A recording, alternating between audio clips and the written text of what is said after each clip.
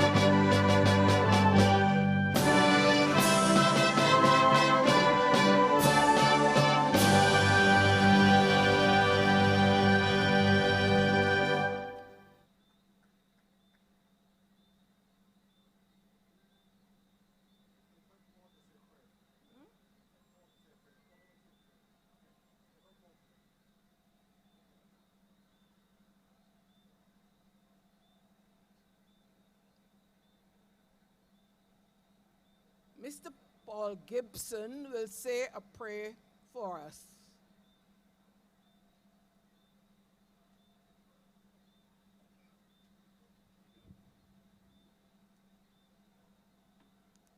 Let's bow our heads. Almighty Father, we thank you for this beautiful weather thus far for the evening. We thank you that you brought most of us here safely, and we pray that all others coming would be brought with your protection. We pray that your angels will stand guard around this property tonight. Oh, Father, we pray that this meeting will be blessed by you and that the anointing of the Lord will be upon us. Grant favor, Lord. Bring clarity. Bring understanding and wisdom and knowledge, and help persons to make up in their minds the choice for the right candidate for this area. Lord, we pray your blessing and your covering and protection upon all the equipment, upon the speakers, and we pray your favor in the name of Jesus Christ. And everyone says, amen.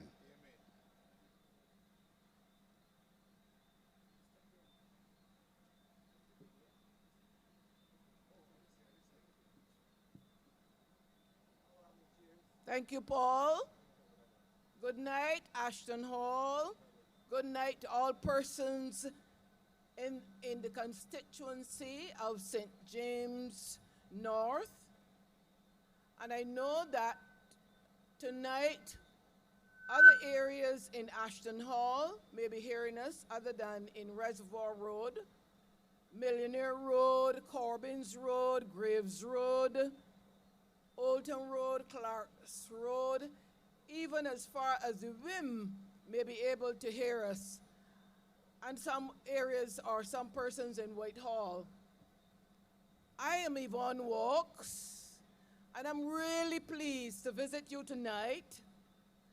And tonight, the Democratic Labour Party is really happy to be here and to bring this message and to introduce again our candidate, Felicia Dujon, a fearless candidate for St. James North.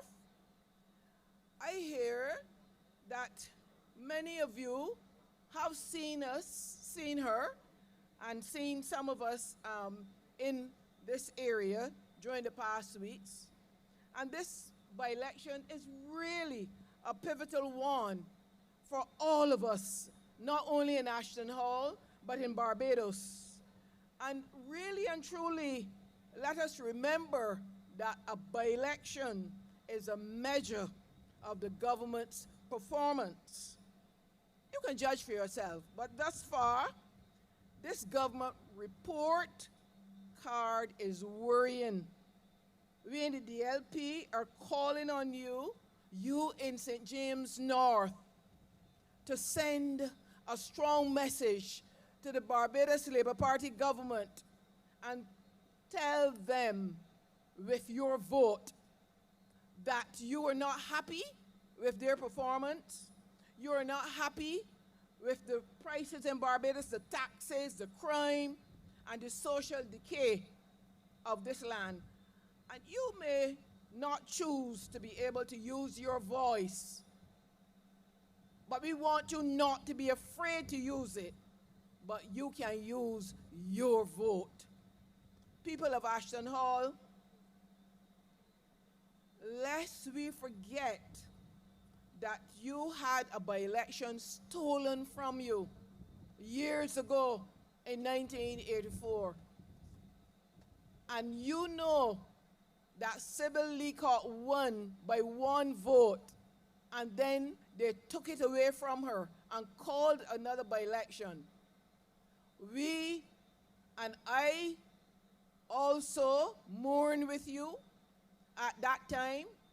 And when I was a candidate, you know, we talked about it, you complained about it, how they had stolen that Ms. Leacock as a representative for you. And I want to say that now you have the chance again with Felicia Dujon. You have waited for a woman for too long. And Felicia Dujon is here. And your moment is now. Do not let them steal another one from you. Do not let them steal another woman from you. Yes, the country has a female leader who comes in occasion to talk to shadow. She comes in her chariot and demands him about what to do. She shouts orders across Barbados. But remember, you have a choice. Don't just throw up your hands and think you don't matter. This is your moment. This is your moment. Wednesday, the 21st of May, 2025 is the day. Seize your moment and send Felicia Dujon to Parliament on your behalf.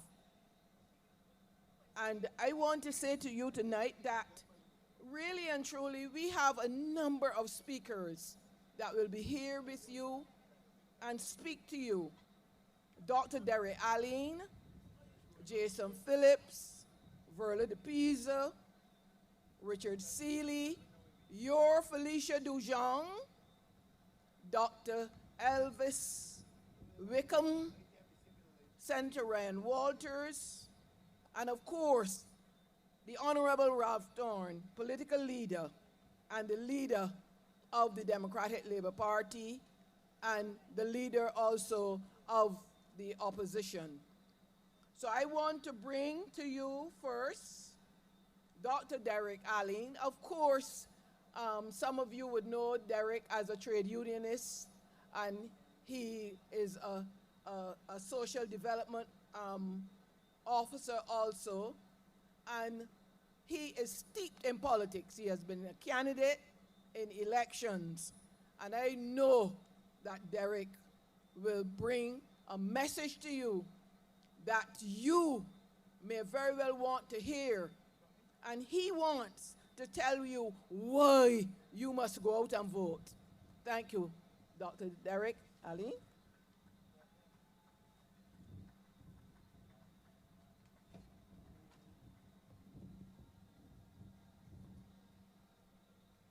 Good night. Thank you.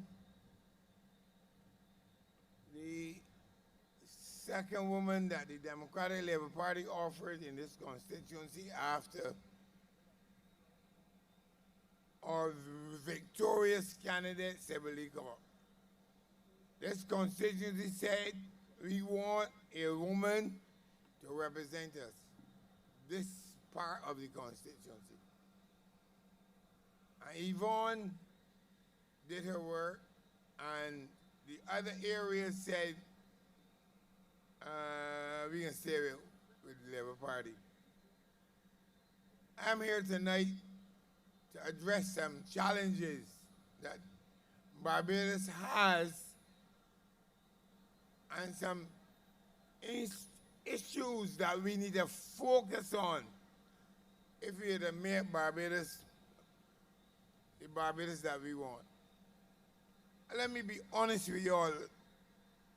I went canvassing yesterday and the day before and so on, and I got so depressed. I got so depressed that people were saying that the Democratic Labour Party can't win. I got depressed because people were saying that the Prime Minister is so strong and so, if I say that word, people get upset, so domineering that it's hard for this party to beat Morley. We ain't here to beat Morley. We don't care anything about Morley. What we want to do is to get the people of this constituency to vote for a candidate who has determined that she'll make a difference. We're here to change the government. We're here to bring representation to this constituency that has been suffering for years for lack of constituency representation. That's what we hear. Politics is not about who is in charge. Politics is about representing people, looking after people's interests. All Molly and her gang want to do is to put people in the house so they can look after themselves, their families, and so on. That's what they understand politics to be about. The Democratic Labour Party is about selecting people who are going to represent the interests of the constituents in a particular constituency, and this constituency is St. James North. Now, I did some canvassing in Rame, parts of this constituency, and when I look at the numbers, the people out here didn't go and vote. People out here stood home. People out here refused to vote. People out here got angry because the constituency was moved from St. Peter to St. James North. So we had 30% of the people out here voting. 30% of the people here who went out and vote. You know what that is? It's a recipe for the Labour Party to win. My message this evening is very, very simple. Come out and vote. Come out and vote.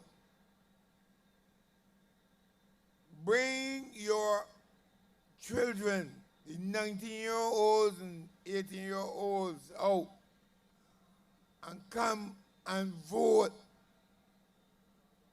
Please, I beg you, I implore you, come out and vote. Barbados needs you to vote. This is not only about Felicia.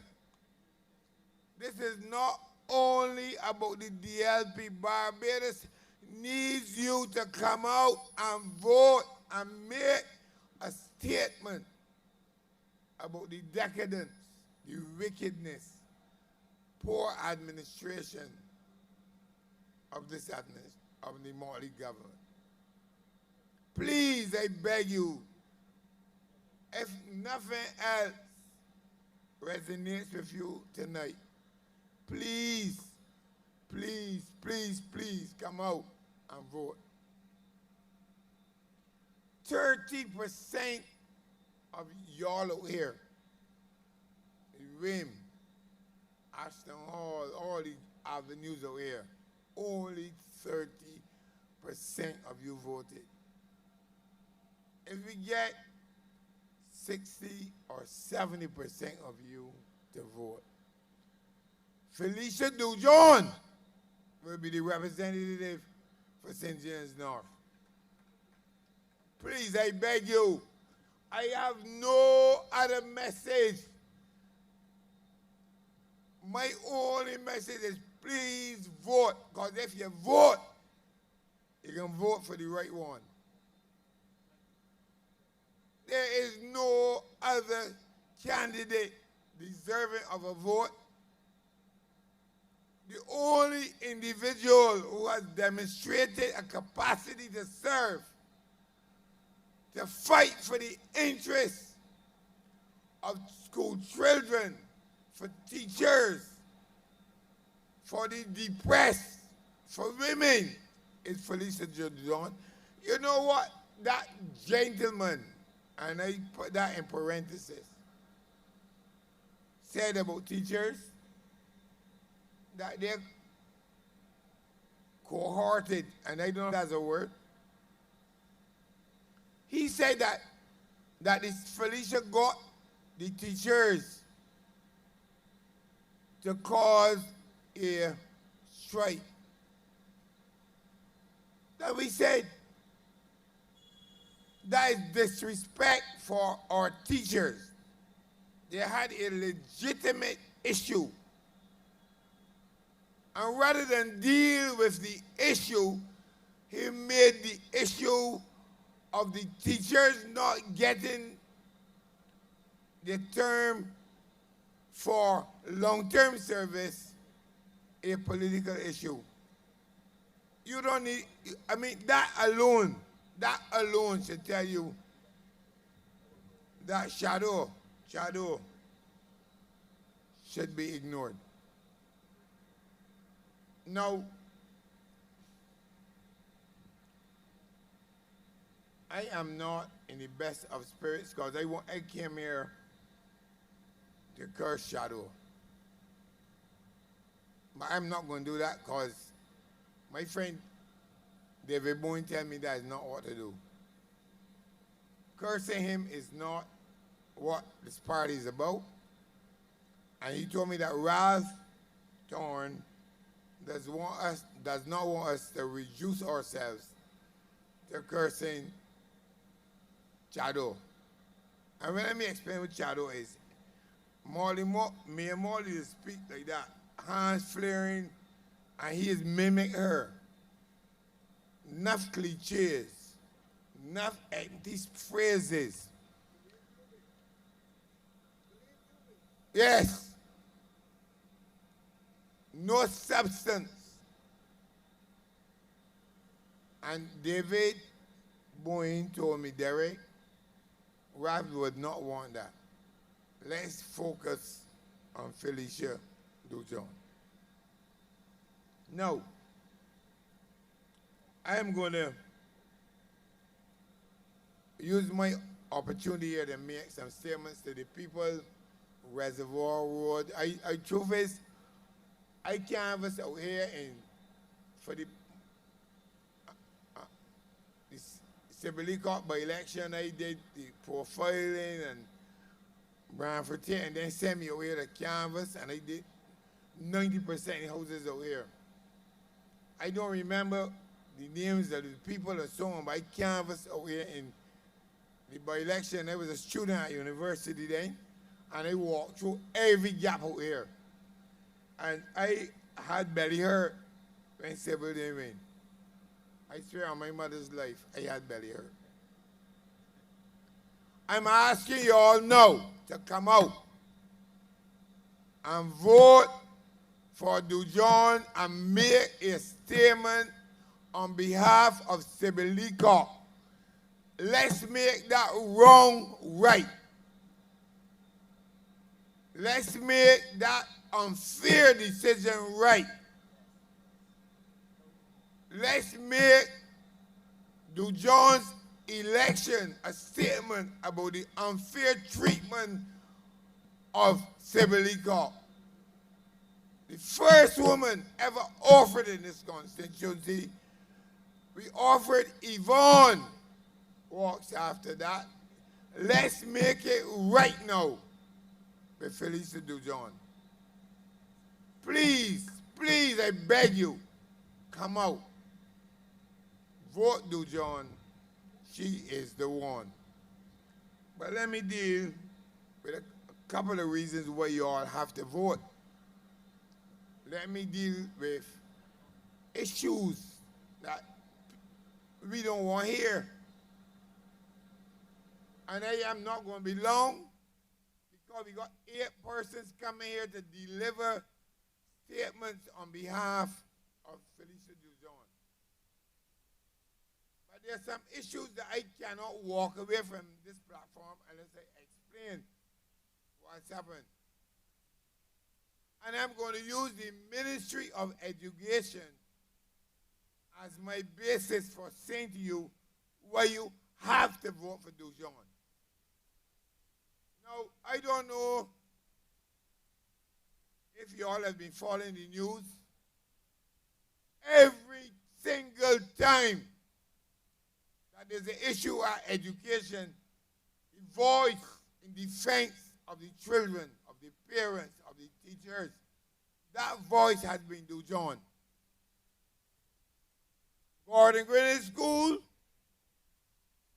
Dujon. Brigham Memorial School, Dujon.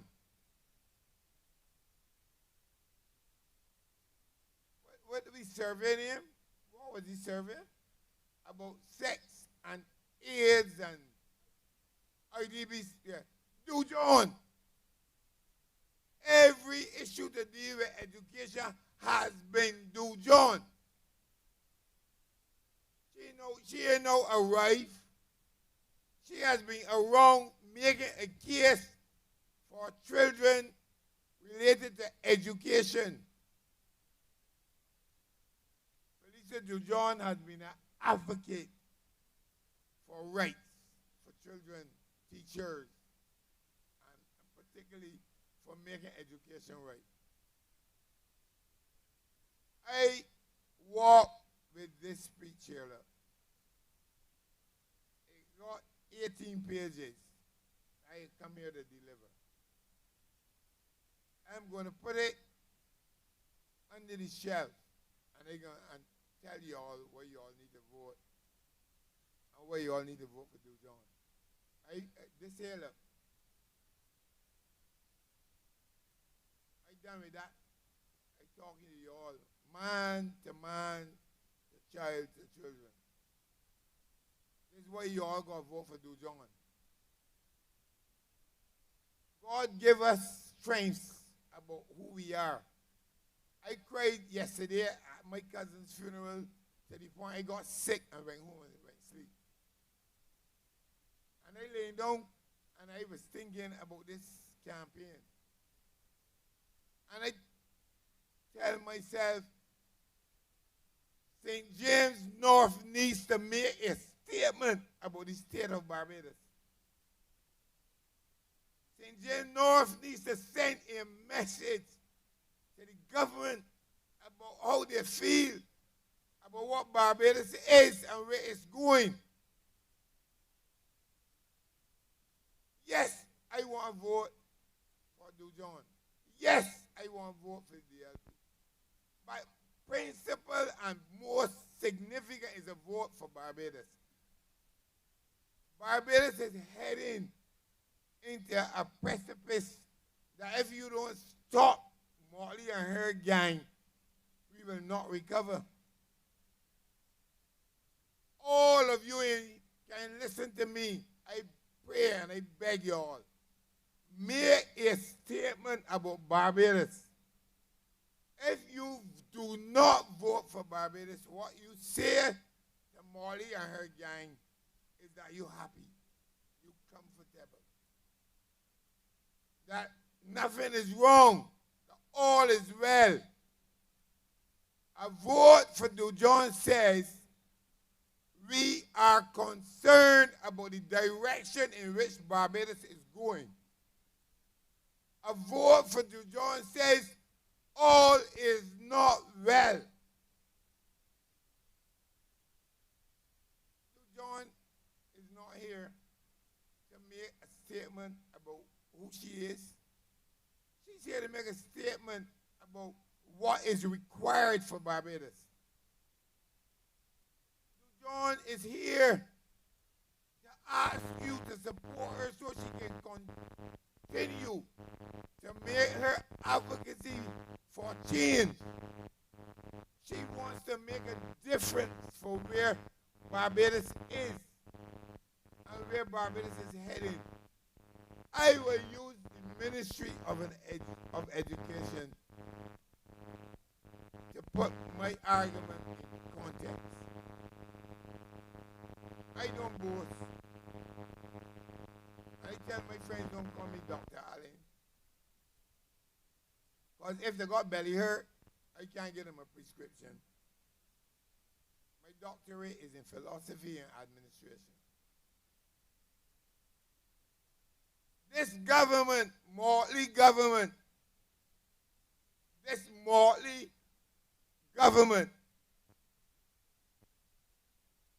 just established the Ministry of Education with two hands.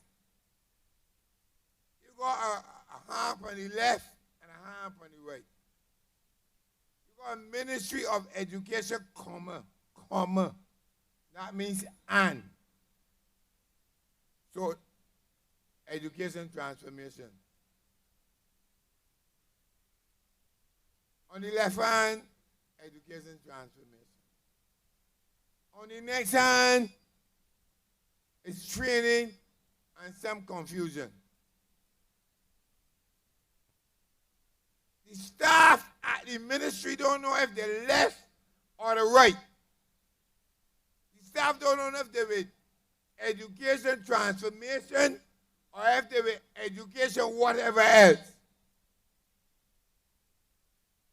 There was no thought about what the connection would be with ministry education. So Molly came out in 2013, that was the what? And promised to calibrate and recalibrate and redesignate and to build out an education policy that would give every citizen, every boy and girl a focus and build them into the best citizen ever. The 11 plus was supposed to be abolished and a new program started.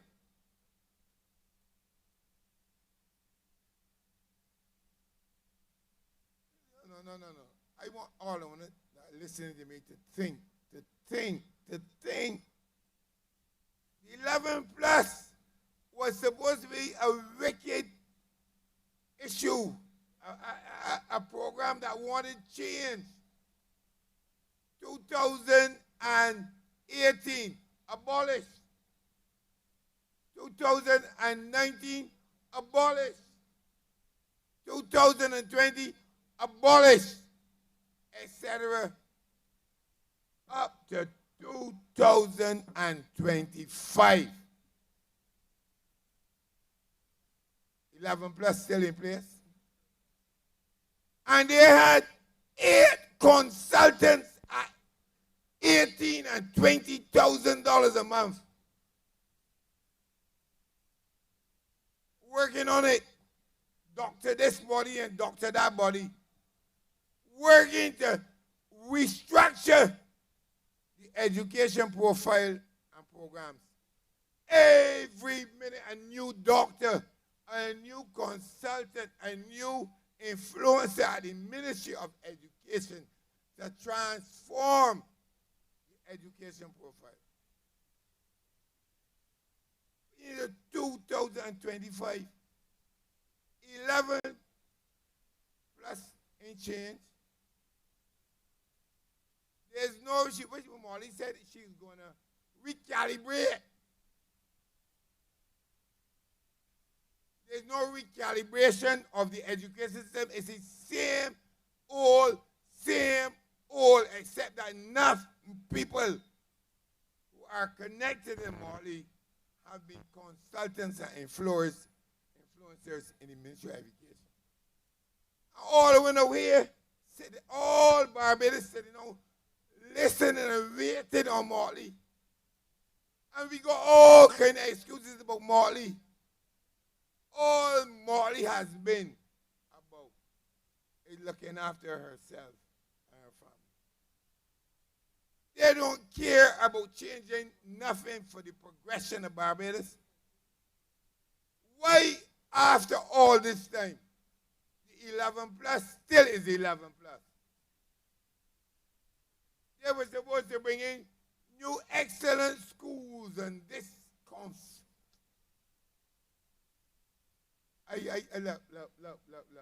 Look.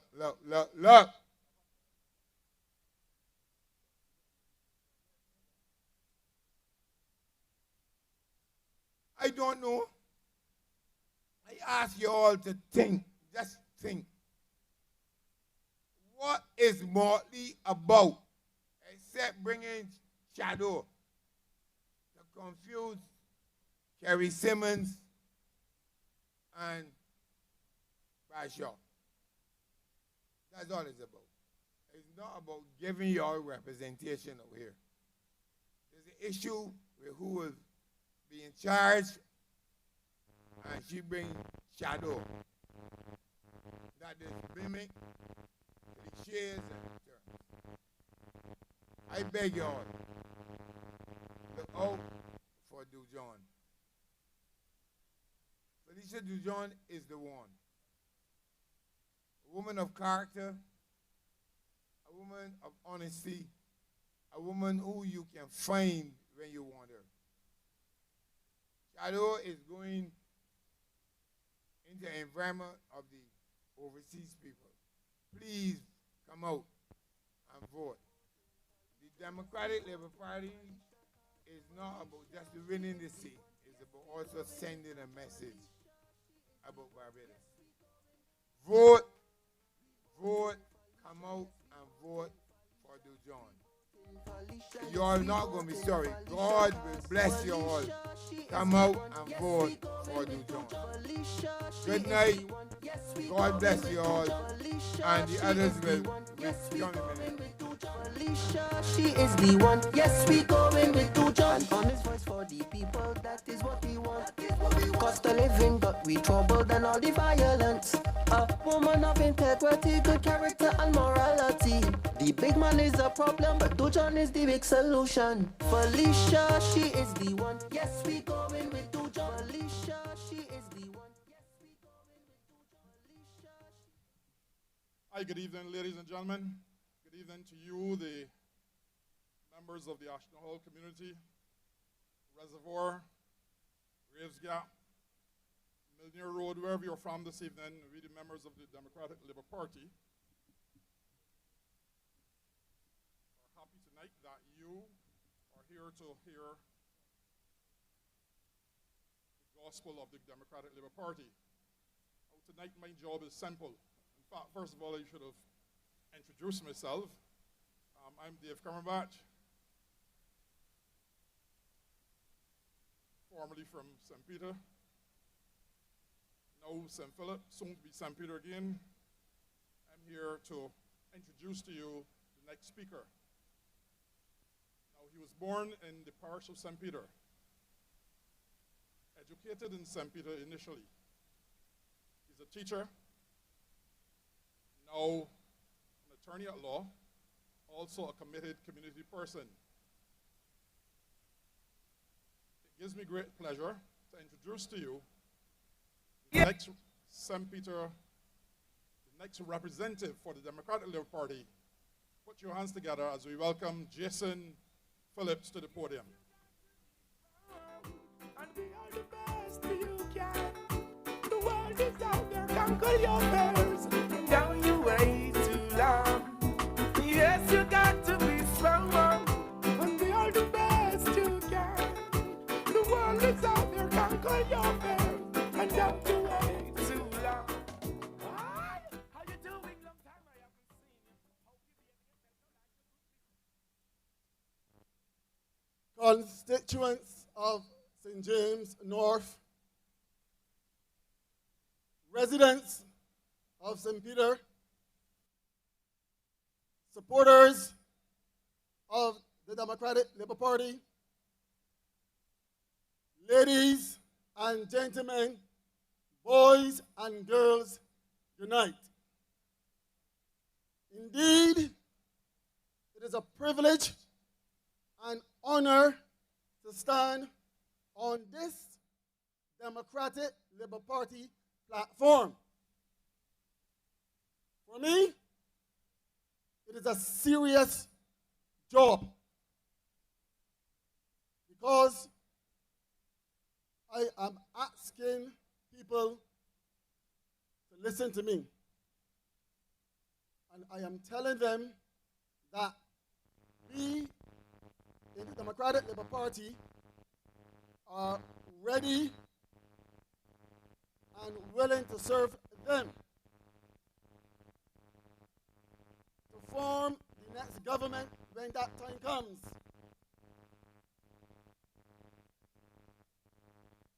And tonight, especially those in St. James North, I'm asking you to give your support to Felicia Dujon. Consider this, pound for pound, if I put Felicia Dujon and Mr. Chad Blackman to stand side by side. There's no question. No question at all that the better candidate is Felicia Dujon. People are being tricked by the PM. She is overshadowing everything. But remember, the representative for St. Peter North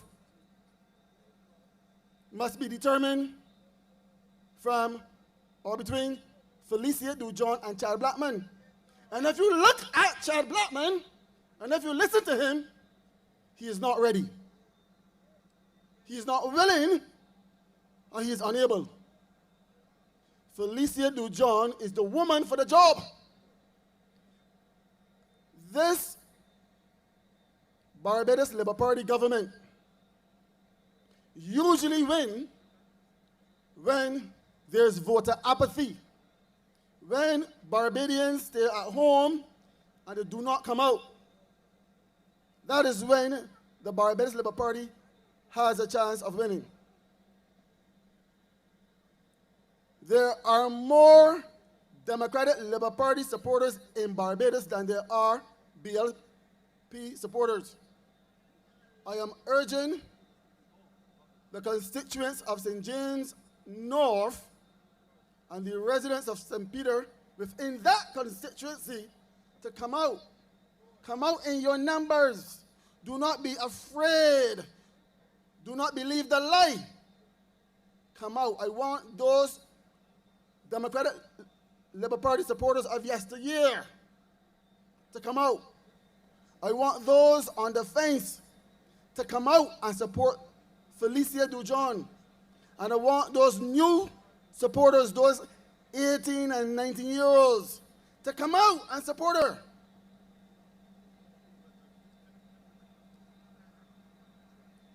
My team tonight is addressing challenges in St. James North and St. Peter. Ladies and gentlemen, I stand before you tonight not just as a representative, but as a fellow Barbadian who shares in your daily struggles and aspirations. The voices of St. James North, St. Peter, and our northern parishes have been loud and clear, and it is imperative that we address the pressing issues affecting our communities. The first issue I want to look at tonight is water quality and accessibility. Water is a basic human right. Yet, many of our residents have faced prolonged periods of discolored and unsafe water. This is not only jeopardizing health, but also places undue financial burdens on families forced to purchase bottled water for daily needs. I can attest to that. I live in Six Mains development. And for far too long, the water was discolored. It was brown.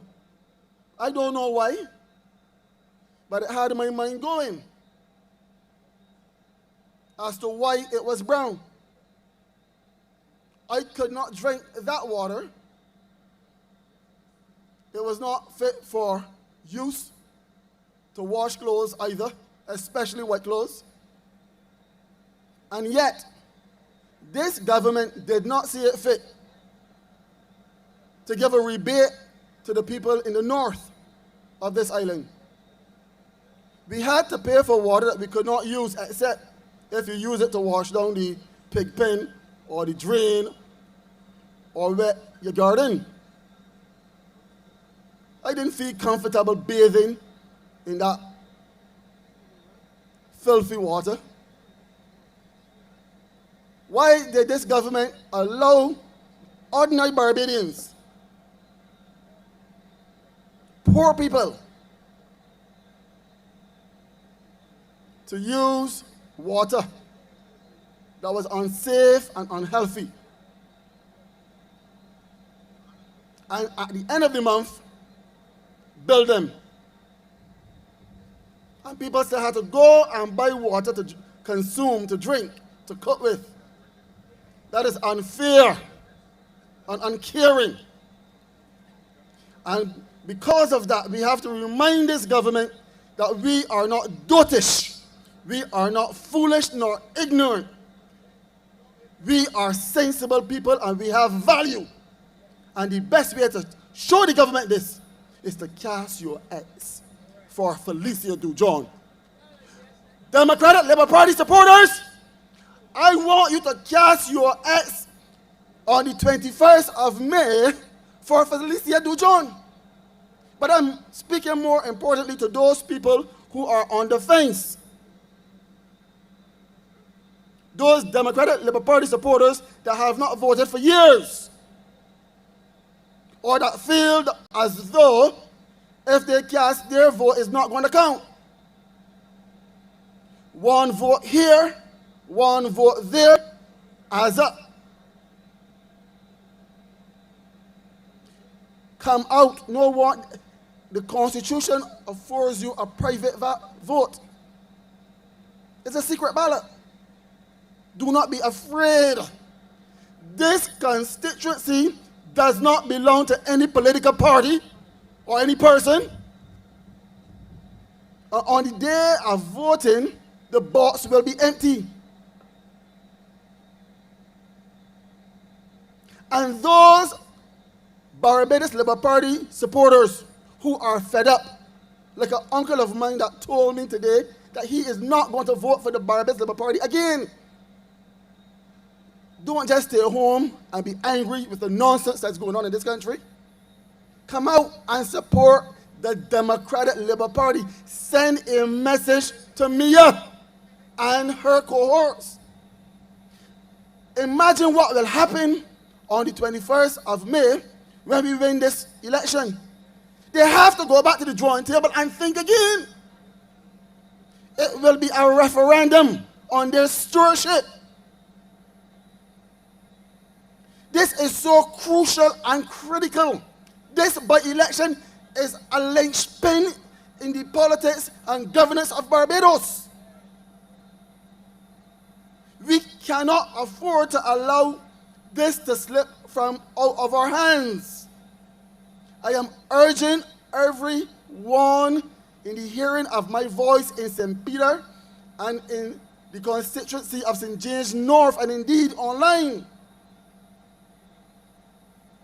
If you are legally able to vote on the 21st of May, please, I urge you, come and support Felicia Dujon. If you have to go shopping, come and vote and then go shopping afterwards. If you have to go to the doctor, come out and vote early in the morning and then go to your appointment afterwards. Do not take this thing lightly. I am peeved to be living in a Barbados where every day there's some sort of violence and almost every week a shooting. We do not manufacture guns and ammunition in Barbados. And if the government cannot keep us safe, it is saying to the Barbadian public that they are tired or that they do not know what to do. And if that's the case, step aside. Start by moving aside in St. James North and allow Felicia Dujon to come and do the work of the people. The next issue, infrastructure and road conditions. Our roads and bridges are in a state of disrepair. Pothole-ridden streets and crumbling bridges like those in the Wim and Pikes Bridge in St. Peter not only hinders daily commute, but also poses serious safety risks. Despite government allocations for road improvements, many rural roads are still awaiting much needed repairs. And this is a fact. The roads in our rural districts, and indeed St. James North, are in a state of disrepair. If you come up Yvonne Hill, where Sibyl used to live, that whole road is awful. You mean that they are collecting road tax through the gasoline and so on, and yet they cannot show us what they're doing with that money? Only recently they don't start doing a few roads. It cannot be fair to Barbadians who are paying taxes. And the roads are in need of debushing too. This Barbados Labour Party government is taking the good people of Barbados for granted. And this $300 payout recently is not going to make us forget. I am urging the good people of St. James North to send a message to this Barbados government on the 21st of May by casting your vote for Felicia Dujon.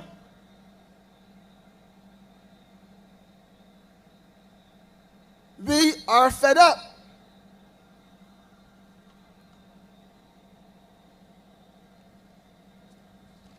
Another issue is youth unemployment and community development. Our youth are our future. Yet many find themselves idle due to lack of unemployment and opportunity. This idle time can lead to negative behavior, not out of choice, but out of necessity. And let me pause here. I am not saying that what happened a few days ago where that old man was robbed in broad daylight was the right thing.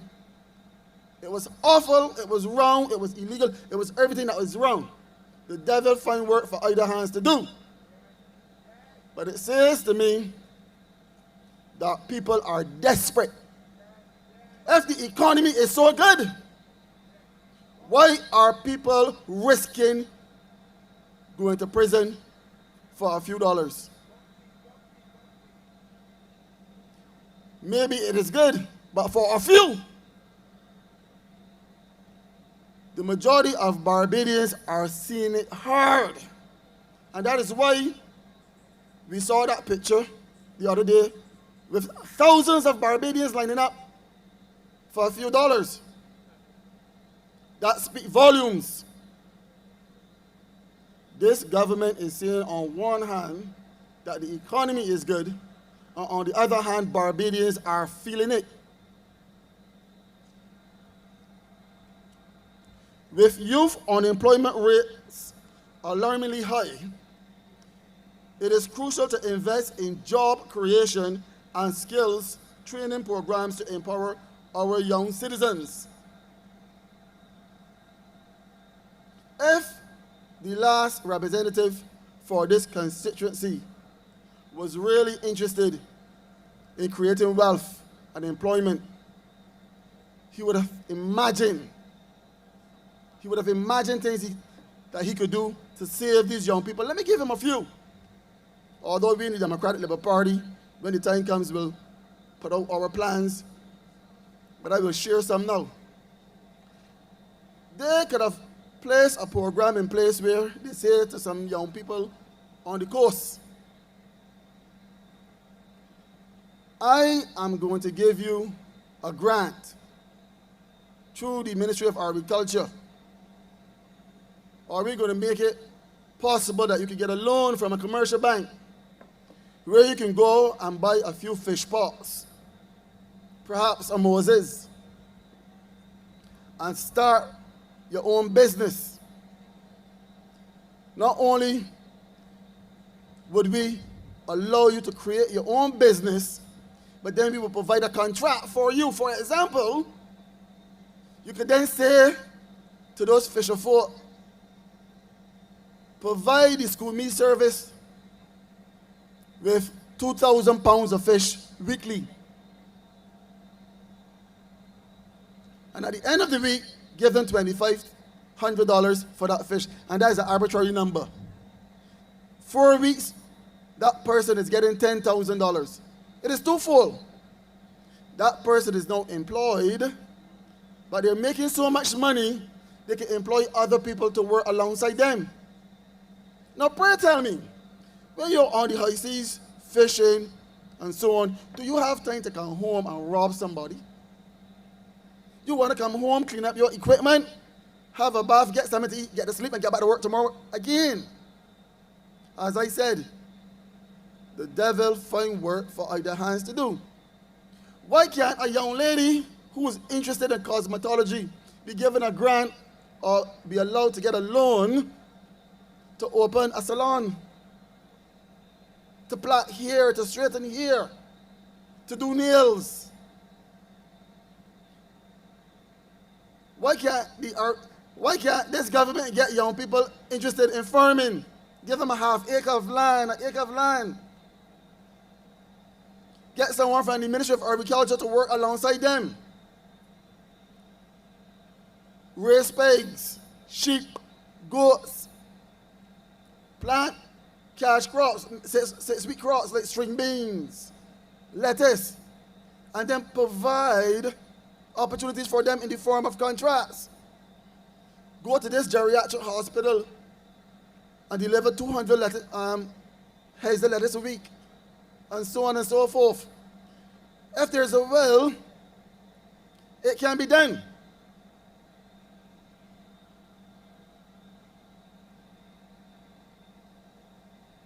I'll be honest with you, we cannot forget the St. Joseph Hospital, opened by the Democratic Labour Party and allowed to fall into disrepair by the Barbados Labour Party.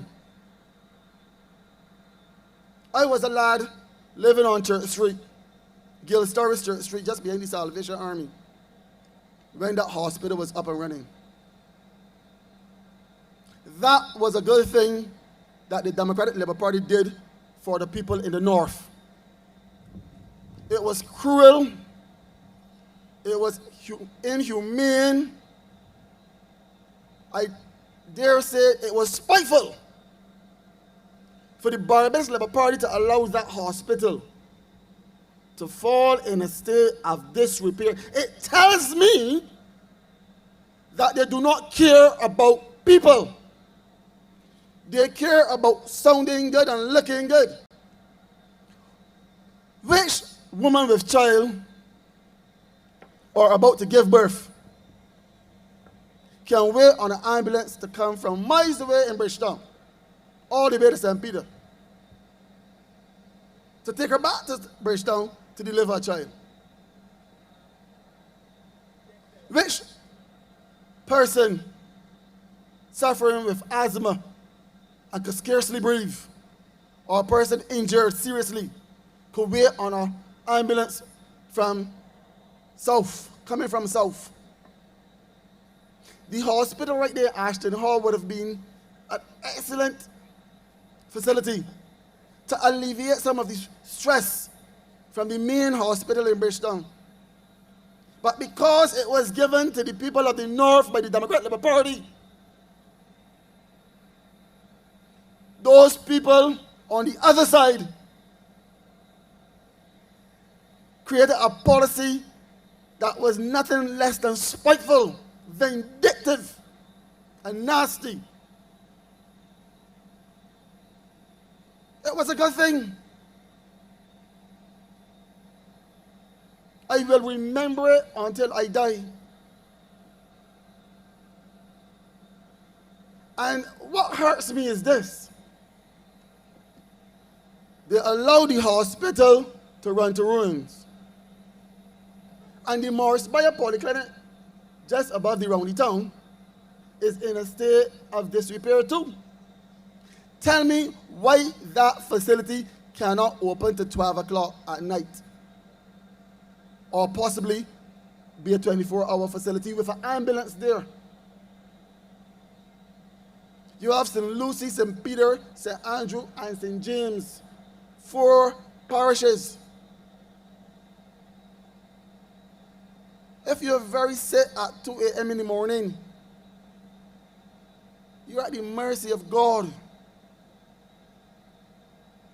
We have to stop talking about, I'm a BLP supporter or I'm a DLP supporter. Look at the issues.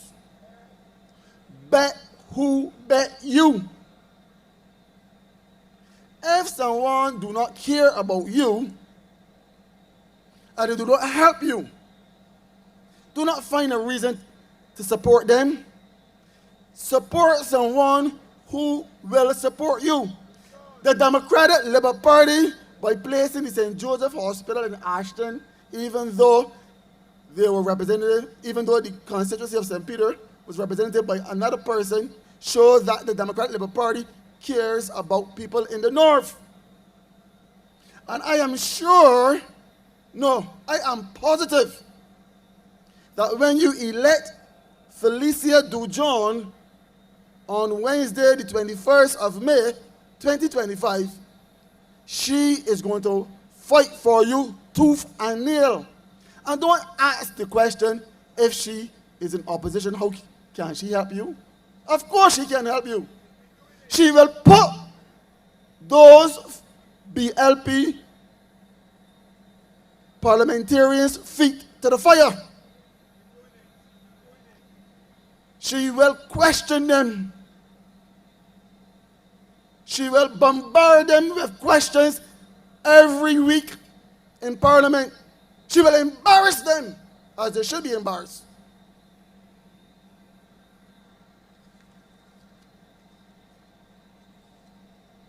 And I wait to go on and say a lot more. But my time will come when I have to speak to the good people of St. Peter. My call to action is this. The challenge we face are not insurmountable. With collective effort, transparent governance, and community involvement, we can address these issues head on. It's time for actionable solutions that prioritize the well-being of our constituents. Let us work together to build a Barbados where every citizen, regardless of their parish, has access to clean water, safe roads, and meaningful employment opportunities. I urge you, good people of St. James North, to come out in droves, come out in your numbers and support Felicia Dujon of the Democratic Labour Party. Good night, and good night to you all. We voting Felicia, yes, we voting Felicia, cause Felicia, she is the one. Yes, we going with Dujon. Felicia, she is the one. Yes, we going with Dujon. Felicia, she is the one. Yes, we going with Dujon. Felicia, she is the one. Yes, we going with Dujon. Thank you very much, Jason. But you'll be hearing much more from him as time goes on. Now, I just opened my phone. I am now checking the news from earlier today, and I saw a headline, robbery victim living in fear. Robbery victim living in fear. I have somewhat with the headline. I think it should say Barbadians are living in fear. I need not rehash the incident which took place on Thursday where an elderly man was robbed. And you're all well aware that recently we had some robberies in Barbados on Sundays. We had an incident, I remember, in Lower Carlton where a little child was shot, was grazed by a bullet. I don't want you to lose the significance of what has happened here, ladies and gentlemen. Sunday is a day usually people are out, as Bajans would call it, or home rather, eating the Sunday food. Quietest day in Barbados. We now had a robbery in the broad daylight. In fact, it seems now like the criminals are going home to sleep at night and then coming out and rob during the day. One time, people would be sleeping during the day and robbing at night. But people have become bold-faced now where they're doing as they like. An elderly man. We had a child who was grazed by a bullet. Anytime you have a nation where you have the elderly and children are being attacked, I'm telling you that that nation has lost its soul. Former Prime Minister, Owen Arthur, now deceased. I remember these words. I don't want to call it in the other party's name, but for the sake of being complete, I'll say it. The Barbados Labour Party has lost its soul.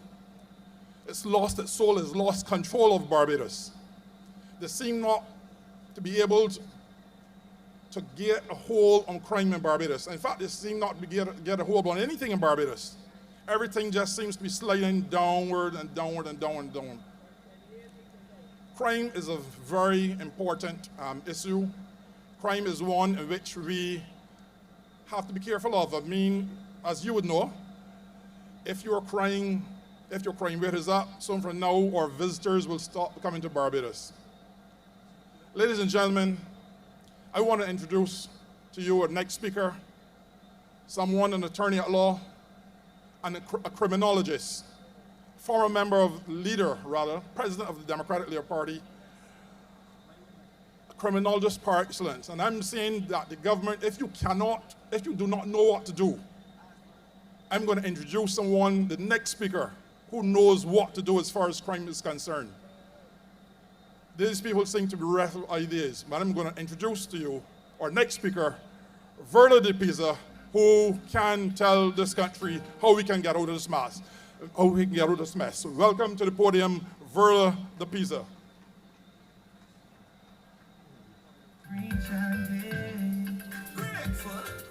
Well, them used to say that I will reach no way in life. Them used to say that I will reach no way.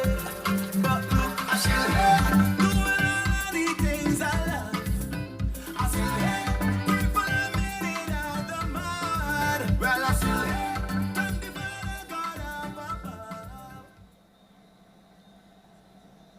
Good night, Ashton Hall.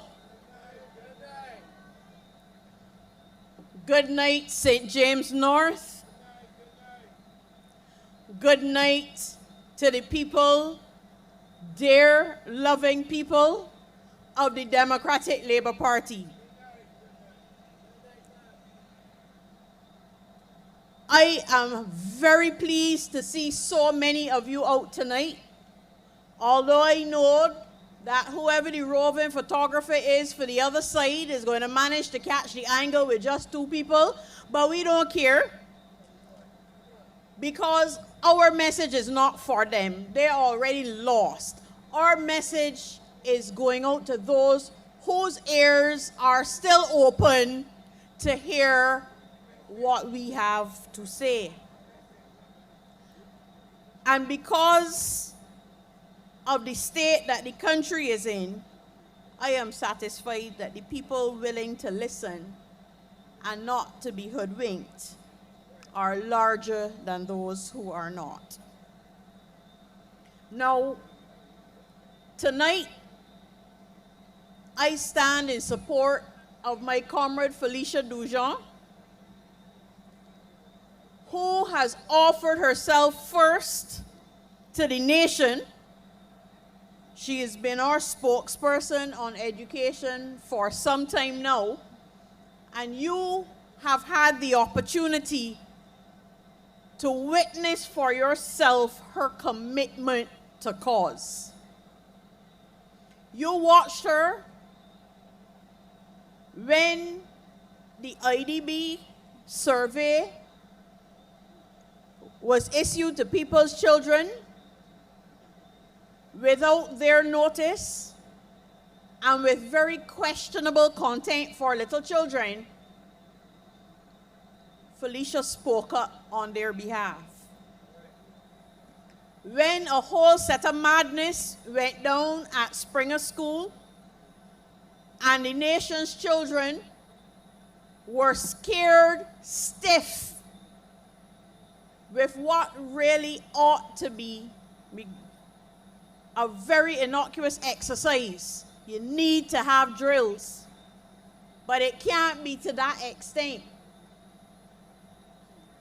Felicia stood up for the people's children. When they had issues at Alexandra, she was down there.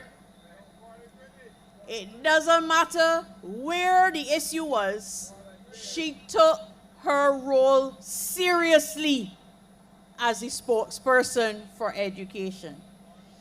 And I am satisfied that Felicia will bring that same energy and tenacity to the exercise on behalf of the people of St. James North.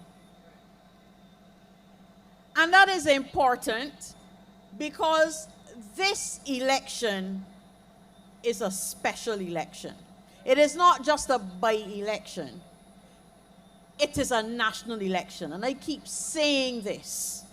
It is not an election that everybody in Barbados gets to participate in. But the people of St. James North are charged with the responsibility of letting the sitting government know how the people of Barbados feel about how they're being treated by this sitting government.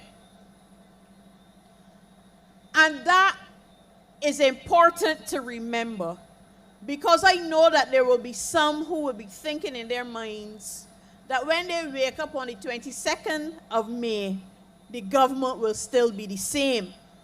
And that is true. But when you vote as a referendum in this by-election, you let this sitting government know that you are dissatisfied with their performance on the national level. And why should you be dissatisfied? It is not that you don't know, but it is my job to remind you why you are dissatisfied with them. And I want to start with the imagery in the media in the last few days of our poor nationals lining up for $300. Now, when this was announced earlier in the budgetary proposals, I said to myself, as my personal opinion, it sounds like it should come in a shirt.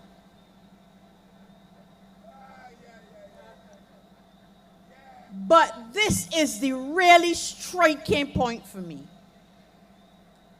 You say to this country that we are doing so much better than you thought, that you have it now that you can give back $300. And we are glad for that money because there are many amongst us who need it. But you mean to tell me that when the year comes, you can find people to give them back $1,300 in a reverse tax credit, but they got to line up for $300? That makes sense to you? That is ridiculous. And I watched the line and my heart hurt me for my people who are in such a state that they have to line up for the $300.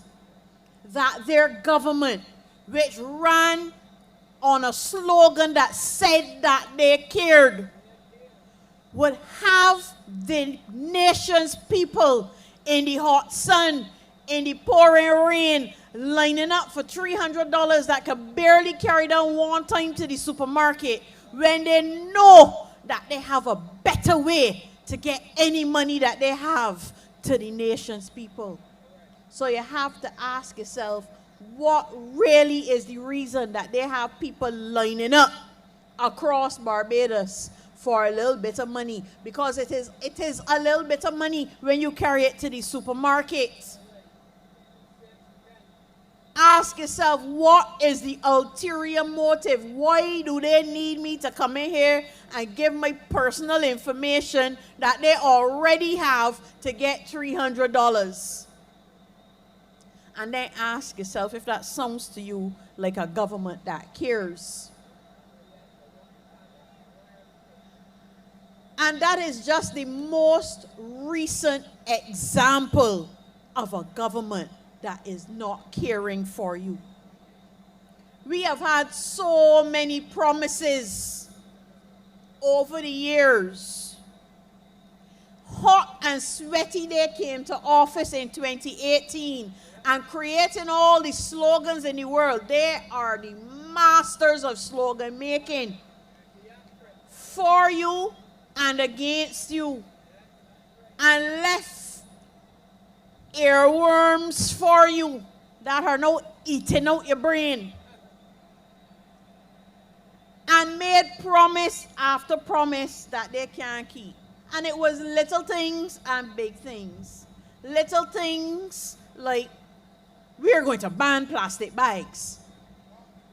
And the only thing that has happened is that plastic bags remain, but you now have to pay for a plastic bag. And you now have to pay for a shopping bag that were free up until that point.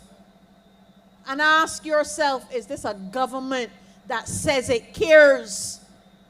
And if you follow that train of thought and your answer is no, then St. James North, the 21st of May is the time that the country will be calling on you to signal to this government that you are not pleased, you are not happy with what they are offering. And it is a whole lot more than that. Under the last Democratic Labour Party administration, if there's one thing that they couldn't take away, was housing. We had the plan helping every last person. And you could see the projects going up. You could see people moving into houses. I remember Fords Road. It didn't even have to be big projects. Some were big projects, some were small projects. There were 16 units in Fords Road. But they had the whole of Valerie. And they had the grotto. And those are just the ones that come into mind. There were projects all over Barbados to house our people. And then governments changed. And the slogan changed. And we got hope. I'm glad you understand. Because the only hope that is there is in the name. It is a hopeless project. If you go up opposite the prison, you will see roads that cut, and that is it.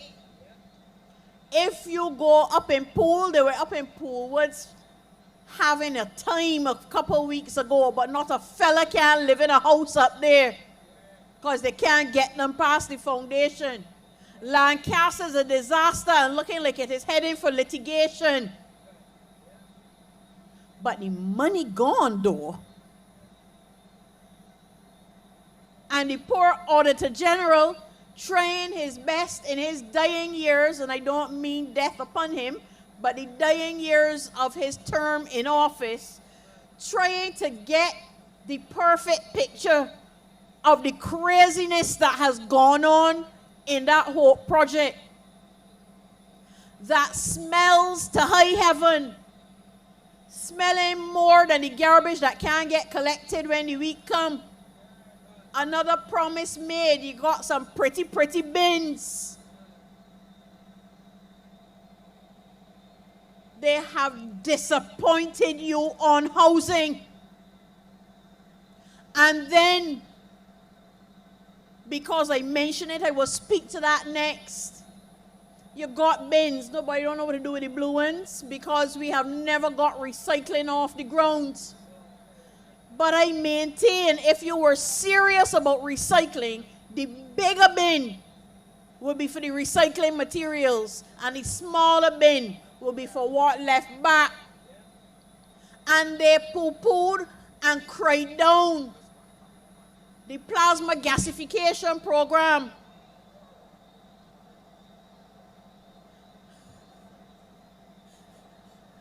I want y'all to know that I saw that from out here.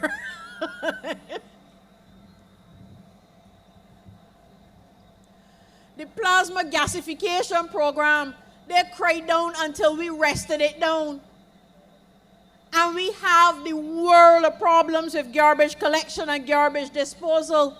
But then the worst part of it, they're trying now to bring the same project, but put it at the port. That is just disappointing you because it shows that it was never about nation building. It was about getting kudos for themselves. And if that disappoints you, if this government disappoints you on that, your opportunity, St. James North, to redress that situation on behalf of the people of Barbados is the 21st of May. Because, and it bears repeating, this is not a general election, but it is a national election. And just to keep in the train of the social services that are offering, what is going on at the QEH? When you spend money to upgrade a building and the first thing it does is leaks, but you can't hear that a man has been held to account for that, you have to be disappointed in your government. At a time when you are being told that you got to pull your belt tight, their guts busting.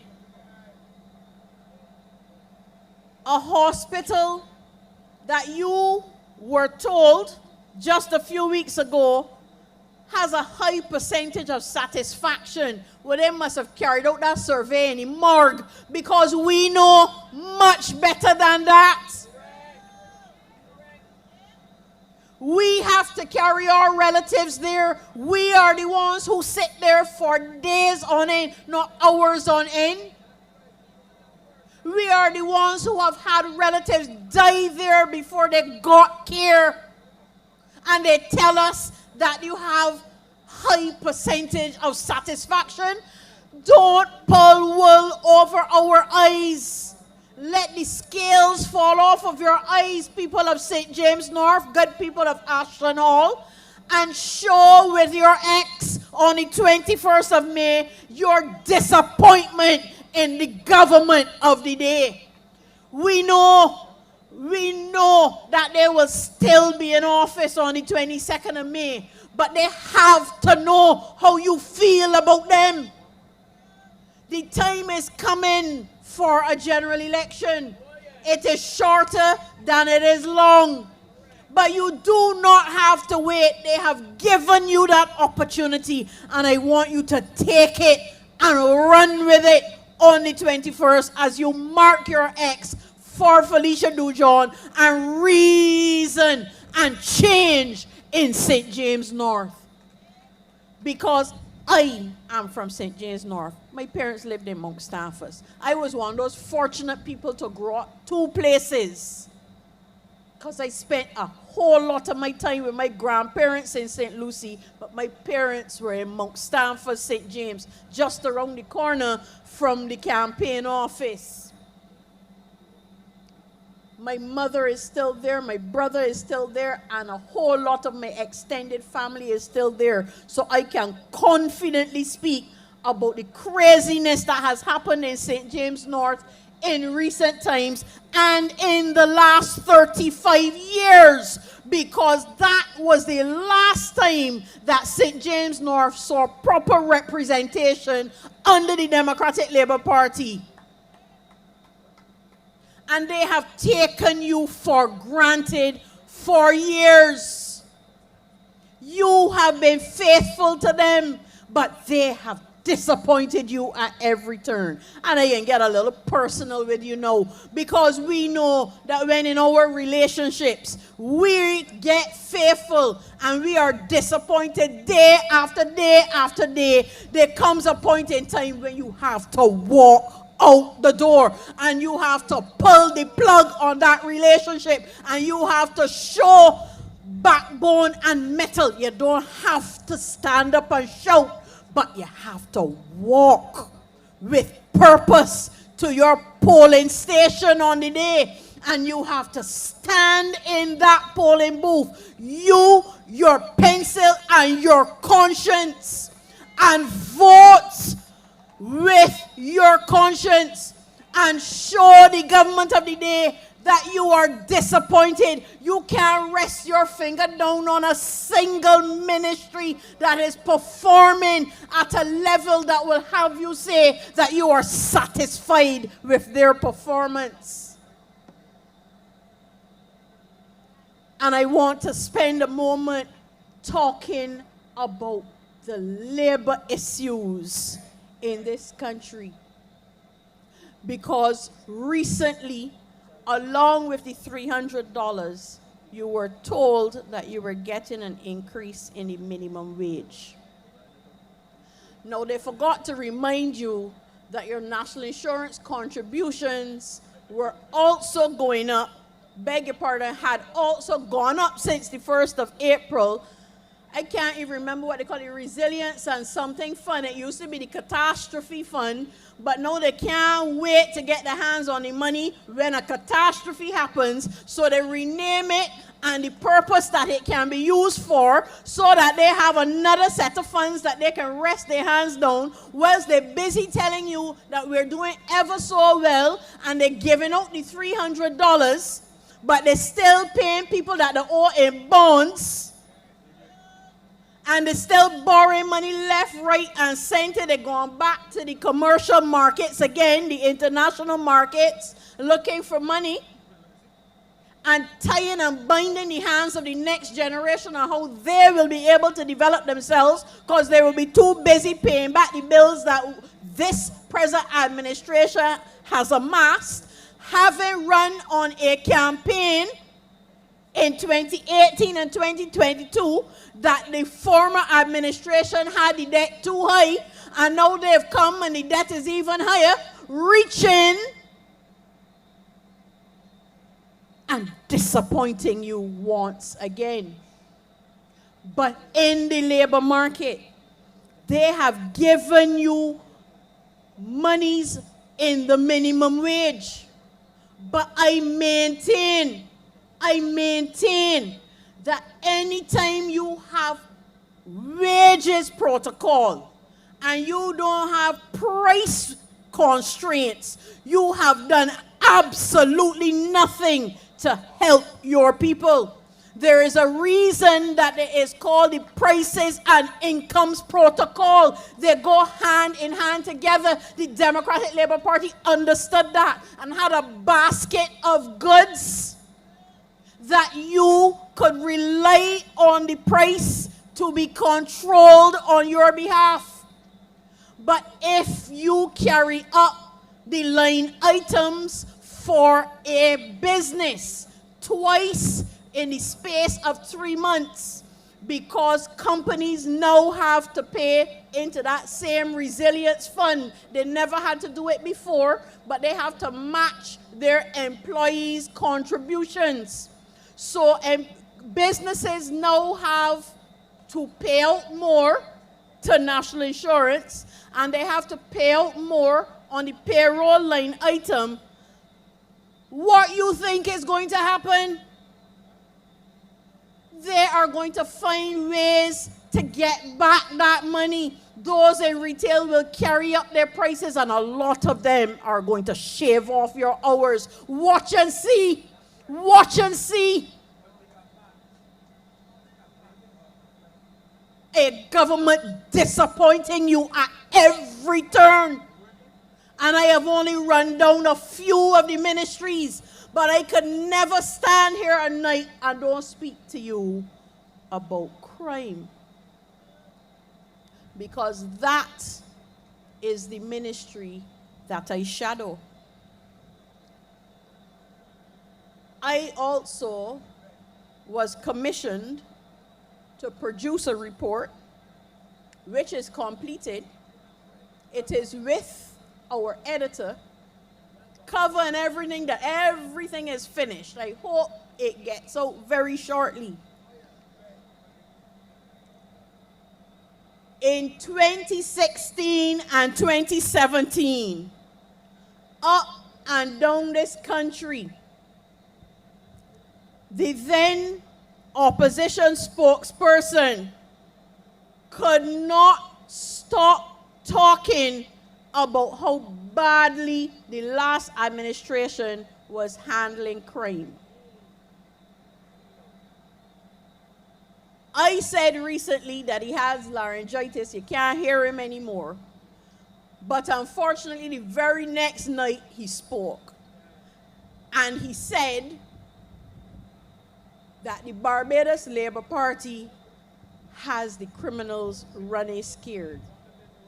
And Lord have mercy, the very next morning, broad daylight, one of our cherished old people, because they are who built this country for the rest of us to stand on, was pounded to the ground in the middle of the day.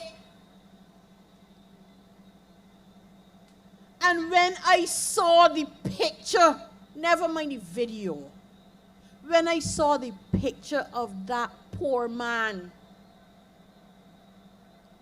it brought tears to my eyes. How you could do that to a grandfather? How you could do that to anybody, but how you could do that to a grandfather? You got in a heart? But we are going to hear about how they're running scared. How scared are they? You're the scared ones. You are the ones who are afraid to leave your windows open when the day come, or to let the air pass through the door because somebody might walk in you don't know anymore. You are the ones who are afraid to let your children go to netball matches and to football matches, ordinary activities in a village and in a neighborhood. You are the ones who are afraid to go to ATM machines. You are the ones who are afraid to wear the jewelry that you got from your grandmother. You don't have much, but this is the heirloom and you want to pass it on to your children, and you frighten somebody, snatch it off your neck. You are the ones who are afraid. You have been disappointed by this administration continually. And then they poo-poo with it and all kind of nonsense happening, and they're setting up commissions that don't meet. I can't hear a word from them and all kind of things. Disappointment. And the police getting paid pittance slightly more than the fellas that were cleaning up the ash, but facing bullets as a real threat. And then talking about recruitment, but they can't tell you that they can insure your children when they step up to become police officers. And all the talk and the money spending, and they're putting it and they're giving it to the ones that caused the confusion in the first place, instead of putting it into programs to steer people away from crime, instead of putting it into rehabilitation at the prison. St. James North, this is your moment in time. You have the opportunity to send the signal to the sitting government that the people of Barbados are disappointed in them. You have the opportunity to tell this government that you want better for yourself, and you expect better from who you put to serve you. And I stand tonight in full and firm support of Felicia Dujon, who has demonstrated, you don't have to ask, you don't have to think about it, she has demonstrated her commitment to this country. She has demonstrated her commitment to the people of Barbados.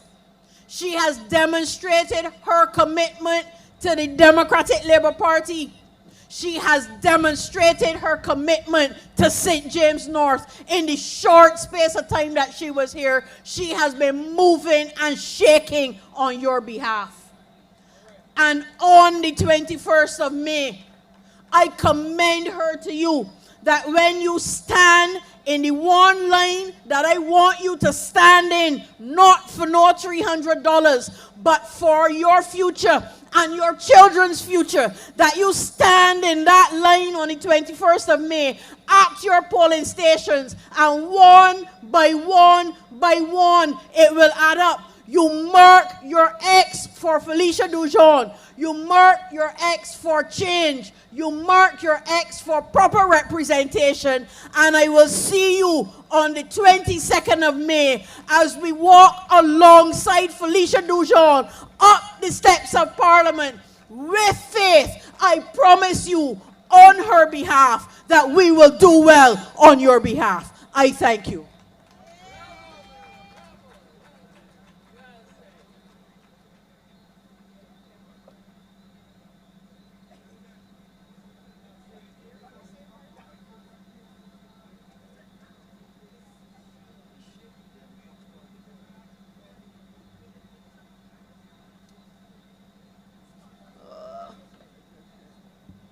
Thank you, Verla. Give her another round of applause. That is a call for action.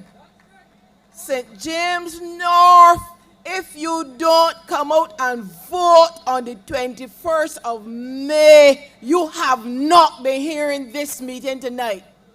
And Verla was a strident call for you to have action. And I'm going to call another action person here on the platform tonight. Senator, where are you? A devoted father, coach, a former vice president of the Democratic Labour Party, of course, a senator who is battling in the Senate for the people of Barbados and the cause of Barbados. Senator Ryan Walters.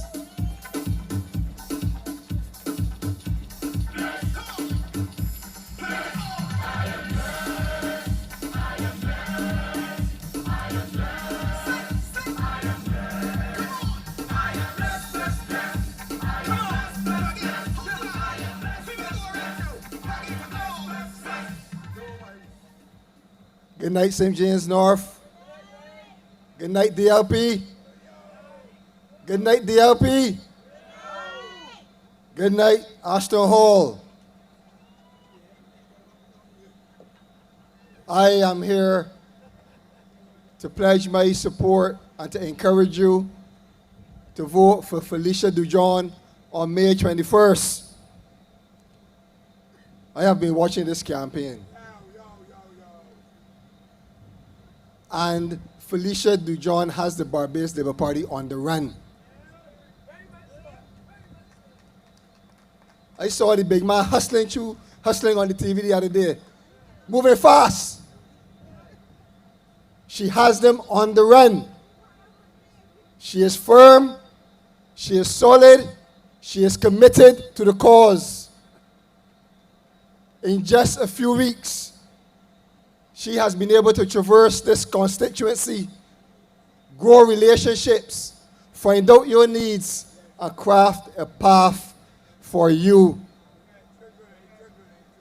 Things that are relatable, things that will touch your household, things that will bring meaningful change to the constituents of this constituency, St. James North. But in my limited time, I wish to talk to you about trust. The relationship between a member of parliament and its constituents is based on trust. The relationship between the government and the citizens of a country is based on trust. If you cannot trust your government, if you cannot trust what they say, if you cannot trust your representative, who do you have to rely on? Who do you have to trust? And I remind you that when I say you cannot trust this government, it is because they have not lived up to their word. It is because we have proof today, for years now, that they have said one thing but are doing another thing in this country. You always hear, and I will repeat it tonight, that the Barbados Labour Party, while in opposition, said you cannot tax your way out of a recession. Everything was bad in Barbados when the Democratic Labour Party was in power to them. And as much as we tried to maneuver through the troubled waters on behalf of the citizens, they put everything down. And they said, you cannot tax yourself out of a recession. As far as the record goes, election in 2018 was in the month of May. May 24th, 2018. The Barbados Labour Party was elected to office. On June 11th, in that same year, 2014, less than 20 days, they went back on their word that we cannot tax ourselves out of a recession. Less than 20 days. Because for them, they now had the majority by far, because they occupied all the seats in Parliament, and they use it to their advantage. And I bring proof today that within less than 20 days, this government deceived you and they pour the taxes down your throat. The fuel tax. Do you remember that? The health service contribution levy out of your national insurance, out of your pay pack. Do you remember that? Value-added tax on online transactions. Do you remember that? Airline travel and tourism development tax, meaning whenever you leave Barbados, you have to pay a tax. Do you remember that? Room levy on hotel rooms, not only for the tourists, but when you go to the staycation, you have to pay a tax. Bus fares move from $2 to $3.50. Do you remember that? 2.5% product development levy. And let me explain that levy. Because it is on tourism-originated businesses. But we patronize those businesses in Barbados. We go to the restaurants. We go to the hotels. We occupy the same places that tourists occupy in this country. 10% tax on all shared economy, Airbnb, HomeAway, Expedia, etc. And do you remember the garbage and sewage contribution? But you cannot tax your way out of a recession. Is this a government that you believe that you can trust? Is this a government that St. James North can trust to put Chad Blackman in Parliament? They must put Felicia Dujon, who has proven that she is capable of firm representation on their behalf. But it didn't stop there. In the Barbados Labour Party manifesto of 2018, go to page 7. Those listening at home and those who can hear me, go online and Google BLP Manifesto 2018 and go to page 7. And this is what you will read. Dealing with debt. The government's high debt is choking the life out of our economy and limiting national growth. We will wrestle with the national debt and breathe life back into the economy. Please listen carefully. And it continues. Reprofiling the debt will give us elbow room to address the country's mission-critical issues. It will ensure that the burden of economic adjustment is shared fairly and does not, as is usually the case, fall disproportionately on to workers. This is the promise and pledge to the people of St. James North back then, to the people of Barbados back then. What did the government do when they took office? They restructured the debt. Now let me explain to you the difference between restructuring debt and reprofiling debt. And I don't want you to take my word. I'm reading what the experts say about restructuring debt. And they say debt restructuring involves altering the terms of an existing debt contract, while debt reprofiling primarily extends the repayment timeline without necessarily changing the other terms. Restructuring often involves reducing principal or interest payments, impacting creditors directly. Reprofiling, on the other hand, focuses on providing breathing space by delaying maturities without necessarily reducing the debt's overall burden. In other words, St. James North, if I come and borrow $50 from you, and we agree that I will pay you back $55 by Wednesday, and I said, I came back to you and said, I'm finding difficulty in getting you the money back on Wednesday, and I say, I'm going to pay you back $55 by next Saturday. That is reprofiling. I still owe you $55. I agree on other terms to pay my full debt back to you. If I come to you and I say, I owe you $55 by Wednesday, but I will pay you $35 by next Saturday and call it quits. That is debt restructuring. The government of Barbados said they were going to reprofile our debt, and they restructure the debt. But why is this important? It's because the debt that they restructured is local debt.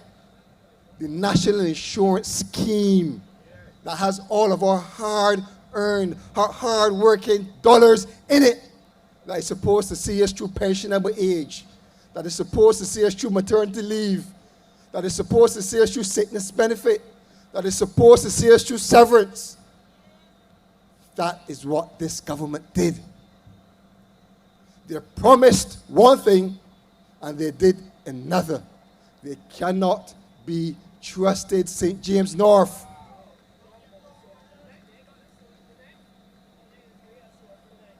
They promised the sewage tax would be temporary. It is now permanent. And while you talk about that, and you heard the fancy language about breathing space, the debt back then is the same as the debt back now in dollars. So they have not made any progress with the amount of debt in dollars that the country is in. Although you felt the pain, although you felt the pain and continue to feel the pain that is happening in our national insurance scheme of $1.3 billion, which forces you now to get reduced benefits and work longer in this country.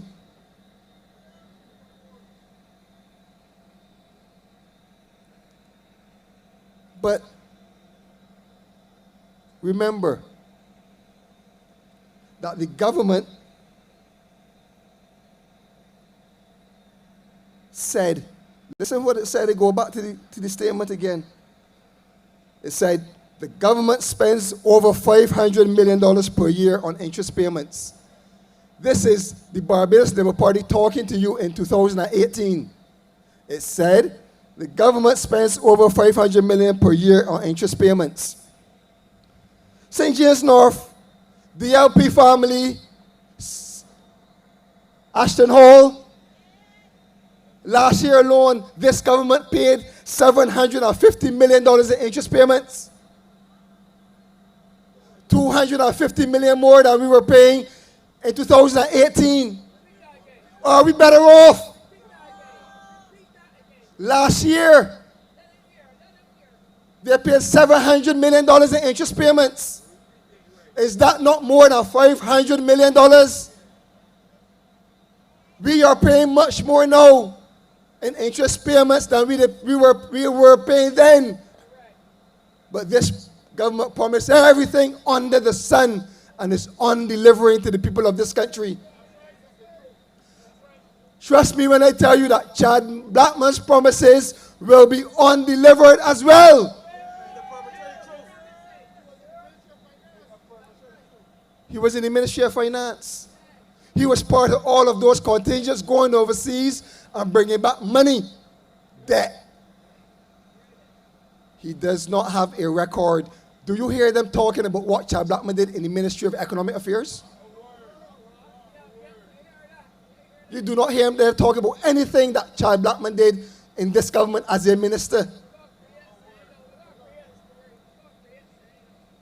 But in the 2018 manifesto, continue on page 7, when they said they will return VAT to 15% within 18 months. Well, this month, next week, Saturday, I believe, is 84 months.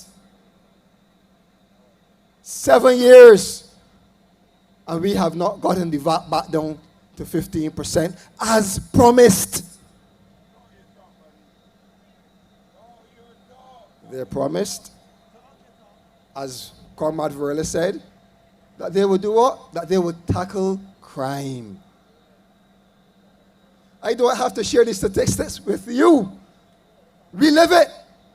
Children getting shot, seniors getting shot, neighborhoods being terrorized, unheard of in Barbados. The government that promised all the world, but is delivering nothing to you.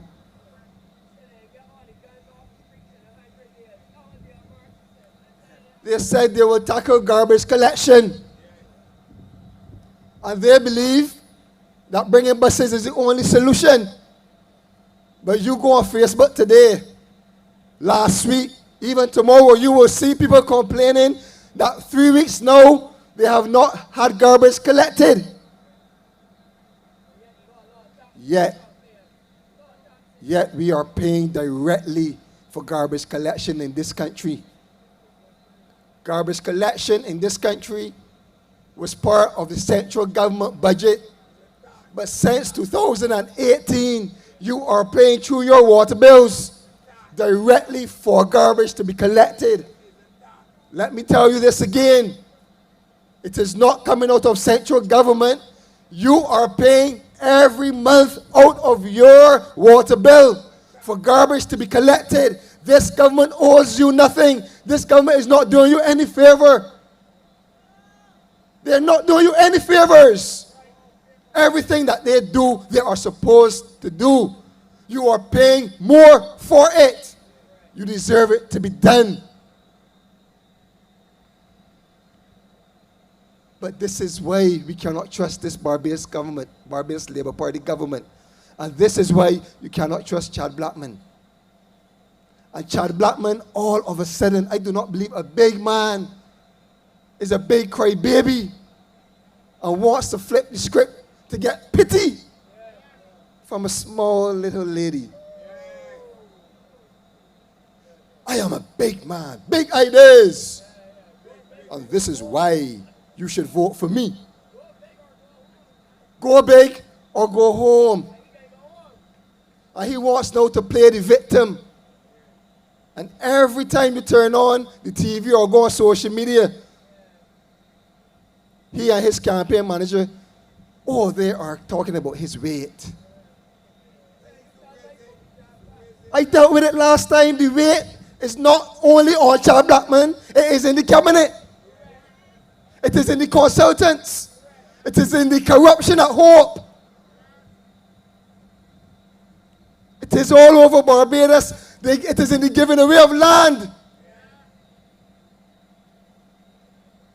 People of St. James North, you have a very important job. And while they cry wolf, while they look for sympathy because he is not getting the traction in this constituency when he walks around, he is not. Trust me, he is not. Felicia has them on the run. But while he cries wolf on their platforms in this election, Gregory Nichols and the leader of the government is on record calling one of our members fluffy. So if we got fluffy, you got a big fat man. You got a big man. If he overweight, he overweight. Do not pick on us. Do not feel we're going to sit and let you say anything about the members of this party, about our stewardship. We will defend it, and we will defend our members, and we will defend and support Felicia Dujon. Go and listen to Kerry Simmons. Listen to Kerry Simmons talk about the leader of the opposition.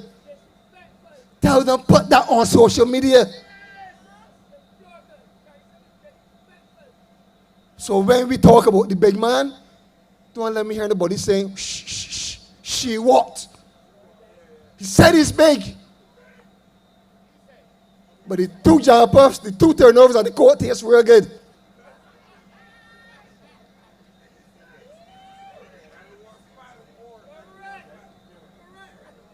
St. James North. This is serious business. This is why you cannot trust this Barbados Labour Party government. You cannot. I can tell you why. The leader of the government said the Democratic Labour Party is politicizing crime on this campaign trail. And we defended it. Rev Thorne and Verla De Peiza defended it. But here comes Chad Blackman, the candidate, has the goal to come and talk about crime and the DLP. And a little boy died. And now the little boy gets shot. Or people get shot in the pain. And he's talking about the DLP being responsible for crime, and they were in office for 7 whole years. They are hypocrites because they're complaining on one side and then they're using the same tactics on the other hand. And that is why I say you cannot trust Chad Blackman. You cannot trust the Barbados Labour Party.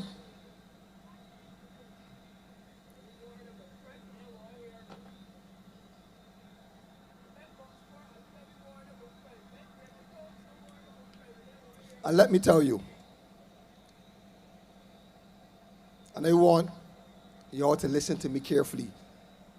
All who can hear me in Ashton Hall, all who are watching the line online from this constituency, the government, this government is taking advantage of its citizens. These are the facts. The government is raking in much more money in revenue, significant more money than any government in this country. And we are not seeing the benefits trickling down to the population. And I go to the central bank report again. And you will find that this government on an annualized basis is earning 27.1% more in revenue than the last DLP administration. On an annualized basis, you know it's 27% more. 1.25 times than what we had to do the business of the country with. Significant amount of money. But what does the country have to show for it? You tell me. Roads started to get repaired only last year when there was the World Cup. And they embarked in a repair program that has cost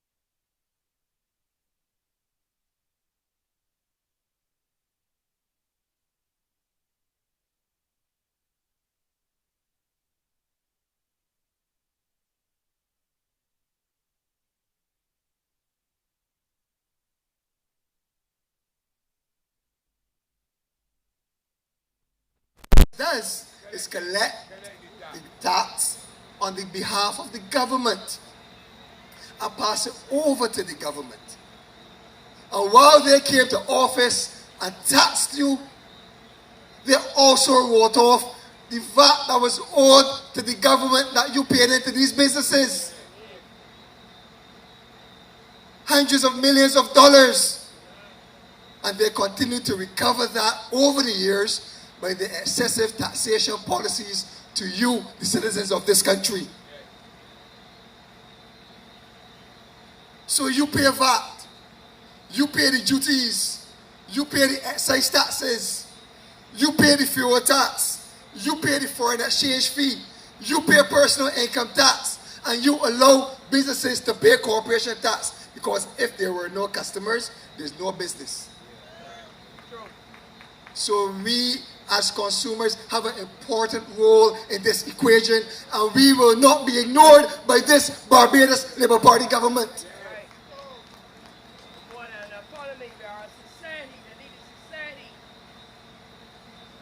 So I say to you that 60 to 65% of the revenue that I speak about is fueled by you, regular citizens in this country, who buy food, pay bills, pay rent, pay utilities, put gas in the vehicles, send school your children.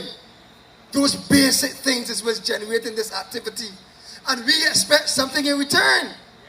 We expect that we have proper social services. And no amount of fancy talk or merging of ministries can solve the issues. Because the flagship program of this government, the One Family program, while it is a good program, it is very dependent on corporate support. So after all of the tax revenue that has been collected, after all of the increases in taxation, after earning the most amount of money any government has seen, any minister of finance have seen, we now have to go begging to the private sector to help families in this country. Is that fair? Does that sound right? Of course they can contribute. But if they don't contribute, it doesn't mean that the program should not be allowed to continue.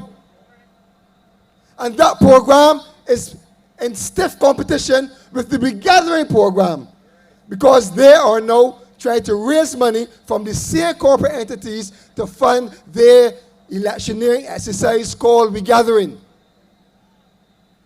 So I am saying to you as I wind up that it is very important that you understand the relationship between the Barbados Labour Party government and the citizens of this country.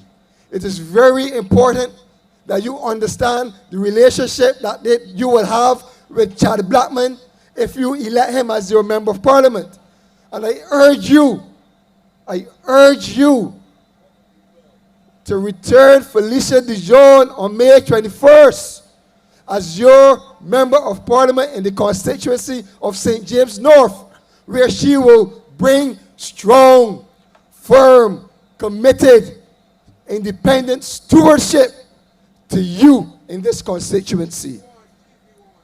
Felicia Dujon is the one.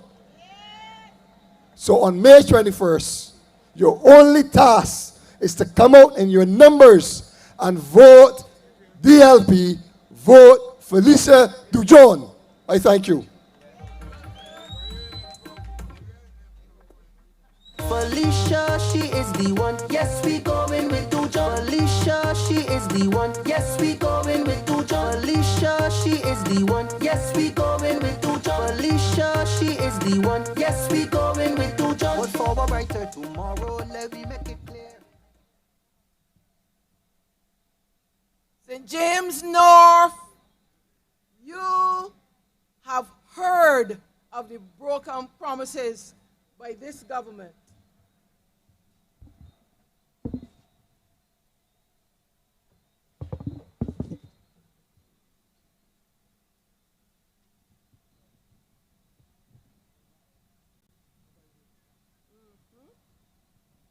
Yes. And you have heard it from a worthy senator. And you know that Senator Walters is a great support for Mr. Thorne. And where do you want another person to support Mr. Thorne? Where? Where in the parliament? You have in the Senate, but where in the parliament do you want another support for Mr. Thorne? I am going to say to you tonight that you have a wife, a mother of 2 children,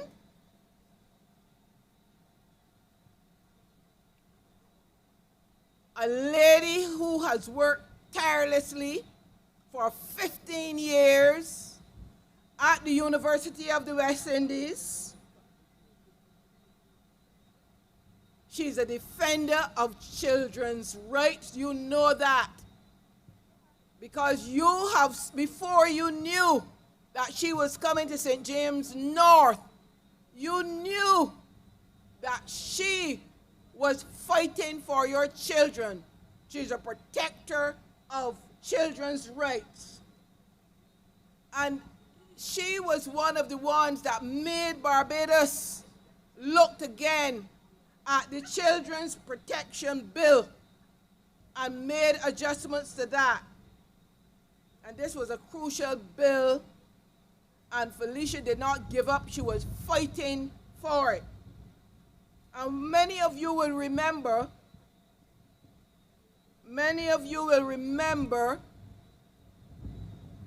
how the Ministry of Education subjected your children to the IDB,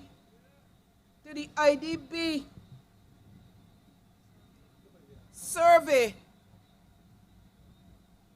And Felicia was one of the persons out there bringing it to your attention and fighting for it.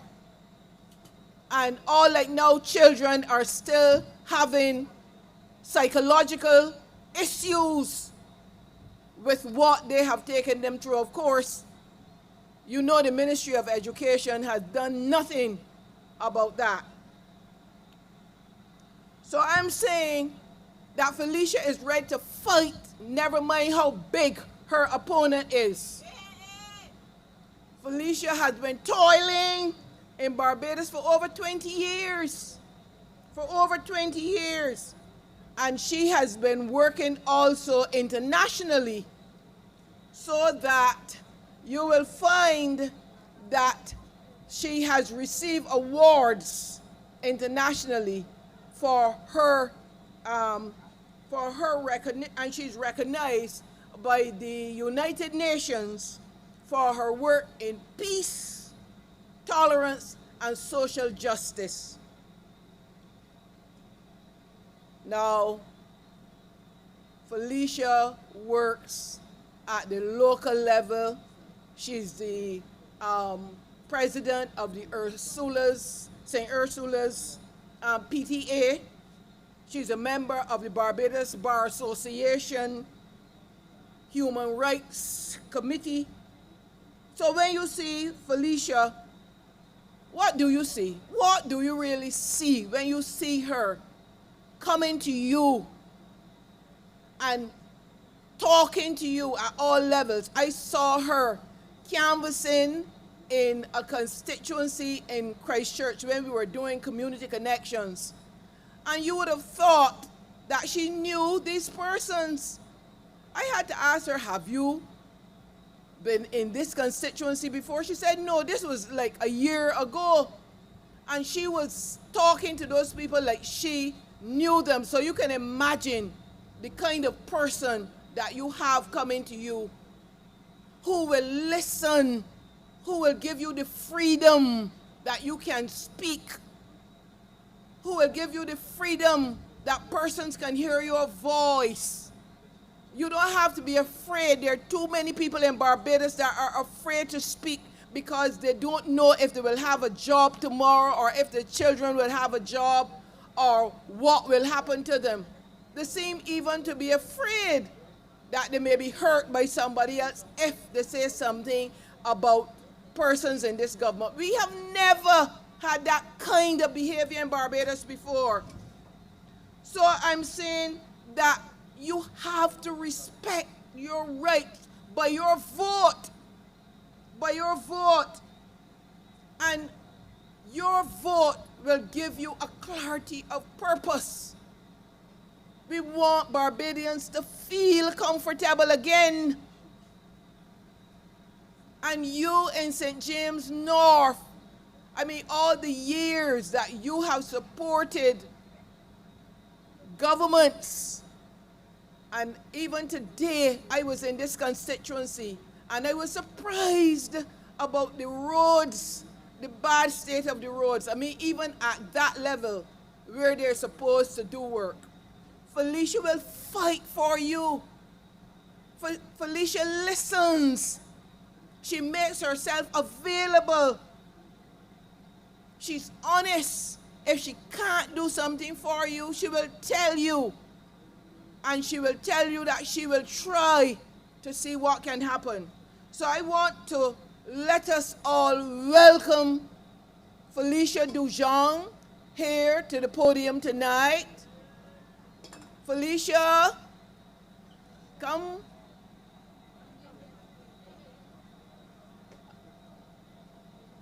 We're having a bit of rain. Felicia,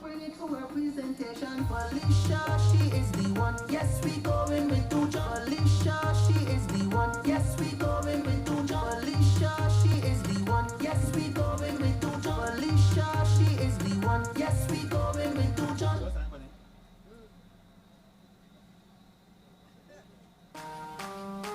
We voting Felicia. Yes, we voting Felicia. We voting for.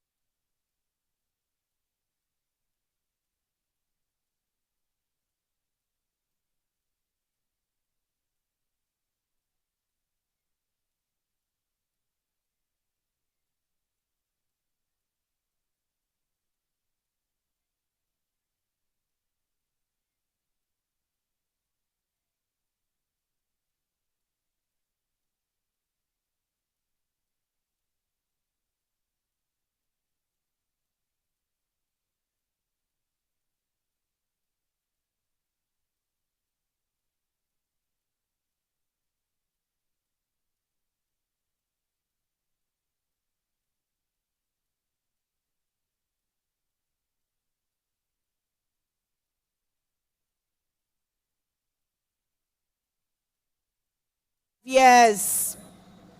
I remember speaking with various constituents on the struggles that they go through on an everyday basis, from mothers to grandmothers, and the concerns that they have, and the deep concerns that they have with the water and the colorations of that water.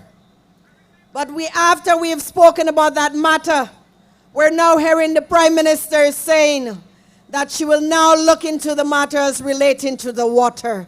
And when I tell this people of this country that the Barbados Labour Party has neglected members of the St. James North constituency, they are telling me that it is all falsehood.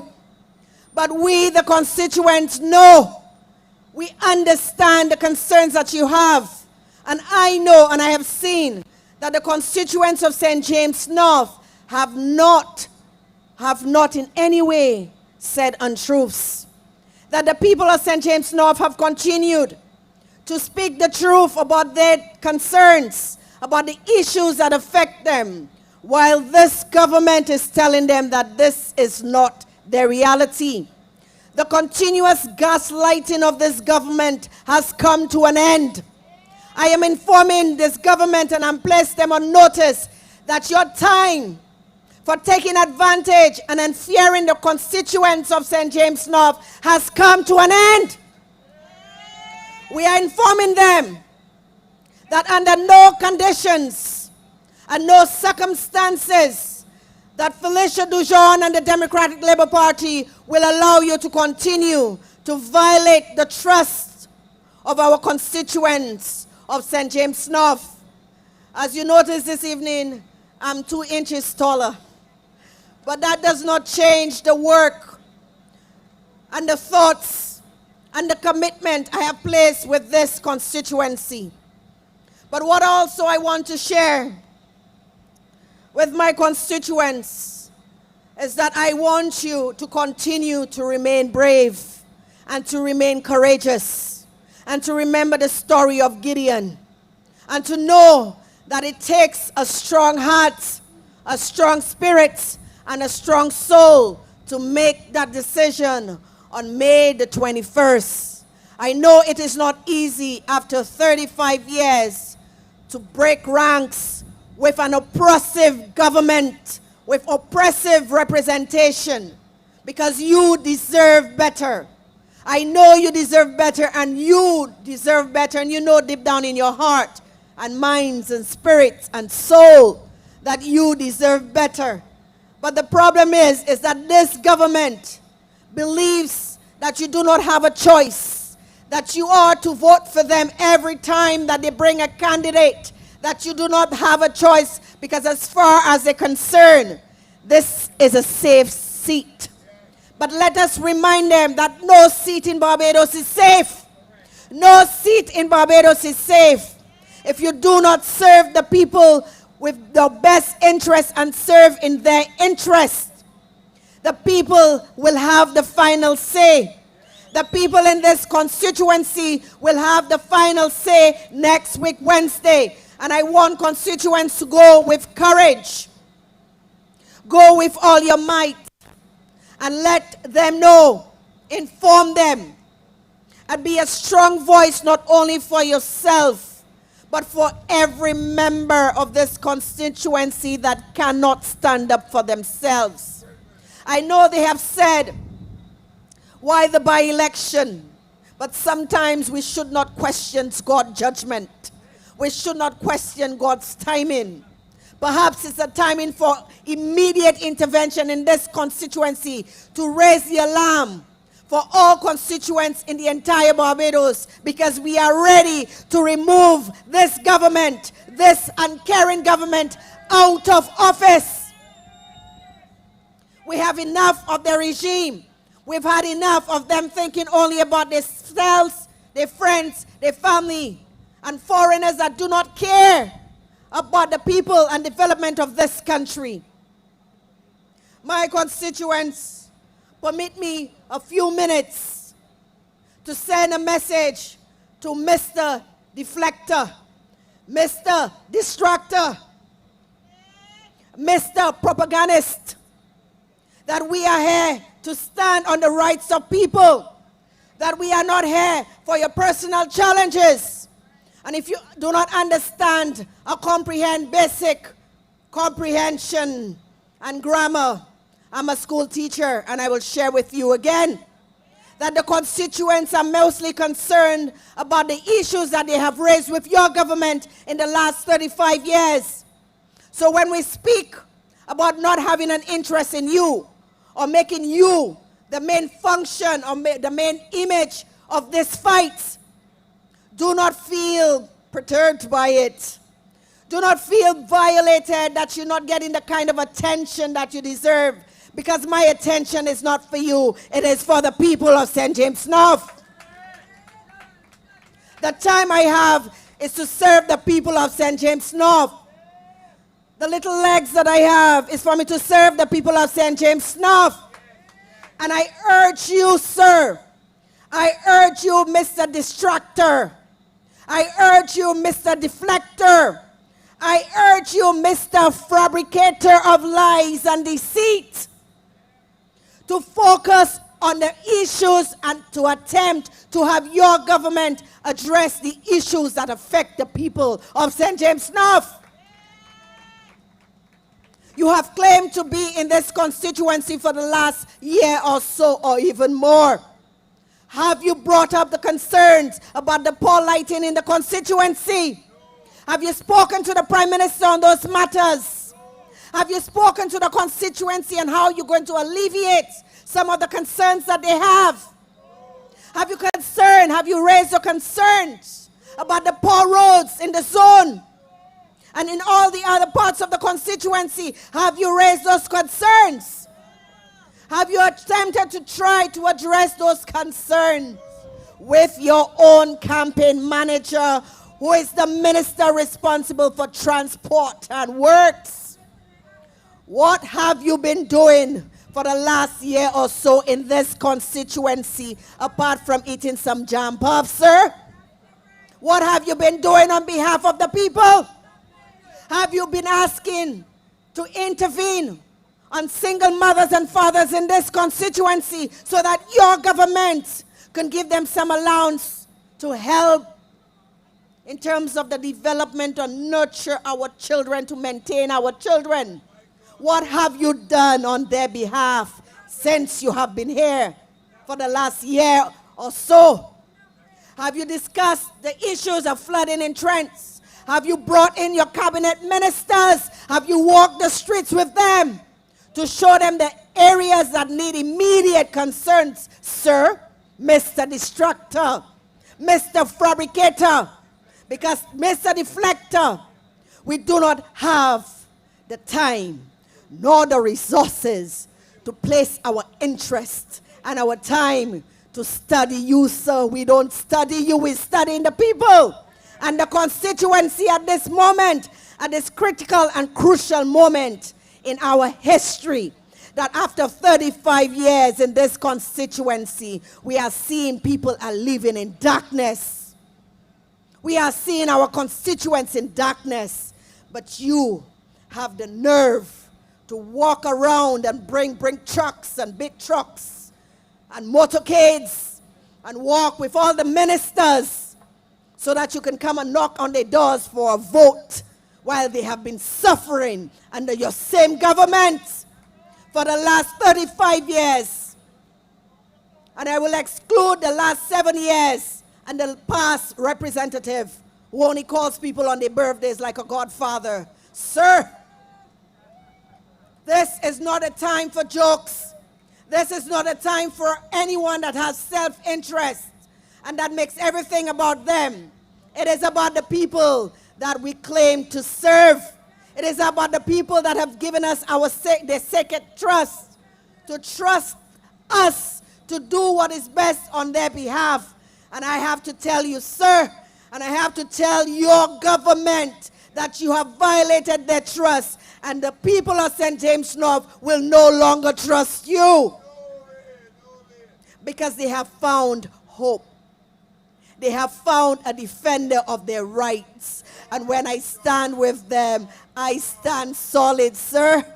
I am not going anywhere. I am not leaving them anywhere. And I'm going to speak as loud as I can so that when you hear me, that you feel the rumble under your feet, sir. You feel that rumble. And just remember, I'm 2 inches taller tonight. So let me let you know that the concerns of the disabled and the elderly is a very serious concern. I have met several members of the disability communities that have been pleading for help. And the irony behind that is that the representative that has been here for 7 years claimed to be a champion of the rights of persons with disability. Sir, where have you been? Have you seen the struggles of the people in this constituency that I have met over 2 or 3 weeks? If I've only been here 2 or 3 weeks, can you imagine what I will do in this constituency in the next 5, 10, 15, 25, or even 30 years?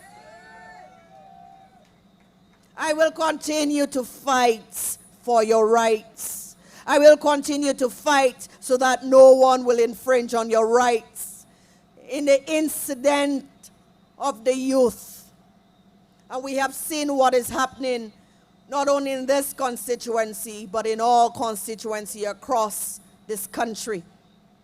And my comrades have spoken in terms of the violence and the type of intervention that is needed for them.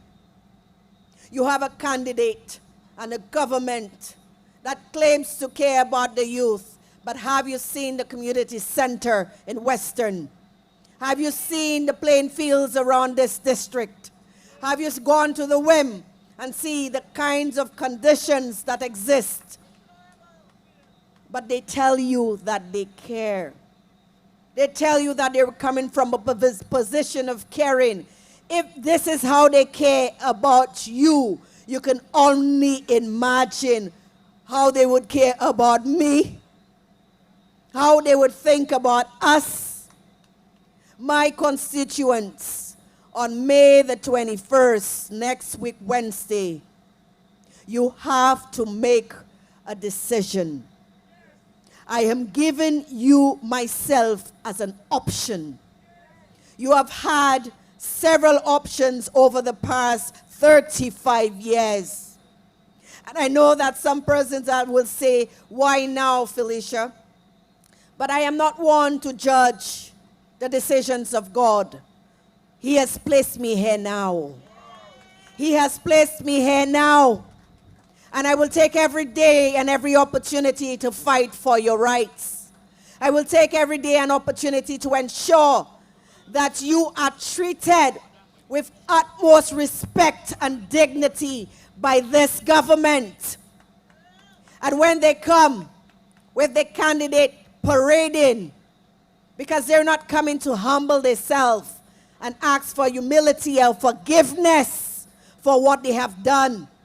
They come here with a sense of entitlement because they feel that our vote is safe, so we don't have to do anything for those constituents. That is how they feel. They feel entitled. That is why they speak the way they do. That is why after so many years, they're now telling you we'll provide the assistance for water. And after all of these years, they're now hearing that they will be bringing 400 lights in this constituency. But let me inform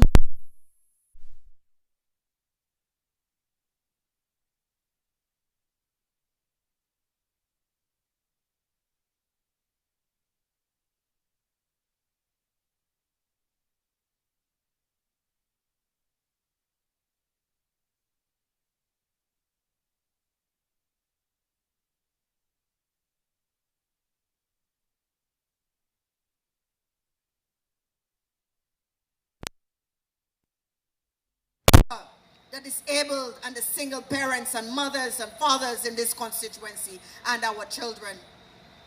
My vision for this constituency, not only in terms of empowerment of mothers and fathers, but to force this government to give allowances to families. We need the child allowance that will help the development of our families. We need to strengthen our families. We cannot have a government that tells us, or as we would say, make mock sport, to tell us we need to have more children, but you cannot help us as families in this country. You cannot support us or give us the kind of intervention that is needed. We cannot have a government that tells us that we want our children to be educated, yet the infrastructure of our schools is in those poor conditions. We cannot tell a government that tells us about education, yet they cannot respect the rights of teachers. And this is very important. We have a candidate who was recently the minister responsible for education transformation, and we saw openly how he treated our teachers. How he made our teachers feel that standing up for their rights is politically motivated. So when you hear the Mr. Fabricator, Mr. Deflector is talking about persons body shaming him, remember it is not the first time that he has lied on individuals like myself. Not only the teachers, but also you as constituents. Because what he's saying indirectly, that if I stand here and violate his rights by saying anything regarding his physical appearances, that you too condoned it. Because at every public meeting, you were there. You have evidence and you know the truth. My moral tenets is that we respect the rights of every individual, even if they are our opponents. I know all of what they have said about me and everything else, my dual nationality. And in saying that as well, I would like to tell everyone in this constituency and across Barbados that once you're Barbadian, you're Barbadian. We are all on this earth, and we continue to work for the development of this country. It is something that the Barbados Labour Party has not understood, because they do not respect the rights of people. They do not respect the rights of citizens. They fester in division. They fester in division. They want to divide us so that they can conquer us. But that is not going to happen, because every Barbadian will stand up and rise against them. Every single Barbadian will stand up and rise against this tyrannical government. In terms of the fisherfolk and the farmers, I have come and I will continue to raise my voice and advocate on your behalf. Something that Mr. Deflector has not done. He has not spoken on your rights. He has not approached the government to tell them, man, let we try and do something for them. Let we try and do something for the people that I'm looking to serve. You have been here an entire year and you have not reached out or even advocated on their behalf. The fisher folks, I will continue to help and I'll continue to champion your voice. And it is my dream that one day you will have a jetty under the Democratic Labour Party, because you deserve one. We have seen what this government has done to the fisher folk. We have seen how they treated our fishermen and our farmers that supported us during the pandemic. The farmers, we will continue to intervene on your behalf. Mr. Deflector is talking about a cooperative. He doesn't even know how to plant a seedling. He doesn't even know what it takes and what is needed. You're talking about a cooperative and you're not even talking about how we're going to start with the development of the farmers. What do they need? What are their needs? Do you know how much it is to plow the land? Do you know how much seedling is cost? Do you know how much irrigation costs? So you're only thinking about the end result, the harvest. That is why I'm telling you, those persons do not have a vision. They do not know what they're talking about. I'm a farmer myself, and when I heard that, I was like, man, we need to educate these people. The farmers of this constituency, I will be there to support you to ensure that the lazy Minister of Agriculture do his job. This is one of the worst Ministers of Agriculture we've ever had in the history of Barbados. He doesn't even know where he's going or where he's coming, because he doesn't understand what it takes to build an agricultural sector, a strong agricultural sector. And this is the kind of support and intervention that we need. In terms of housing, we have seen in terms of this government what they have done to the housing sector. And let's not even talk about the Hope Project. And this is why I'm saying to my constituents that when you look at what is happening in your own constituency, it is not only you that's suffering. There are a number of Barbadians in other constituencies that are suffering, but they are expecting you to speak on their behalf. And you will speak on their behalf on Wednesday the 21st. And the way that you will speak on their behalf is putting that X in that box by Felicia Dujon. It's the only way forward. It's the only way that we can make the kind of development, the human development in this constituency. They've been coming and sharing all of those big ideas and big dreams. No, we start at the basics. The constituents, they've lived here, they know the solutions to the issues that they have. When we come here, we work with you. We do not come with those illusions that have not worked here for the last 35 years. For 35 years, where are the solutions for the water problems that we have? 35 years, where are the lights that we're supposed to have? Where are the concerns for adequate and affordable housing in this constituency? 35 years, but you're still coming with big dreams? You think this is an Alice in Wonderland you're dealing with? Huh? You think this is fairy tale we're dealing with? This is people's realities. This is their lives. This is their hopes and dreams. And we do not have the time for any distraction on this campaign, on this journey. And as I've told Mr. Distractor, step aside, sir. Step aside.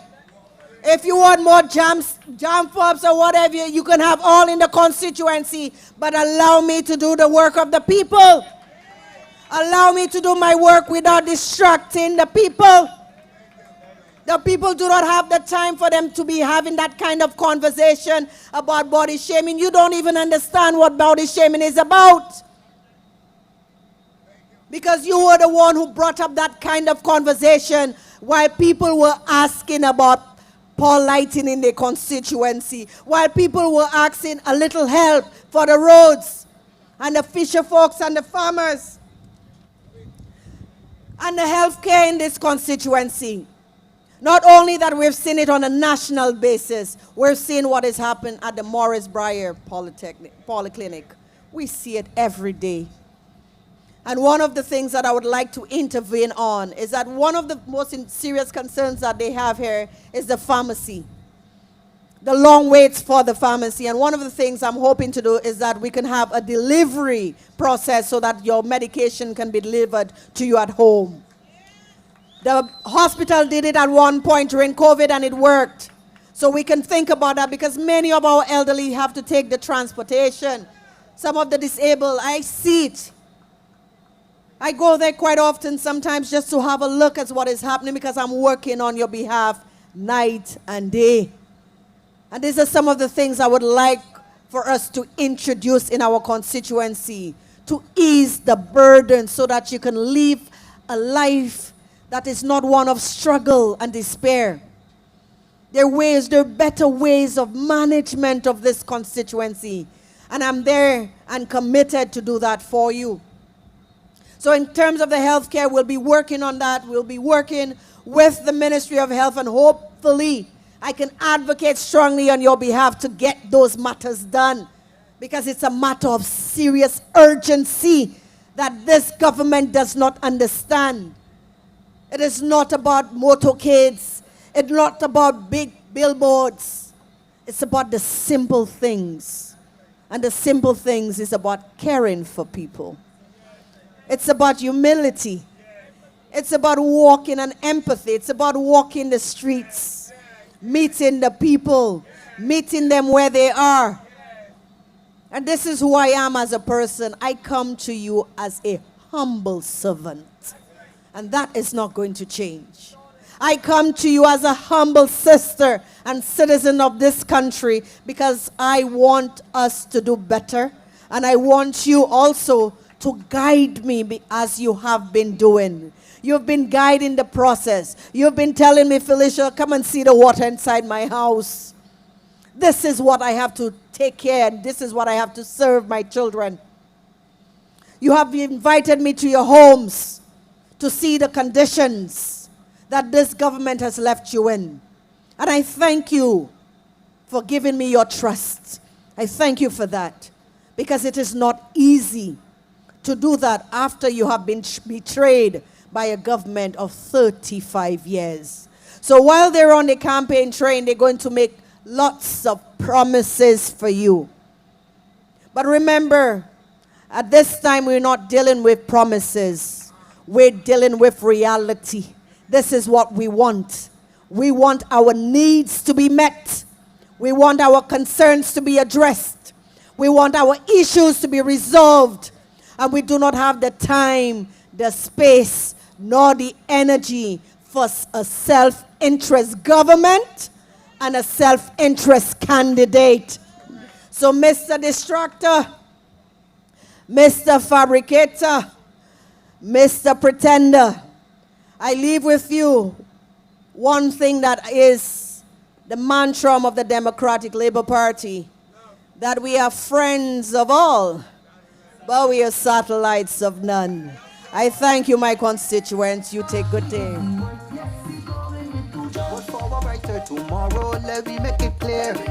It is morals over money any day of the year. A competent visionary with mission-driven quality. Forget the old talk around, Dujon bring it through her presentation. Felicia, she is the one. Yes, we going with Dujon. Felicia, she is the one. Yes, we going with Dujon. Felicia, she is the one. Yes, we going with Dujon. Felicia, she is the one. Yes, we going with Dujon.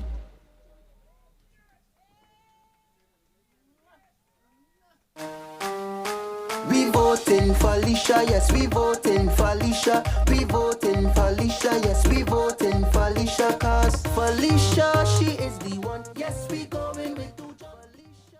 Now, St. James North, you see why Felicia is recognized by the United Nations, why she was awarded. She is not about pretense on a big scale. She is sincere, available, visible. She has pride in representing this constituency. I don't know what more you would really want from Felicia after hearing her tonight. You need to get out and vote. Early in the morning and until 6 in the evening on the 21st of May. And you have to vote for her. Don't even see another name on that ballot. Just look for Felicia Dujon. And I want to say that if you do that, or when you do that, you will see the representation of this constituency raise a level that you will not be even able to explain it. You'll be so excited. So, constituents, I want to bring another speaker to you. Because all the persons in the Democratic Labour Party are so excited to have Felicia Dujon in the camp with us. And the next person I'm bringing to you is a medical doctor. And he is not really a person that was involved in politics. He relates his success as a result of the Right Honorable Errol Walton Barrow led free secondary education and tertiary education. Dr. Elvis Wickham is offended by the mismanagement of the education and the general lack of governance by the BLP government as a husband and a father of two. He is so distressed. He talked to me about it on occasions recently. And he was just wondering, what will he tell his children later on if he should just sit back and do nothing while this Barbados Labour Party take advantage of this country and drive it into the ground. Dr. Wickham, we want to invite you to the platform tonight to speak to the constituents of St. James North. Yes. Come on, let's have you. Cleanse them.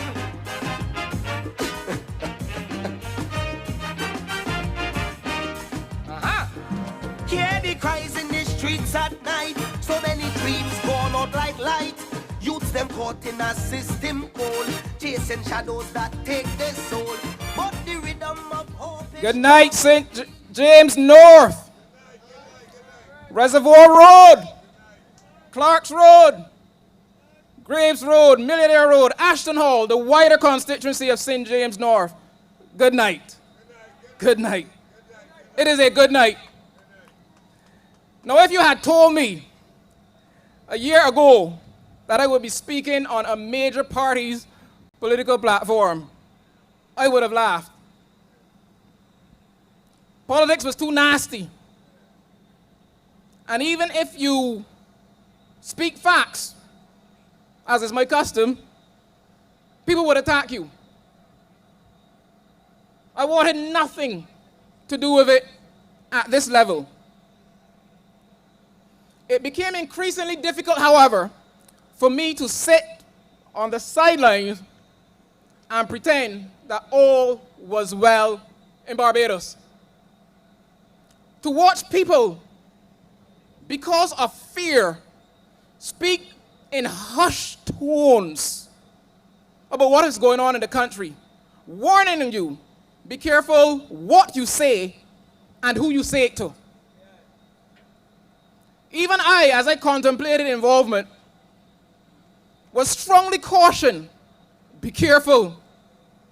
You're a guy that likes to mind your own business. They will attack you. They will seek to kill your business. But I asked myself, as I thought about my children in particular. Am I doing my part to help make Barbados a better place to be? Then there's my faith.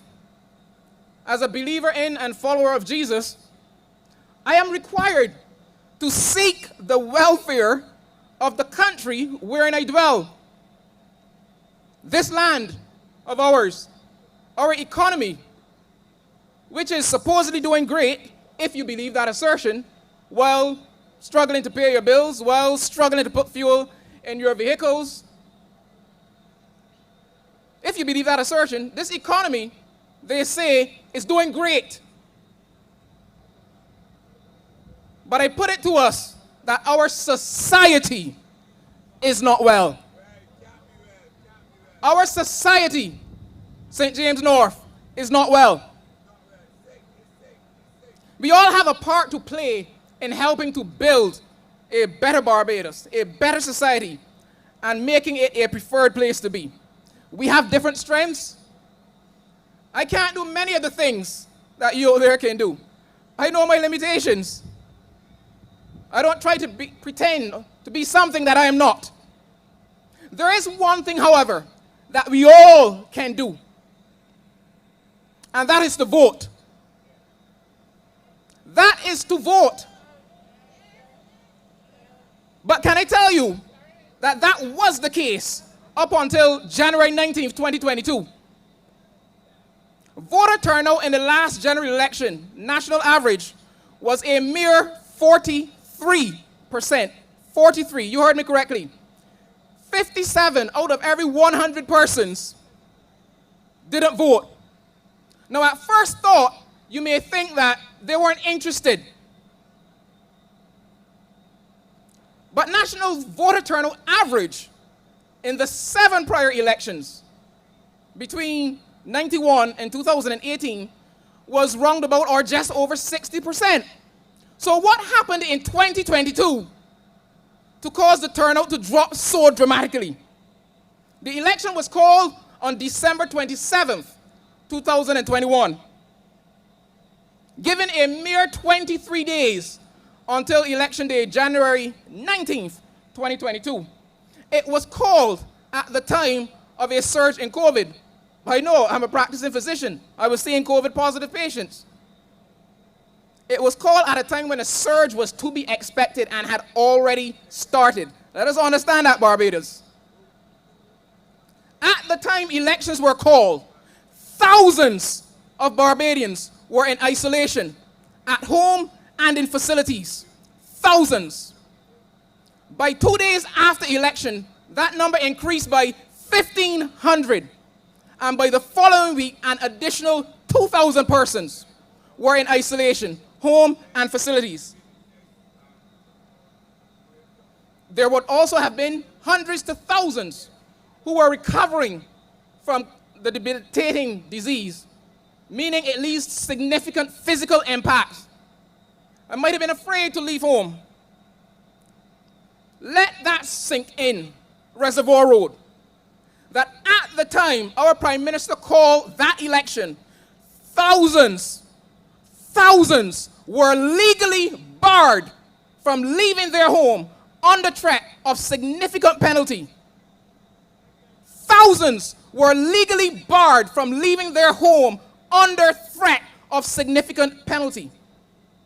On a day when they were legally entitled to have a say in our democracy by voting. Those were the actions, that was the action of our caring Prime Minister. And from then until now, I got a little bit more concerned, but I still didn't want to get involved because politics is nasty. I've seen it, I've heard it. But thousands were legally barred from leaving their home under threat of penalty to participate in something which they were legally entitled to do. At first glance, it would appear to be a conundrum of sorts, but how can this be? Other Caribbean countries held elections during COVID and others around the world and allowed persons who were COVID positive to vote. I'm not a lawyer, so I had to do some reading on this. I discovered that the right to vote is enshrined by provisions of the Representation of the People Act, which the Constitution mandates must make provision for every qualified voter to have a reasonable opportunity of voting in the general election. Did every qualified voter have a reasonable opportunity to vote in 2022? No, they did not. In fact, a senior official at the time said, if you have tested positive for COVID-19 and are in home in isolation or quarantine, you cannot vote. Let that sink in Reservoir Road. Let that sink in Ashton Hall. Let that sink in St. James North and the wider Barbados.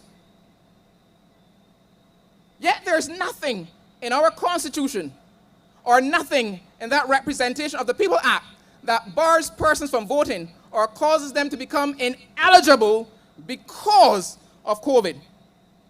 In fact, it is further expressed, it is further enshrined in the Representation of the People's Act that states of emergency provide grounds on which the calling of elections can be postponed.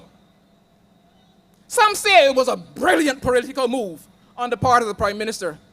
I saw it then differently, and I still see it differently. A government that said it cares didn't see it fit for every qualified voter to have a chance to participate in our democracy. It was selfish, self-serving, and an abject abuse of power on the part of our Prime Minister. Consultations could easily have occurred with the Chief Medical Officer to put provisions in place. The elections were called 16 months before being constitutionally due, with a further 90 days. 16 months. Thousands of Barbadians, and let this sink in, thousands of Barbadians were knowingly disenfranchised. That is, they had their right to vote and participate in the political process deliberately stripped from them by the Prime Minister and the Barbados Labour Party, who supposedly care, and they must have known that that was going to be a consequence. They must have known. There is no right more fundamental in a democracy than the right to vote. Even more so than free speech, the right to vote and participate in that democracy. It was politically advantageous to her to do it, and she did it without regard for those being disenfranchised. Now, it is often said that Bajans have short memory. But Reservoir Road, Ashton Hall, St. James North, you will not forget what the Barbados Labour Party did. Now, part of the rationale for calling that election at the time, well before it was constitutionally due, and at a time of a COVID surge, knowingly disenfranchising thousands, part of the rationale given was that we needed to unite as a country behind one leader. That there were difficult decisions to make. We have since seen many of those difficult decisions. The Holtown Civic Center, the land at Gemmett's Lane, BDF headquarters on the chopping block, Oystons, Gibbs Gully in this constituency. We have seen these difficult decisions where the views, the concerns of Barbadians is secondary to other interests. You may be asking, why should I vote? And I'm wearing this hat, which I like not so much as a party hat, which it is, but because on it, it says, value your vote. Why should I vote? What does any of what I said before have to do with my challenges, with my life right now? Does it make a difference? Aren't all politicians the same? I understand these legitimate concerns, and for a time, I thought this way as well. But then I realized that not voting is a form of voting that will influence the outcome. An outcome where you are more likely to have a representative that forgets their primary role is to represent you, the people, not their leader. Everything else is secondary, or at least it should be. Now, do we really believe, let's be frank here, do we really believe that the government's candidate will cross hairs with the Prime Minister and his party if a matter arises where the wishes, the concerns, the well-being of the constituents is at odds with government preferences? Do we really think he's going to do that and represent you, St. James North? We all know the answer is no. He will not. And the reason is simple. He and the lot of them are absolutely afraid of their leader. And I challenge any of them to take a lie detector test while saying otherwise. They're afraid. In fact, I would go further. They have decided that carrot is better than stick. $20,000 to $22,000 a month is better than being in the political wilderness or the Prime Minister's doghouse. And on many occasions have chosen to put party interests ahead of the interests of the constituents that they represent. Now, during canvassing, and I've had opportunity over the last couple of weeks to canvass on a number of occasions in the constituency, we were made of a situation where the former representative was approached by residents in a particular matter. And he had the unmitigated gall to inform them that he couldn't help them in that matter because he has a financial interest in it with the developer. Imagine that.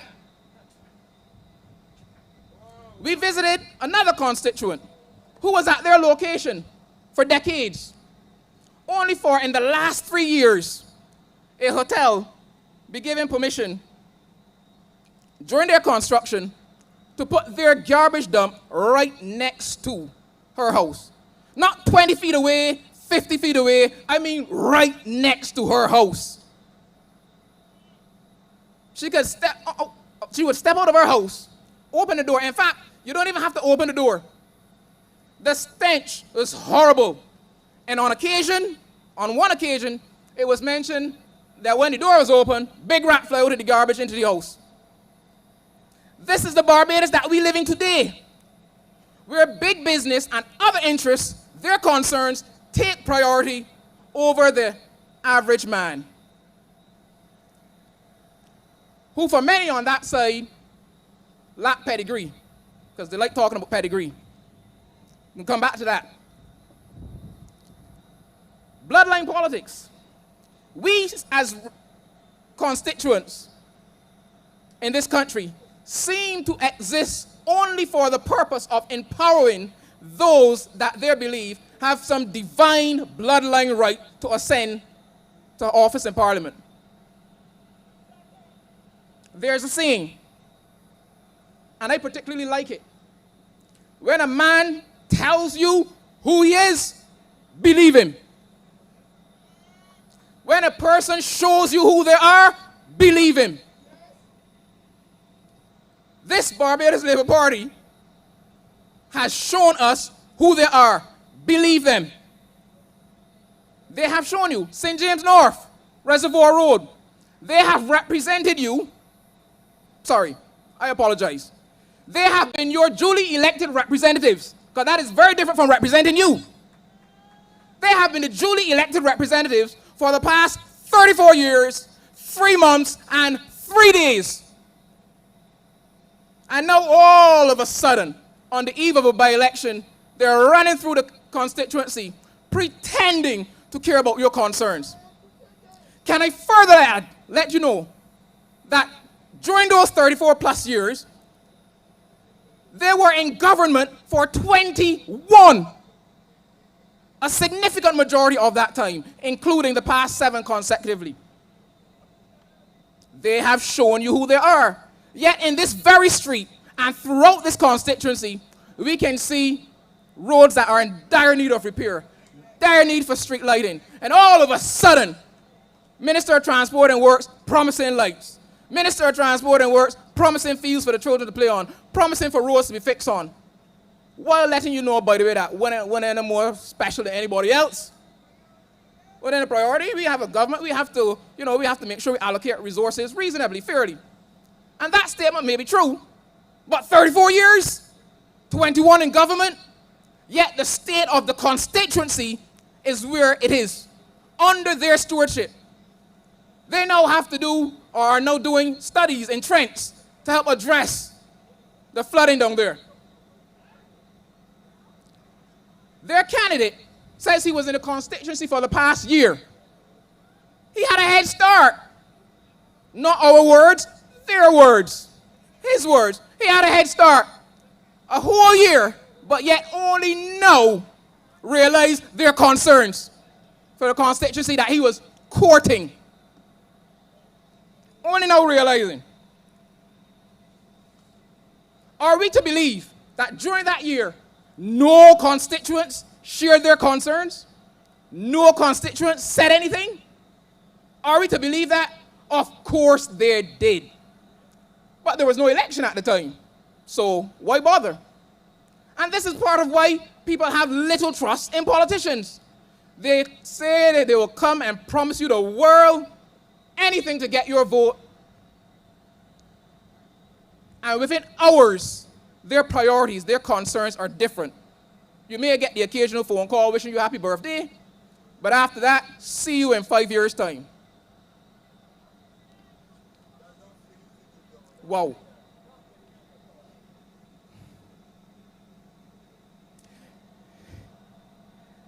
I am a person that likes to be very careful with my words. I stand here tonight with a clear conscience, having observed Felicia Dujon for the past few years and gotten close to her in the past few weeks. I stand before you tonight with a clear conscience, knowing that I can recommend her to you to become your duly elected representative next Wednesday, May 21st. And I can do that because this is what representing people is what she has been doing. She didn't wake up one morning on the eve of by-election and decide to start representing people and do photo ops throughout the community. This is her life. The record is there. It is easy to prove it. We are not making this stuff up. She has been a tireless advocate for children, women, teachers, advocating for better plants, school plants for our children and teachers, represented women. And that's not only my word. Don't take only my word for it. She's just received a number of awards, has been an advisor to the British Embassy here in Barbados, to the OAS. I don't have to come out here alive. I do not have to make up a curriculum vitae. This is who Felicia Dujon is. In fact, she's the only candidate in this election that has a clear record of representing people.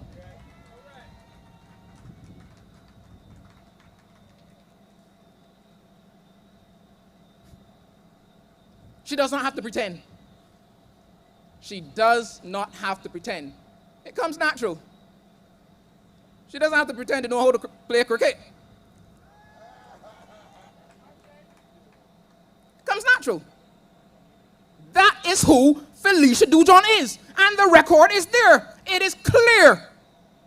There is day and night difference as far as representation between the two main candidates. On the one hand, we have a candidate who, like the rest, afraid of the boss. You better fall in line. And on the other hand, we have a candidate who's not afraid of this government. Look at the number of things that we have heard that have been revealed to Barbadians since Honorable Ralph Thorne crossed the floor. We need stronger additional representation on behalf of the people of Barbados, the people of St. James North. We are guaranteed that electing the main opponent continues more of the same, where they continue to view you, St. James North, as an afterthought, a safe seat. We just have to go around at election time and promise them some roads and lighting and fields, and we're going to get their vote. And $300 in shirt, says someone. Well, this time around, they didn't wrap it in the shirt. This is what Felicia Dujon has been doing for years. As the DLP spokesperson on education, she has long been representing people. In fact, so much so that the government is afraid of her and will try to keep her out of schools. But she will continue to represent. You are guaranteed, St. James North, that when you elect her on Wednesday, May 21st, that she will represent you. When a matter arises, she will listen. And I can say that because that is what she has been doing. The record is there. She does not have to pretend. She will go to the relevant government department, and if needs be, will raise national attention on your concerns, St. James North. A vote for Felicia expands the opposition and would finally give you, St. James North, a voice in Parliament. Because what you had before, you can fill in the blanks. But it certainly was not a voice in Parliament. And on the point of voice in Parliament, we had to have a cybercrime bill, which the former representative, the current candidate, support. Now, many concerns were raised about sections 19 and 20 in particular of this cybercrime bill. But after a trip overseas to the Far East land, when the team came back, led by said former representative, those provisions, instead of reflecting the concerns of Barbadians, including those in Reservoir Road, Ashton Hall, St. James North, maximum penalties were increased from 7 years to 10, and from 70,000 to 100,000. From the government that cares. Now, if this is what care looks like, so I urge you, St. James North, next Wednesday, come out and vote. Your vote will make a difference. Every vote counts. 1-1 here, 1-1 there. I'm not going to repeat a statement as often said, 1-1 blow. But your 1-1 vote will count. Your 1-1 vote will show the Barbados Labour Party that they, nor any party for that matter, owns you or any of the people of St. James North. So value your vote and put your X where it counts. Make sure the pencil doesn't touch the line. Felicia Dujon. And you will be guaranteed to have someone who will represent you. I repeat, that is what she has done. She does not have to pretend. So pick up your phone. Those WhatsApp chats, those group chats, get the message out there. Let people know we do not have to fear. They lose their power when we lose our fear. Spread the message, spread the word. Where you may say it makes no difference, it will make a difference. Because one way or the other, a message will be sent to the Barbados Labour Party. So come out and vote. Come out and vote, St. James North. Come out and vote, Reservoir Road. Come out and vote, Ashton Hall. You have a clear choice before you. Someone who will represent you versus someone who will ensure more of the same. And Barbados, we cannot take more of the same. Our voice matters. Our vote matters. Our opinions matter. Our concerns matter. They are not our lords. There's one God in heaven above. They do not own us. The ones without pedigree. Your vote counts. You matter. Next Wednesday, May 21st, show out and vote for Felicia Dujon. Felicia, yes, we voting. Felicia, we voting, we voting, we voting, we voting, we voting, we voting, we voting. Felicia, yes, we voting. Felicia, yes, we voting. Felicia, we voting. Felicia, yes, we. That was somewhat of a speech, huh? That was a speech. He's told you to get out and vote. Get out and vote. Now I would know a little more about this constituency, more so than most of you. And I know there's a tendency for Ashton, Zone, Graves Gap, Millionaire Road, I know there's a tendency for you not to vote. I say that because I think it was somewhere around 2003 that you were cut off from the St. Peter constituency and added to St. James North. We know the reason for that. We know the reason for that. I think some people call it gerrymandering. But anyway,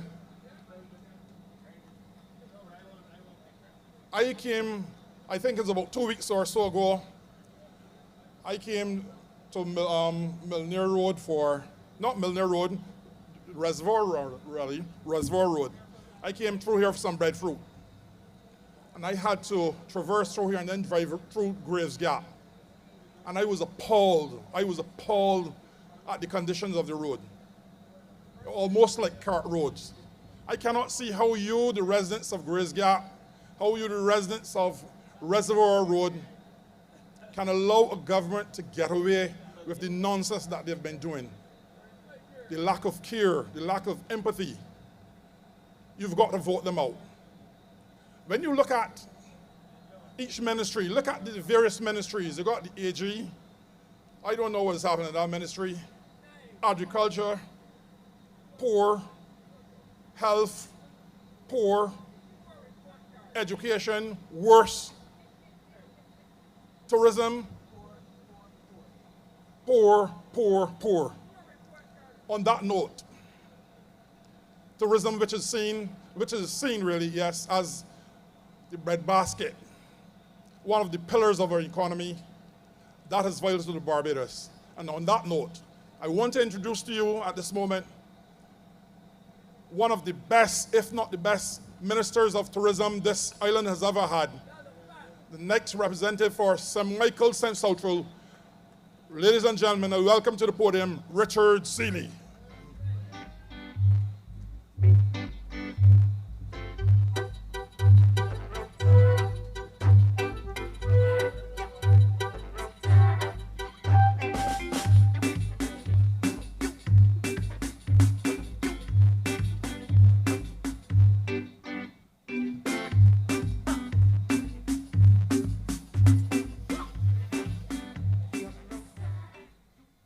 Good night, good night, good night. Thank you, Dave, and greetings to everyone here in St. James North.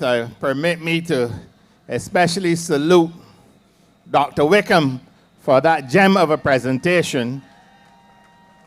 And get this, that is his maiden political platform speech, you know. And it is the Democratic Labour Party that continues to attract that kind of quality, and why the continuum is what it is. It's wonderful to be here. It's breezy, it's cold. I want to thank Mr. Levine, he gave me some tea to help warm me up. Gave Derek Alleyne some. Derek had enough for everybody that spoke tonight, but that's all right. We all love it here, and I bring greetings, of course, from St. Michael, South Central. And we are here in support of the candidacy of Felicia Dujon. Yes, sir. Come, take your seat here. You're going to help me with my speech. Anyhow, but we have seen a lot of energy, not only tonight, from the get-go. We have seen Felicia connect with the issues that are important to the people of St. James North and by extension to the people of Barbados. And I've journeyed all the way here to associate myself with this campaign for a couple of different reasons. And certainly I believe that the opposition, yes, should be strengthened. I believe we have to send a signal to the government of Barbados that we are dissatisfied with how they're performing. And I salute all of the speakers you heard from tonight that focused on many of the different areas.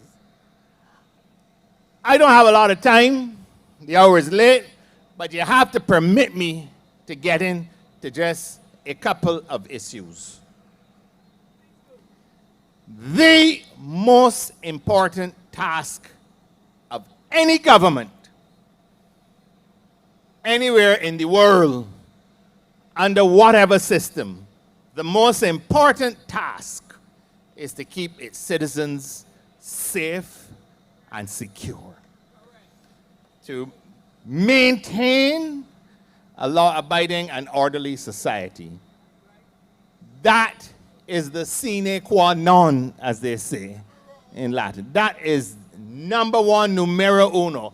After that, you can deal with the education system. After that, you can deal with the healthcare sector. After that, you can deal with housing. After that, you can deal with roads. After that, you can deal with public transportation. After that, you can deal with community development. After that, you can deal with sports facilities. After that, you can deal with tourism development and tourism marketing. After that, you can deal with anything. The first and the most important task is to keep citizens safe and secure. And unfortunately, this government is failing in that regard. Now, you know, Ms. Motley said something that I agree with. She said we shouldn't politicize crime. And I agree with her because that's exactly what I said prior to 2018 when she had all kinds of foolishness flying out of her mouth. Nobody politicized crime more than her prior to 2018 and Dale Marshall. Remember, Adriel Braffett had to go. There were 30 murders in Barbados. Nobody politicized it. I didn't agree with it then, and I don't agree with it now. I don't think we should politicize crime. But I can tell you what we can politicize. We can politicize the prevention and avoidance of crime, because that is a political issue. Well, I just told you, if the most important task of a government is to keep its citizens safe and secure, we can't get more political than that. The most important task of a government, and a government failing, and the only excuse they can offer, well, they offer all kinds of excuses. They said the scanners in the port weren't working, and that is, of course, a flagrant lie, because you did have a scanner in the port that was working. I happen to know a little something about the port. I had ministerial responsibility for the Bridgetown port in a time when ministers actually had a responsibility and used to function. They don't function now, you know. There's only one minister now, you know. All the rest is a waste of time. And that's reality. And you talk to anybody who has done anything of significance with any ministry, they'll tell you, none of them can make no decisions. Everything, all roads lead to the PM. So on this issue of maintaining a law-abiding and orderly society, because if I say on the issue of crime, right on the platform for you're politicizing crime. We are politicizing the prevention of crime. This government is failing in that regard. It is a multifaceted approach that needs to be adopted. And I can do something else, because they say that we don't put alternatives, that we only criticize. Well, I can give you some solutions right now. Starting with one. You see this business of giving money to murderers and criminals? That's a mistake. Stop it. Okay. Put the money into the Barbados Police Service. Put the money into intelligence gathering police operations. Effective policing is policing that is intelligence-led. That is what you need to invest into. So that by the time you get avoidance of crime, and this is the difference between the two political parties, it is about where you accord priority.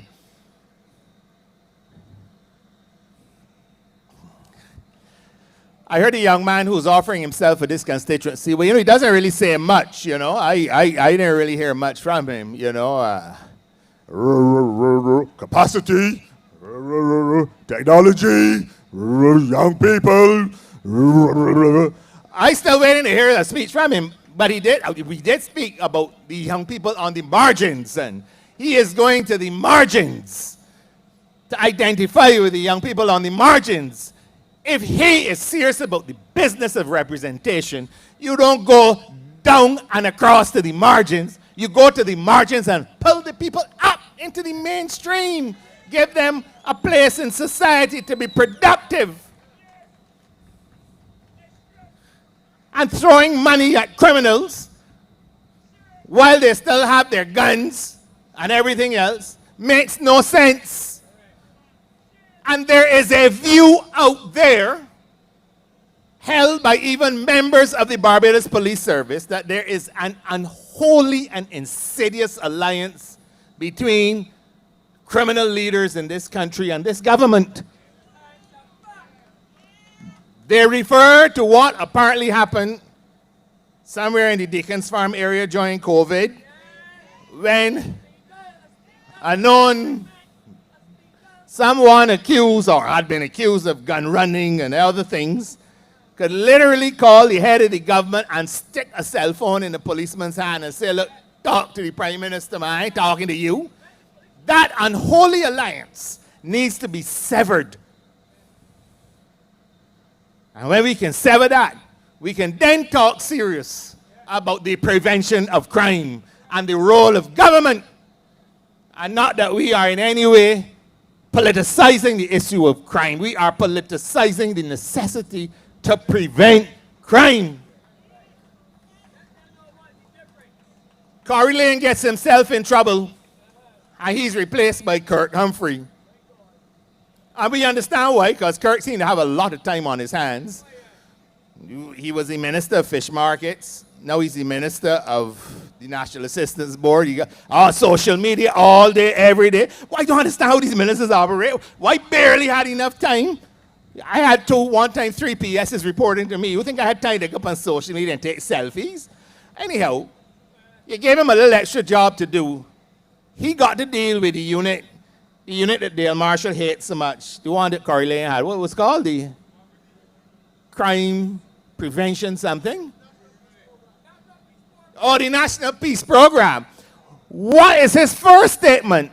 Given responsibility for the peace program, he's going to meet with gangsters.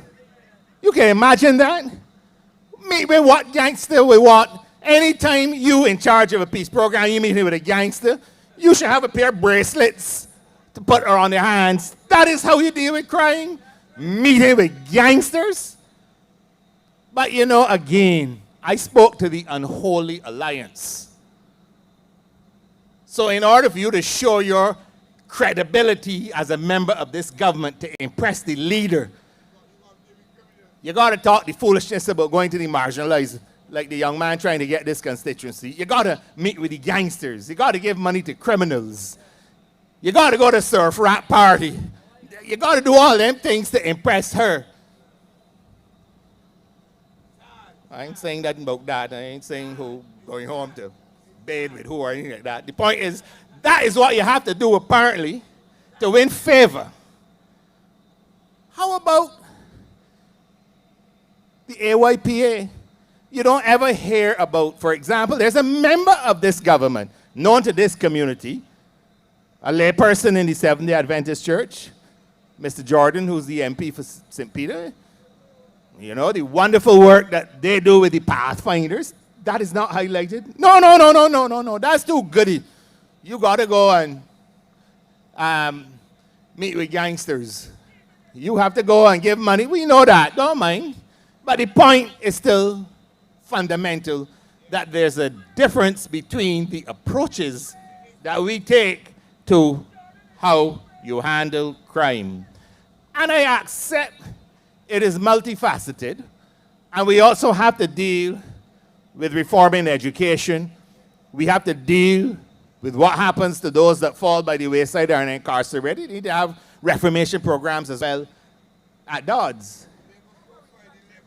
And it is refreshing, actually, to have someone in politics who is an internationally recognized human rights advocate, child rights advocate, like Felicia Dujon, the next MP for St. James North, who can help the DLP craft the programs as well, that you can have a complete approach towards dealing with crime and the prevention of crime, and not the nonsense that we are currently experiencing.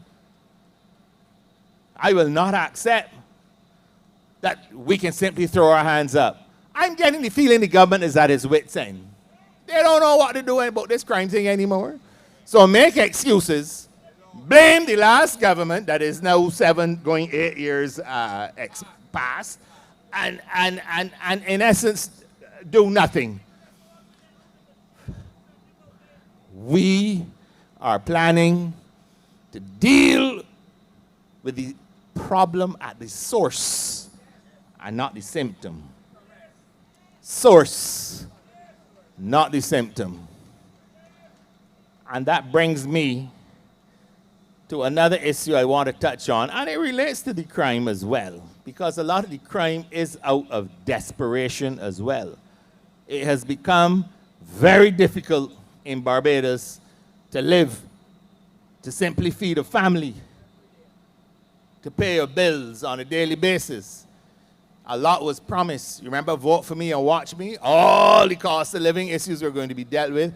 It has gotten worse. And once again, a government void of any meaningful solutions to the issue comes up with this harebrained scheme that was announced in May during the budget.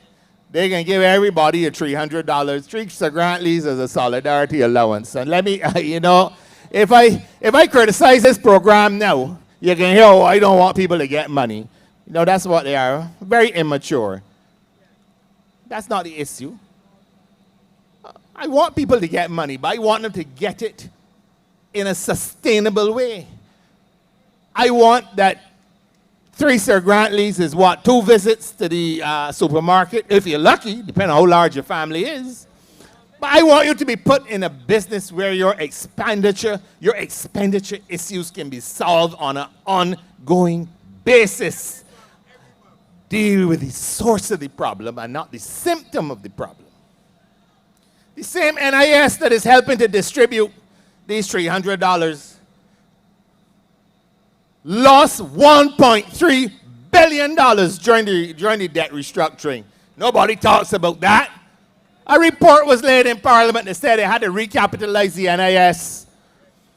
They've increased the contribution rates, increased the age to retire, the age limit to retire, making life more difficult for you on an ongoing basis. And the solution they can come up with is to give you $300, a one-off. No, we want something sustainable. Deal with the NIS, recapitalize it. It's going to take time because once again, somebody came up with this grand idea of just defaulting on all of our debt. Never, you imagine, Jamaica's never done that. For all the problems Jamaica's had, Jamaica that has practically live on IMF programs, never once had to do that.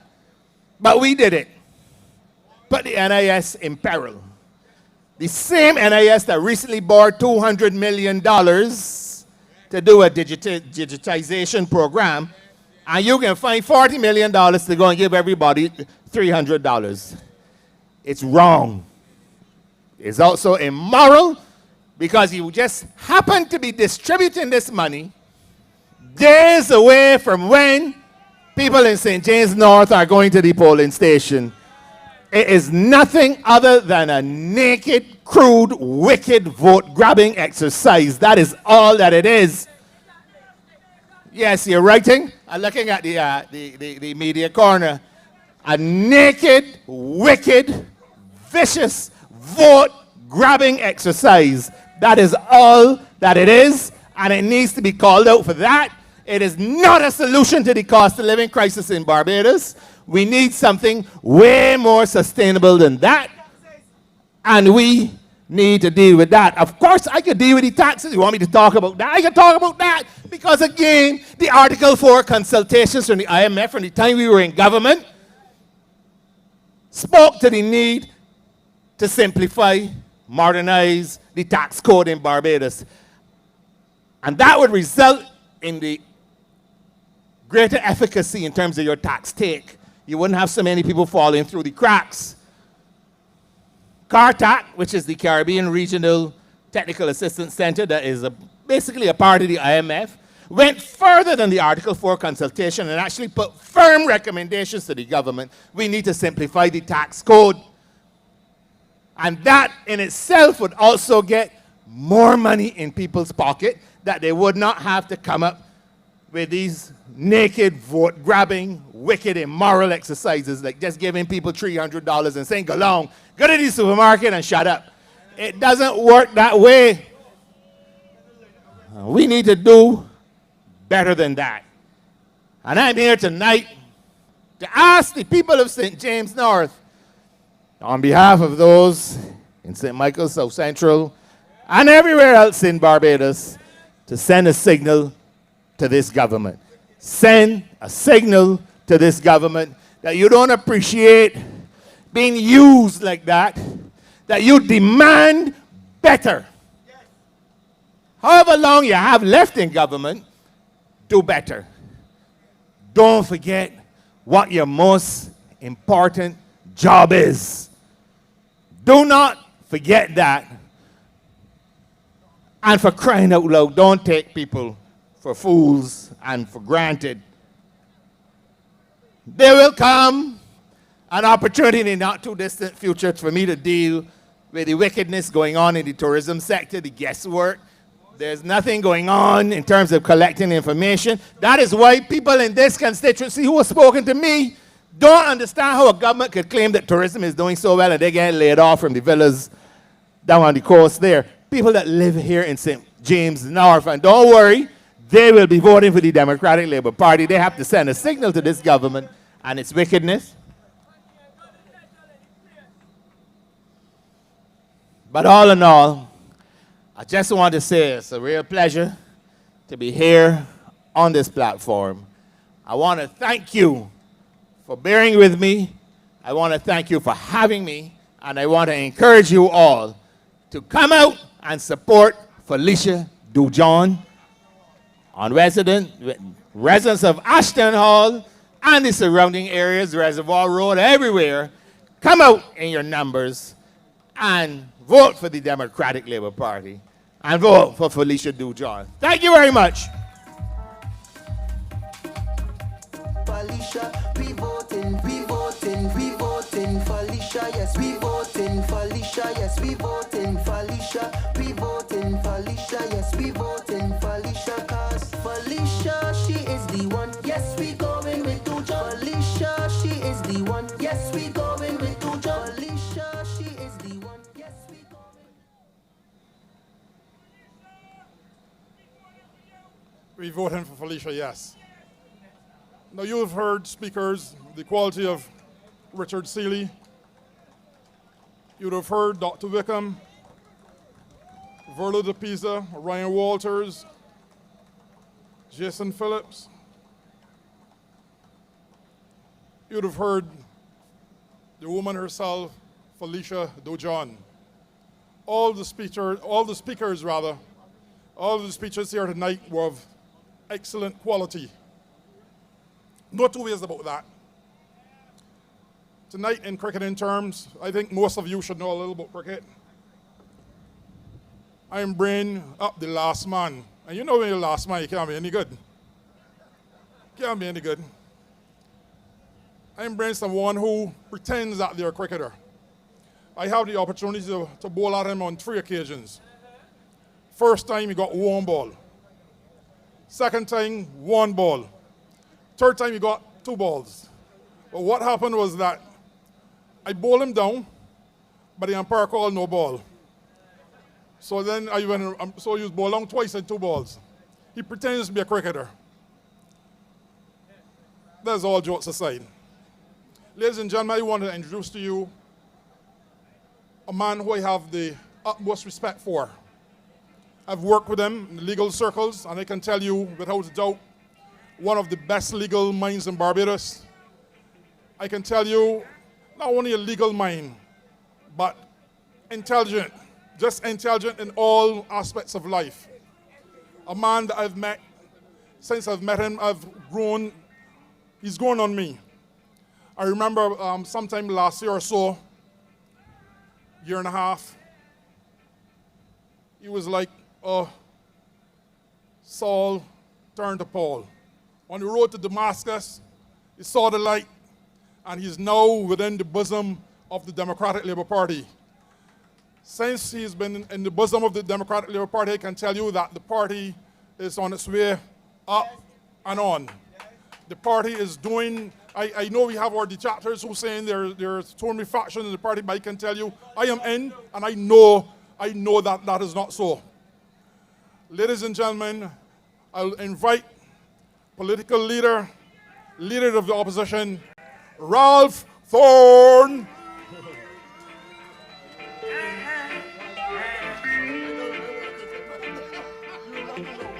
They can't keep a good man down. Always keep a smile when they want me to frown. Keep the vibes and I stood my ground. They will never ever take my crown. Oh, Jah bless, I say no man curse. Things getting better when they thought it would be worse. Here comes the officers asking for a search. They found no weapon, just only a drawers. But I'm so solid as a rock, they just can't stop me now. Even when they set their traps, they just can't stop me.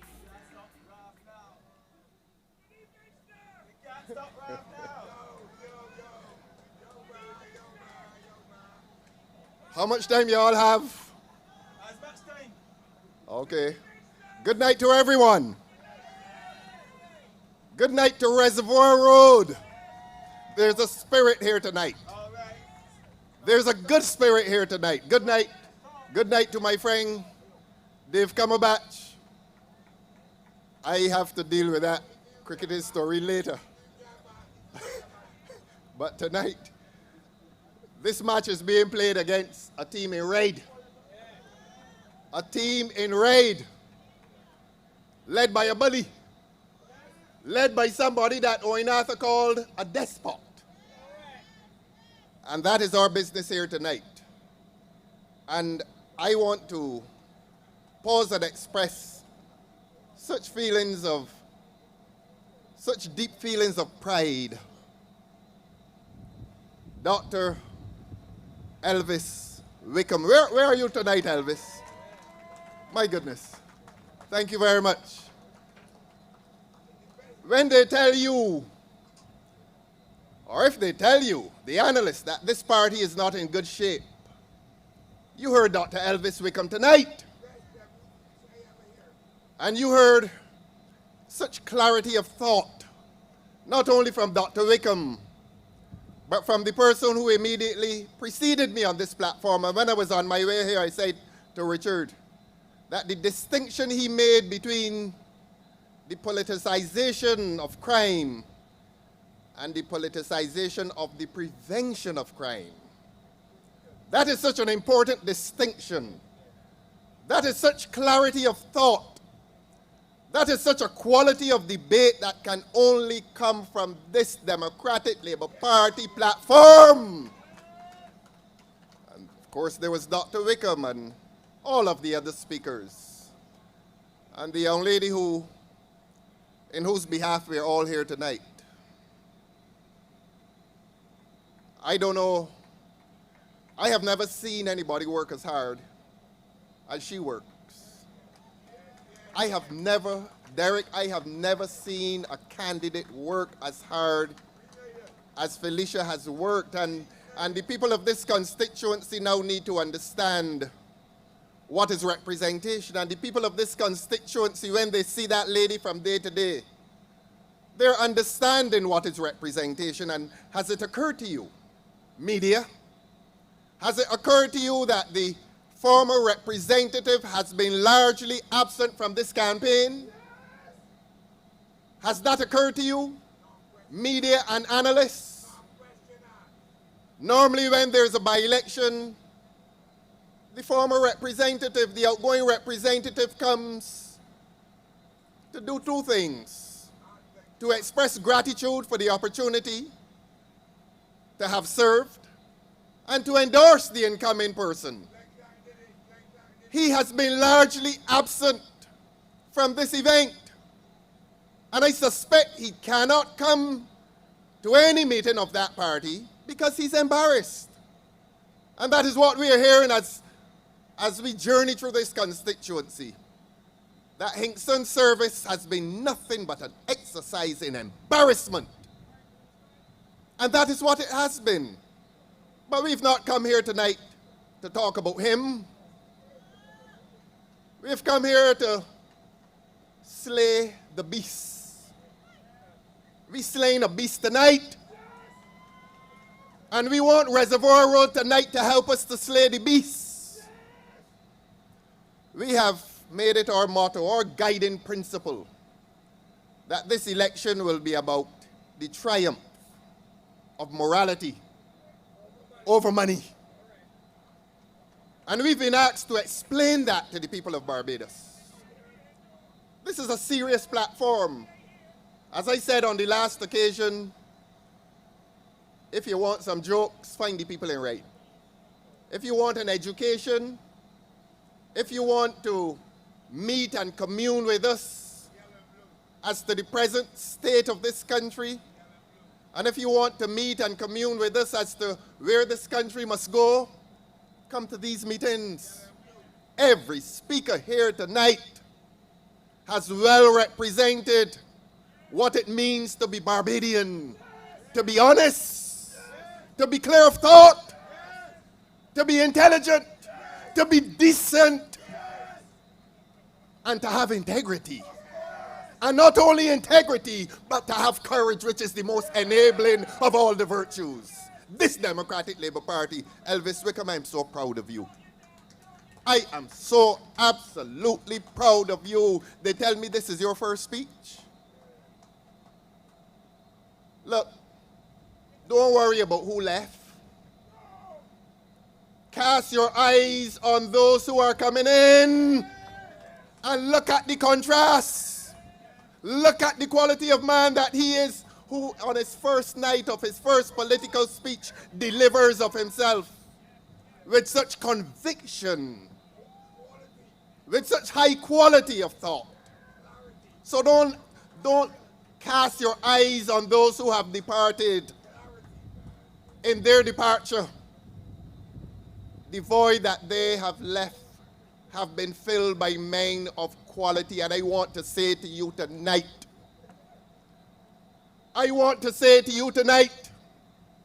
and remind you of what I said at the party conference last August. I meant it.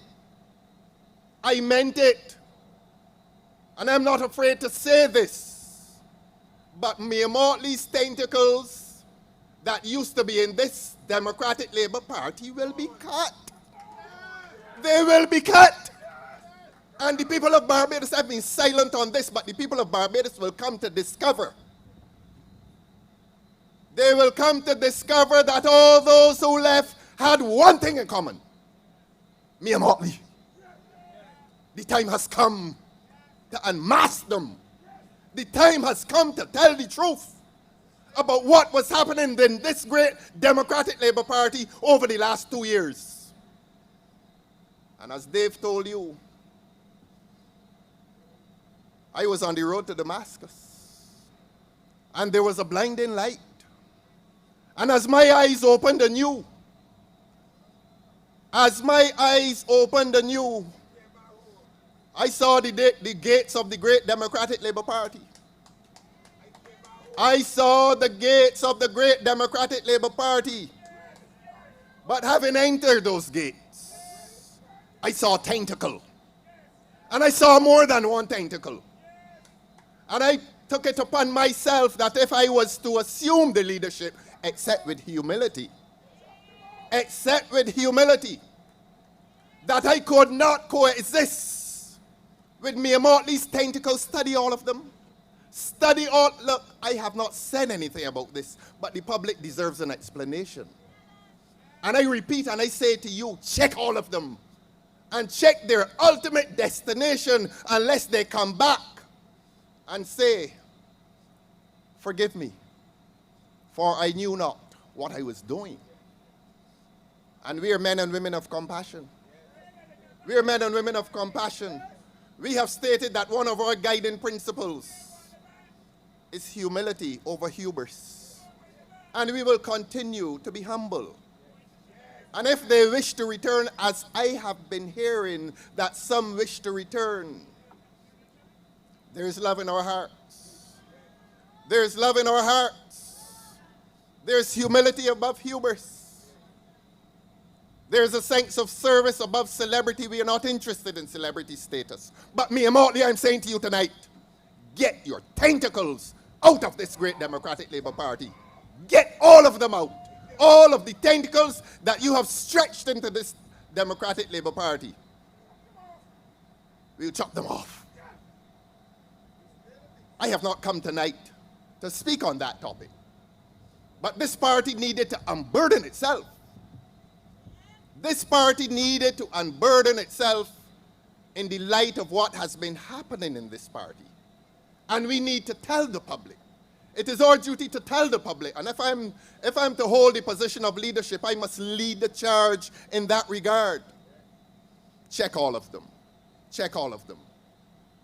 Look at their curriculum vitae and see the direction in which they've gone and the directions in which they're going. And you will understand what this great Democratic Labour Party has endured over the last 2 years. And in the year that I walked the road to Damascus after the light blinded me, and when I opened my eyes anew, I was no longer Saul and I became Paul. And I accept the leadership of this party with humility. But my courage will not abandon me. And love, Derek says. And tonight I have come to explain morality over money. And to add to that topic, the people demand respect. The people of this country demand respect from me, Motley, and this illegitimate government. Morality over money.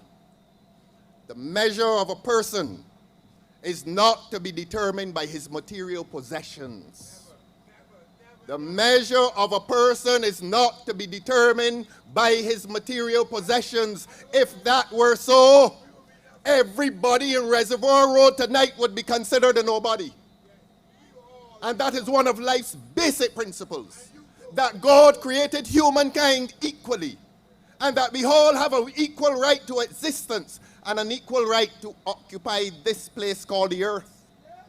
And the measure of a man's worth is not to be determined by his material possessions, by his money. And that is all we are saying to the people of Barbados. That a man is to be judged by the content of his character. Martin Luther King said it. And a man is not to be judged by the content of his bank account. That is all we are saying to the Barbados Labour Party, and they don't understand it. Poor people have an equal right to dignified treatment as the rich in this country. But you in Barbados, we are now aware, the people of Reservoir Road are now aware, that this Barbados Labour Party and government treats rich people differently. It treats rich people with dignity. And we will demonstrate to you. You've heard it on this platform tonight, and I think it is my duty to reinforce the point. So that has been our motto. Not a slogan, not a slogan. A motto is a guiding principle. People use slogans when philosophy has died. The Barbados Labour Party has no guiding philosophy. They use slogans. And the slogan that they have come to you with in this election, I have to read it because I want to read it. Go big or go home. Go big or go home. I saw a photograph in which, thank you very much, in which people are wearing shirts with those words on it. Go big or go home. It is a message of intimidation. It is a message of violence. It is a message of exclusion. Go home, they say. If you're not big, if you're not going big tonight, Reservoir Road, go home. And you come to people and ask them to give you a vote. And you're saying to them that if they're not associating with big and wealth and power and might, go home. Do you believe that somebody would have done that? Do you believe that that would have been their guiding principle in coming to people and asking for a vote? Go big or go home? Leave the place. That's what they're saying to you. If you cannot identify with might and power, even if that might and power are unjust, go home. And I saw them driving through by our constituency office this evening. They need not have done it, you know. With these big vehicles, large trucks and SUVs, passing by the little street that on which our office is located. And they need not have passed through there. Their office is on the main road, but they want to drive through and intimidate because they're big and they're mighty and they're powerful. And everything they do is immoral. And that is why we have come to the people of this country. And that is why we have come and we have said that there must come a time in this country where morality must triumph over money. And bigness, Derek says. And bigness. So that we're not saying to you for a minute that money, that you must diminish the value of money. You need money. It is important. You need money to house yourself, clothe yourself, and feed yourself. But we say to the people of this country, not to the Barbados Labour Party, because they don't understand. They are proving us right all along. They are making it clear that there is a sharp distinction tonight between the Barbados Labour Party and the Democratic Labour Party. The difference between these two parties is clearly manifested. This campaign is showing up the fundamental, the profound difference between these two parties. And we say in this party, and we say to the people of this country, that there must be room for morality and that money is important. But you cannot judge a man by the possession of his money, and the possession of money does not give any man the right to treat others who don't have money with indignity. That's all we're saying to them. But their message is that there's no place in this society for the small man. As they say, you either go big or you go home. And as I said, big is not physical. I'm not interested in anybody's physicality. I am more interested in the fact that when they speak of big, they are speaking of the wealthy, the powerful, the brutal, the violent, the dominant, and the disrespectful. That is what the Barbados Labour Party is speaking about. They're not speaking, it is a subliminal message. It has nothing to do with anybody's physical size. It is a message that they're conveying to you, that they're on the side of might, and that might is always right, even if it is unjust. And we, the people of Barbados, the freedom people of Barbados, must resist that notion that might is always right, and that the wealthy and the powerful must dominate the political and social life of this country. I say to you tonight, morality must continue to triumph over money. And I say to you tonight that the people of this country must be respected. Rich and poor and those in between must be respected, and the respect must be equal, and the respect must not be determined by how much you have, the size of your house or the size of your car or the size of your bank account. From the richest to the poorest, equal respect.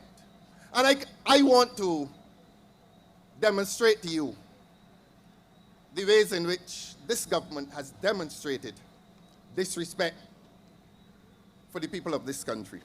And I'm just going to give you 3 examples. Go ahead. Beg your pardon. Question of potholes. You know, let us not take these things for granted. We went into one of the most beautiful parts of St. Peter of Barbados, to my mind, a place called the Whim. It's a place of such natural beauty. And it is a self-contained community. It is there, it nestles within a part of Barbados that is not a thoroughfare. It is their place. And when we were driving through the section, that beautiful gully portion of it, the potholes were large. Clearly no conscientious representative had gone there. No conscientious representative could have visited the Whim and continued to describe himself as a legitimate representative. Potholes were big. You know, the second time we went back, they had filled some of the potholes. And as Richard said here tonight, I can't remember all the words he used, but nasty and vicious vote-catching exercises. I used the word cynical. Cynical. That a few days before an election, MTW or whoever comes there and fills a few of the potholes. Having failed to do it for many, many years, certainly having failed to do it for the last 7 years. And on the eve of an election, you come into Whim, and no doubt they will come through here as well, and fill potholes. They're not doing you any favor. It is a cynical device to catch your vote. It is disrespectful, and that is what the Barbados Labour Party is about. I say tonight, give the people some respect. Stop disrespecting, stop insulting their intelligence, stop believing that you can come on the eve of an election and fill up a hole and get people to vote for you as a result of that. Who do they think we are? And more so, who do they think they are? Who does the Barbados Labour Party think it is? Does it think that it owns the people of Barbados? Does it think that it owns the minds and the intellects of the people of Barbados? That you can do these things cynically and sail back into government?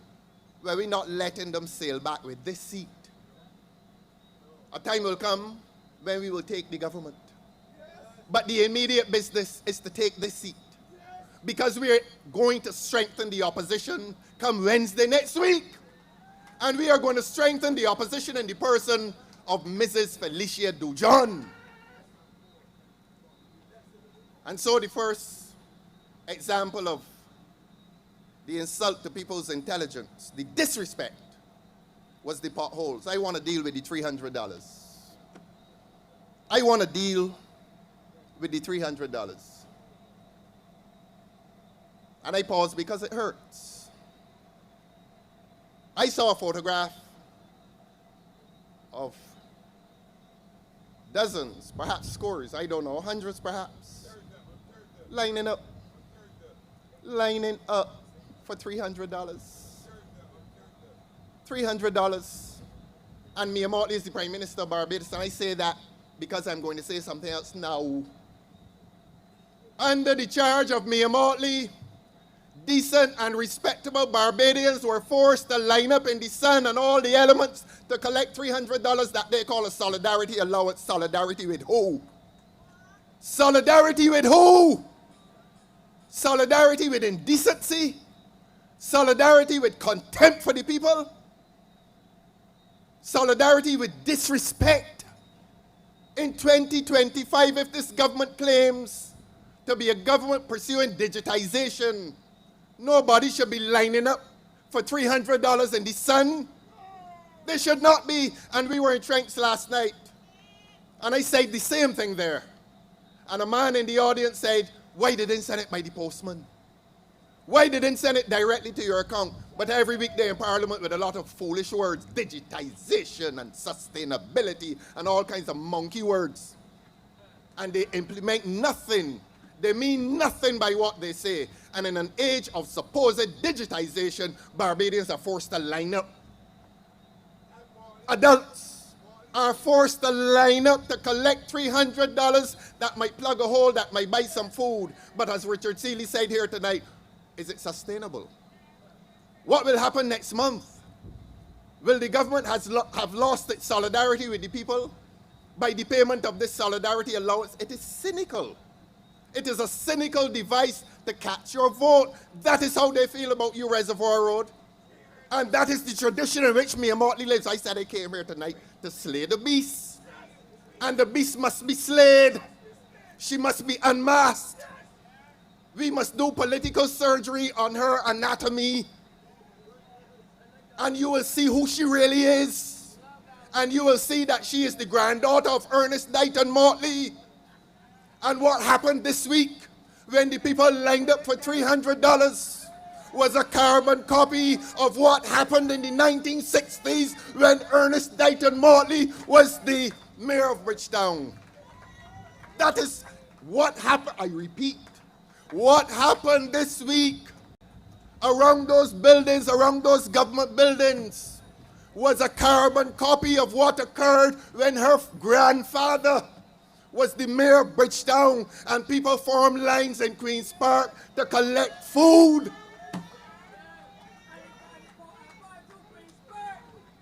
We don't make jokes around here. We don't make jokes around here. We must slay this beast politically. And that is not a statement in violence. That is a statement that is intended to rescue the dignity of the people of this country. It must not happen again. Those days are finished. Motley's Soup Kitchen must be closed, and it must be closed permanently. And Errol Walton Barrow said at the end of the 60s, if I can't get Motley out of the city, I can get the city from out of Motley. And the Soup Kitchen was closed. And people returned to lives of dignity. And Mayor Motley has returned Barbados to indignity this week by asking people to line up for $300. Is this right? Do you enjoy this, Reservoir Road? Is it right to reduce the dignity of people? And that is why we have come with our motto, our guiding principle, that morality must triumph over money, and that people have a moral right to dignified treatment.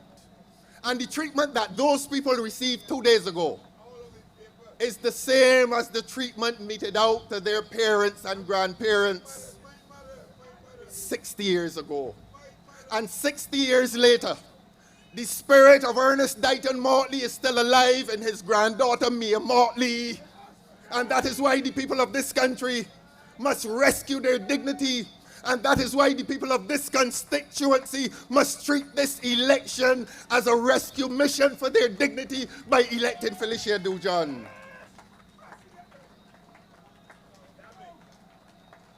Serious business. Serious business. We're doing political surgery tonight. And we will demonstrate to Mia Motley that she's not good for Barbados. We will demonstrate to Mia Motley that the people of Barbados have dignity. We will demonstrate to Mia Motley that we in this country have self-respect and that our dignity and our pride cannot be bought with $300, even though we need it. And we urge the people of Reservoir Road and St. James North to accept the money and to pay some bills. Beg your pardon.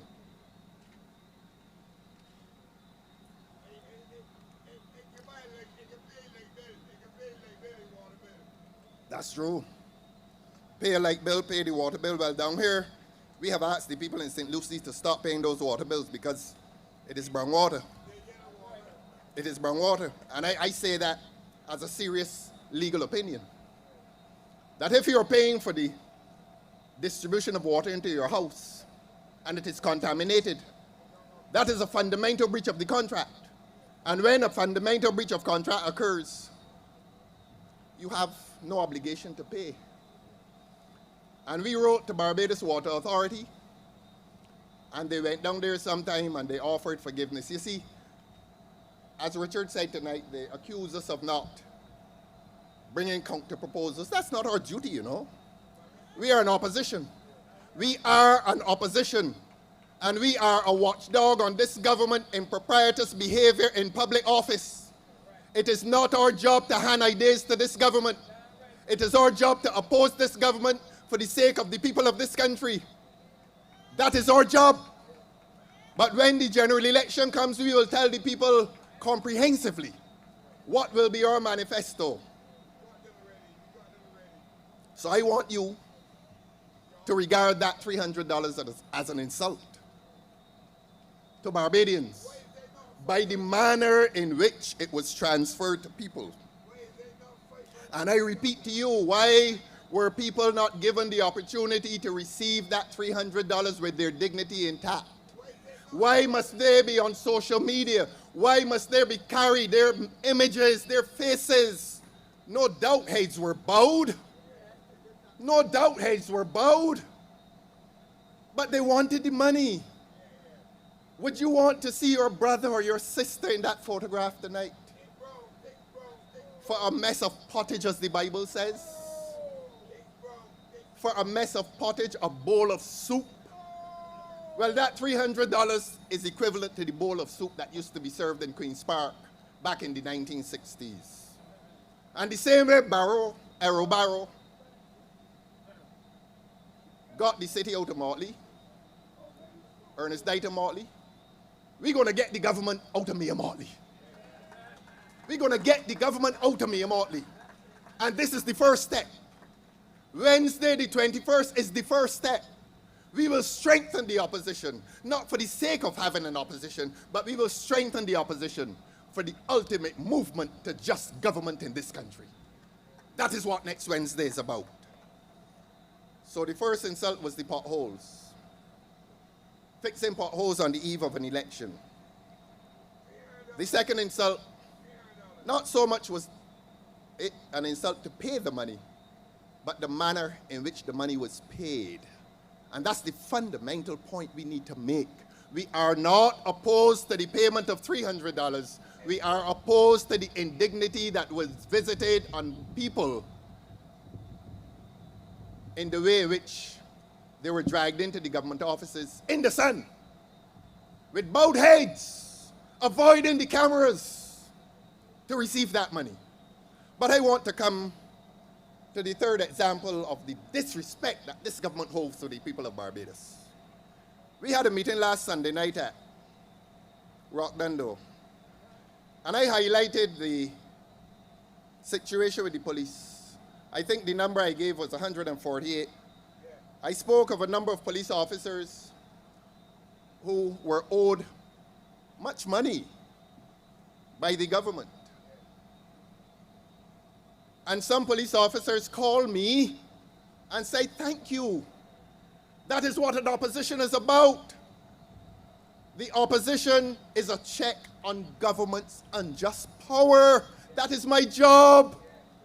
And that is the job that I will be assisted with after next week, Wednesday. We are not the government. We are a check on government's propensity to abuse its power. And in the exercise of that function as opposition leader, I went to Rockdando last week and told the government I am ordering them to pay the policemen the money that they owe them. Richard talked tonight about this government handing money to criminals. And a new minister meeting with gangs when the meeting ought to have taken place up in St. Philip. But I come to the police. You know, within a few hours of my having made a plea on behalf of the members of the Barbados Police Service, your Prime Minister made a call, and no doubt she wrote a memorandum and ordered that the policemen be paid. If I were sitting out there comfortably with them next to Nero, perhaps. Look, you know, they had me next to Nero. I used to sit next to Nero for what that is worth, but y'all ain't getting me to say anything else on that. I used to sit next to Nero. And if I had not removed myself from next to Nero, the police would not have got their money. I am no hero. I am just doing this job that God has driven me to do. And I intend to do it. And I raised my voice last Sunday night in Rockdando on behalf of the Barbados Police Service. And within hours, Mayor Motley was writing a memo to the government department. I brought the correspondence here tonight. I'm going to read it. You may find this a little boring. Any police officers out here? Lovely. They do such good work. Let us pause and acknowledge the excellence of the Barbados Police Service.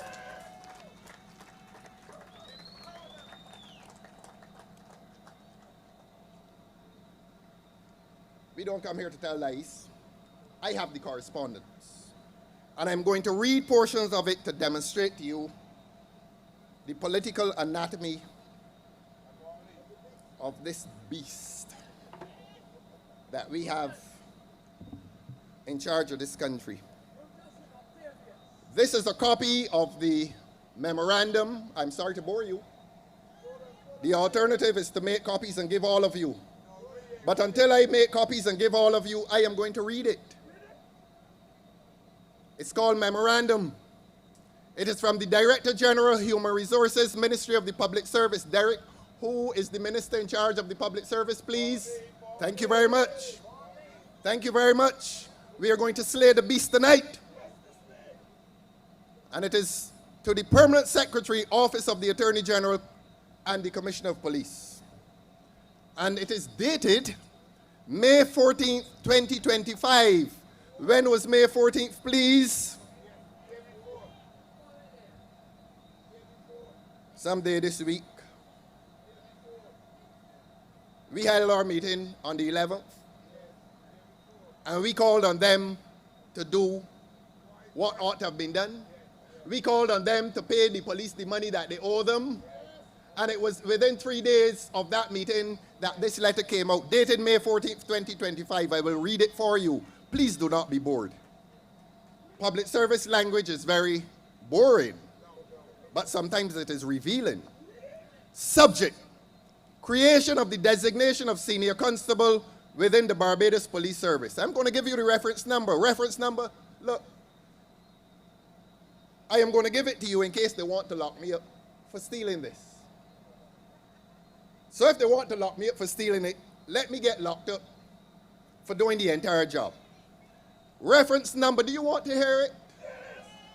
Reference number 6416, volume 1. All civil service practice. Everything is very proper. Let us read the first line. Reference is made to the proposal announced in the financial statement and budgetary proposals on March 18th, 2024. This was a proposal that came from your Prime Minister in the budget speech of March the 18th, 2024. This was supposed to have been implemented last year, a year ago, Bascom. And it is only because we go to Rockdando and ask that this be implemented that all of a sudden this week it becomes important 1 year later. I continue. I am directed to inform you that the minister responsible for the public service has granted approval as follows. A, the designation of senior constable to be treated as a special assignment for a police constable with continuous service of 20 years or more. I spent the last 7 years in there, even when I was outside of Damascus. Even before I came into Damascus. I spent all those years in there asking for proper treatment of the police.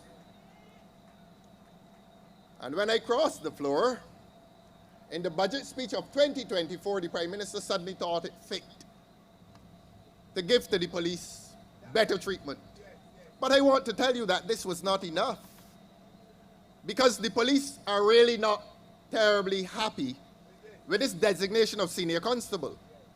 Because the police force in this so-called republic is still a colonial relic of Britain.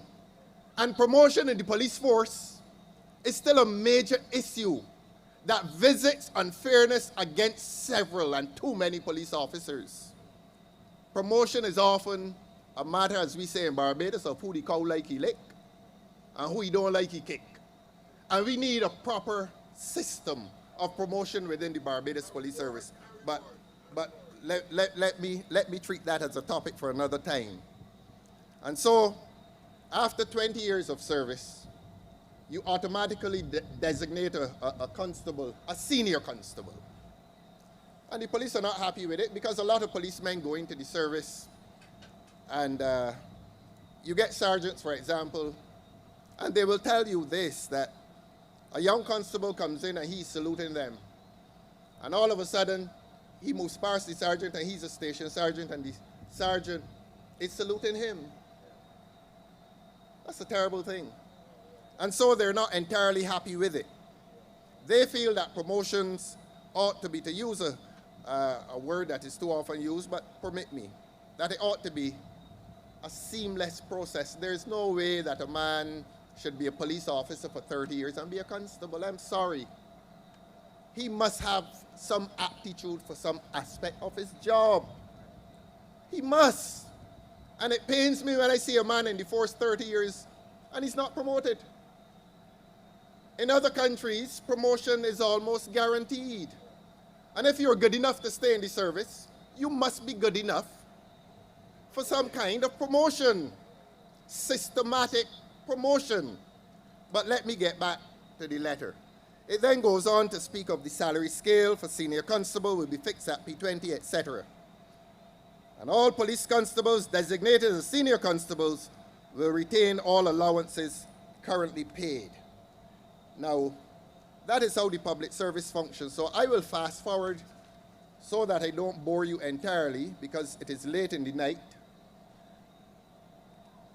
And then it says, I am further directed to inform you that 300 designations of senior constable have been created for suitably qualified police constables. So the number was 300. 300 police officers designated to become senior constable. Listen to this.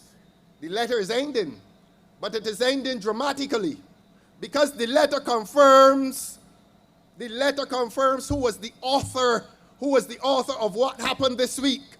Listen carefully. Please note that the Prime Minister has requested the following information. The Prime Minister, not the ignorant Attorney General, the Prime Minister. It tells you, and I don't make any apology for calling him that. I don't. We are not here to offend people, but a man who has loitered on this job, when we thought that it was laziness, it turns out to be ignorance. Useless. Please note that the Prime Minister has requested the following information. This is your Prime Minister here. She asks, what will be the recurring cost for 2025 to 2026? So she delays this for an entire year, presumably because of costs. The police ain't a body. She now wants to know what it will cost the Treasury. Why she did not ask how much it would cost the Treasury when she was giving the money to the other people? Why? But all of a sudden it deals with the police, so she's inquiring about costs. Costs become relevant. How much money you're spending on the mission in Dubai? And I promised to talk about Dubai, you know.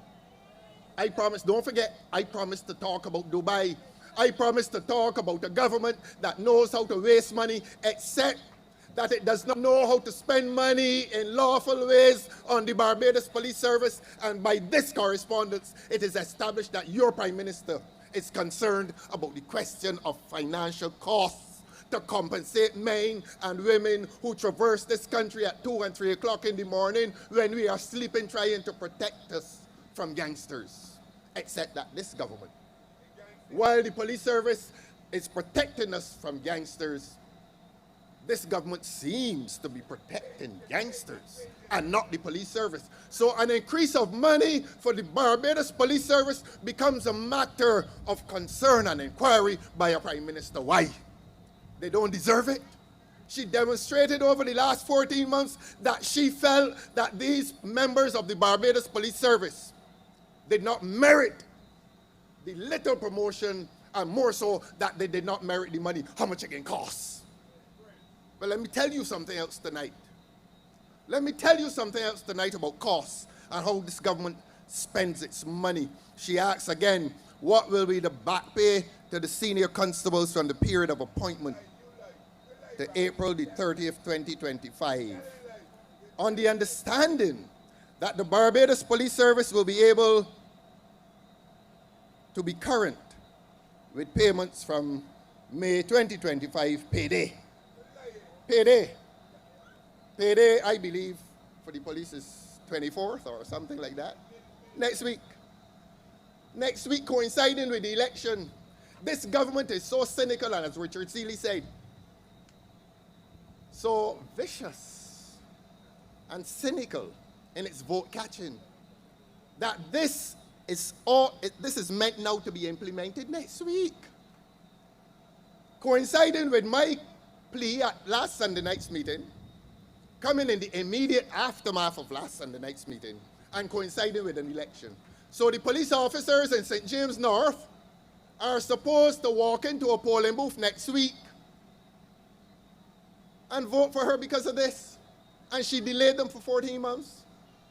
Shame, shame. And the letter ends, nice, sanitized public service language, and she is concerned about the costs. Well, let me tell you about another cost with which she was not concerned.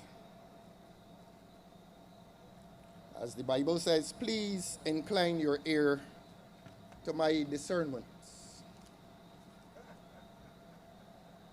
How much it can cost. There's a department in the Ministry of the Attorney General that was dealing with this peace program, and you know, we're going to come back to this peace program from time to time to time, because you need to understand how this government has treated law-abiding people in this country, and you need to understand how this government has treated the criminal element. And we have talked about the peace program, so I'm not going to visit you with news on the peace program tonight. I'm going to tell you about another program that they had within the Ministry of the Attorney General. It was something called Start Wise. And when you hear and when you find out who was at the head of this Start Wise, you will not be surprised that it ended foolishly.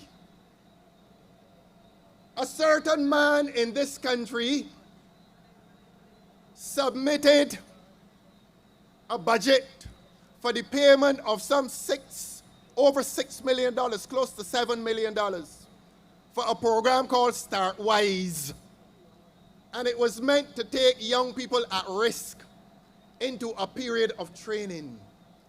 And the bill that he sent in was close to $7 million. And she worrying about paying police officers. How much it can cost. And in the first year of that program, the promise was made, oh, we are going to graduate 500 people. We are going to train 500 young people at risk. And when they graduate, they're going to get jobs. They're going to get jobs.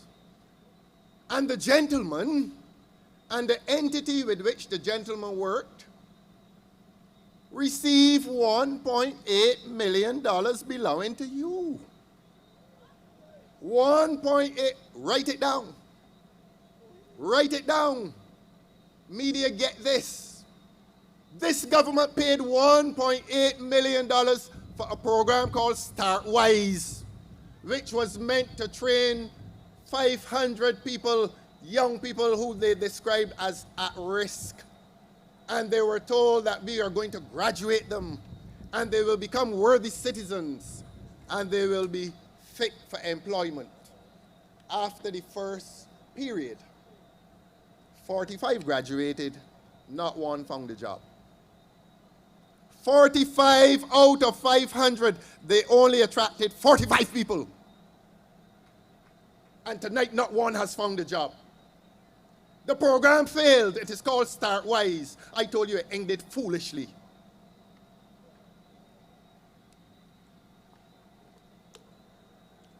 Suppose I say who the person was. Suppose I say who the person was. You know, y'all tempt me every week. Y'all make me leave these meetings and go and talk to my lawyer. I don't advise myself. And my lawyers told me to be careful. So one man wants to know and the other man says no, Ralph. Protect. Derek says no. Cavill says he wants to know.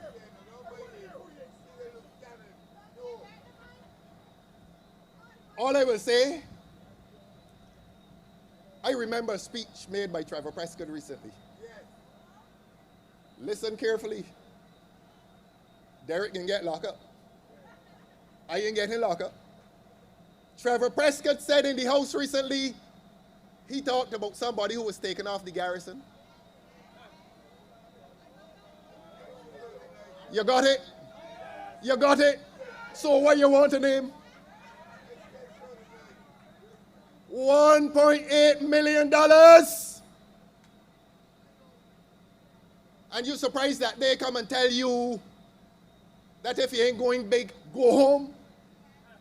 The people who going big in government and the people who pump a setting all about this constituency, one meeting with 10 and 12 BLP cabinet members, all big, powerful, mighty, and wicked. $1.8 million. Ask Trevor Prescott who he meant. He never said. And I ain't saying either, Derek. You go in prison. Not me. I can tell you when I get down, though.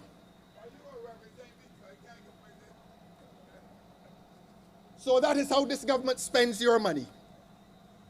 To make people big and wealthy and powerful and mighty and wicked and unjust. And it is no joke that $1.8 million was paid to a man and the entity that he headed to train young people for advancement, for job advancement. And not one graduated, not one got a job, but he got your money. $1.8 million. Start counting. Start counting. And the police officers, 14 months, and they couldn't get a cent of what was promised at the budget speech last year. And you will hesitate about getting rid of these people? You will hesitate about getting rid of these people? You will hesitate about rejecting the man who has come down here to continue in the tradition of Hinkson? He is going to do nothing differently from Hinkson except that he may actually find it possible to do worse. When you thought that no one could do worse than Hinkson, Blackman will succeed in doing worse.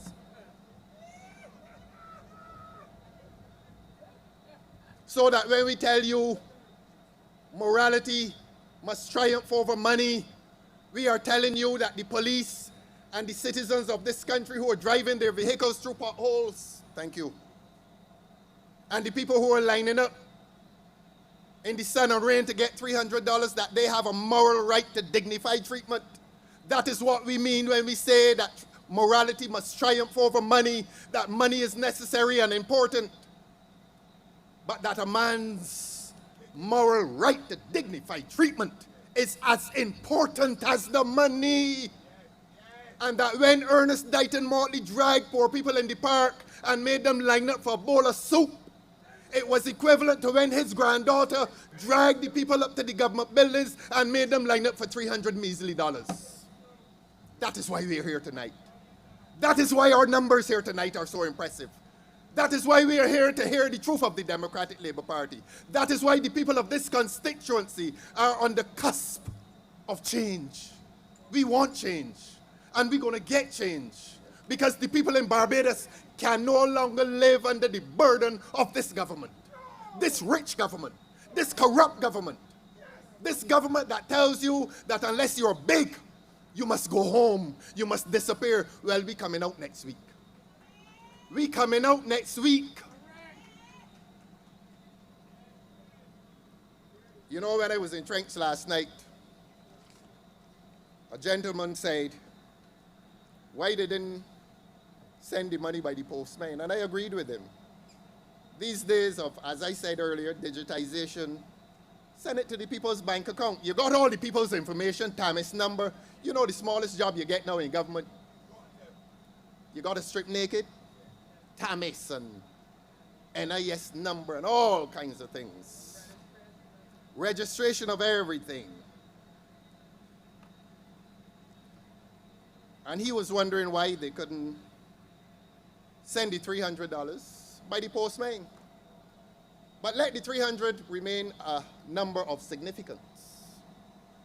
Because during COVID, $300 million were reserved for the tourism industry. Richard, I beg your pardon.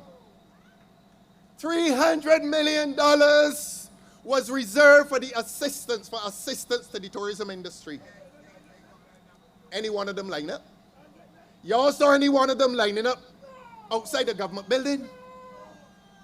We know it was 300 million. And they got it in a dignified manner.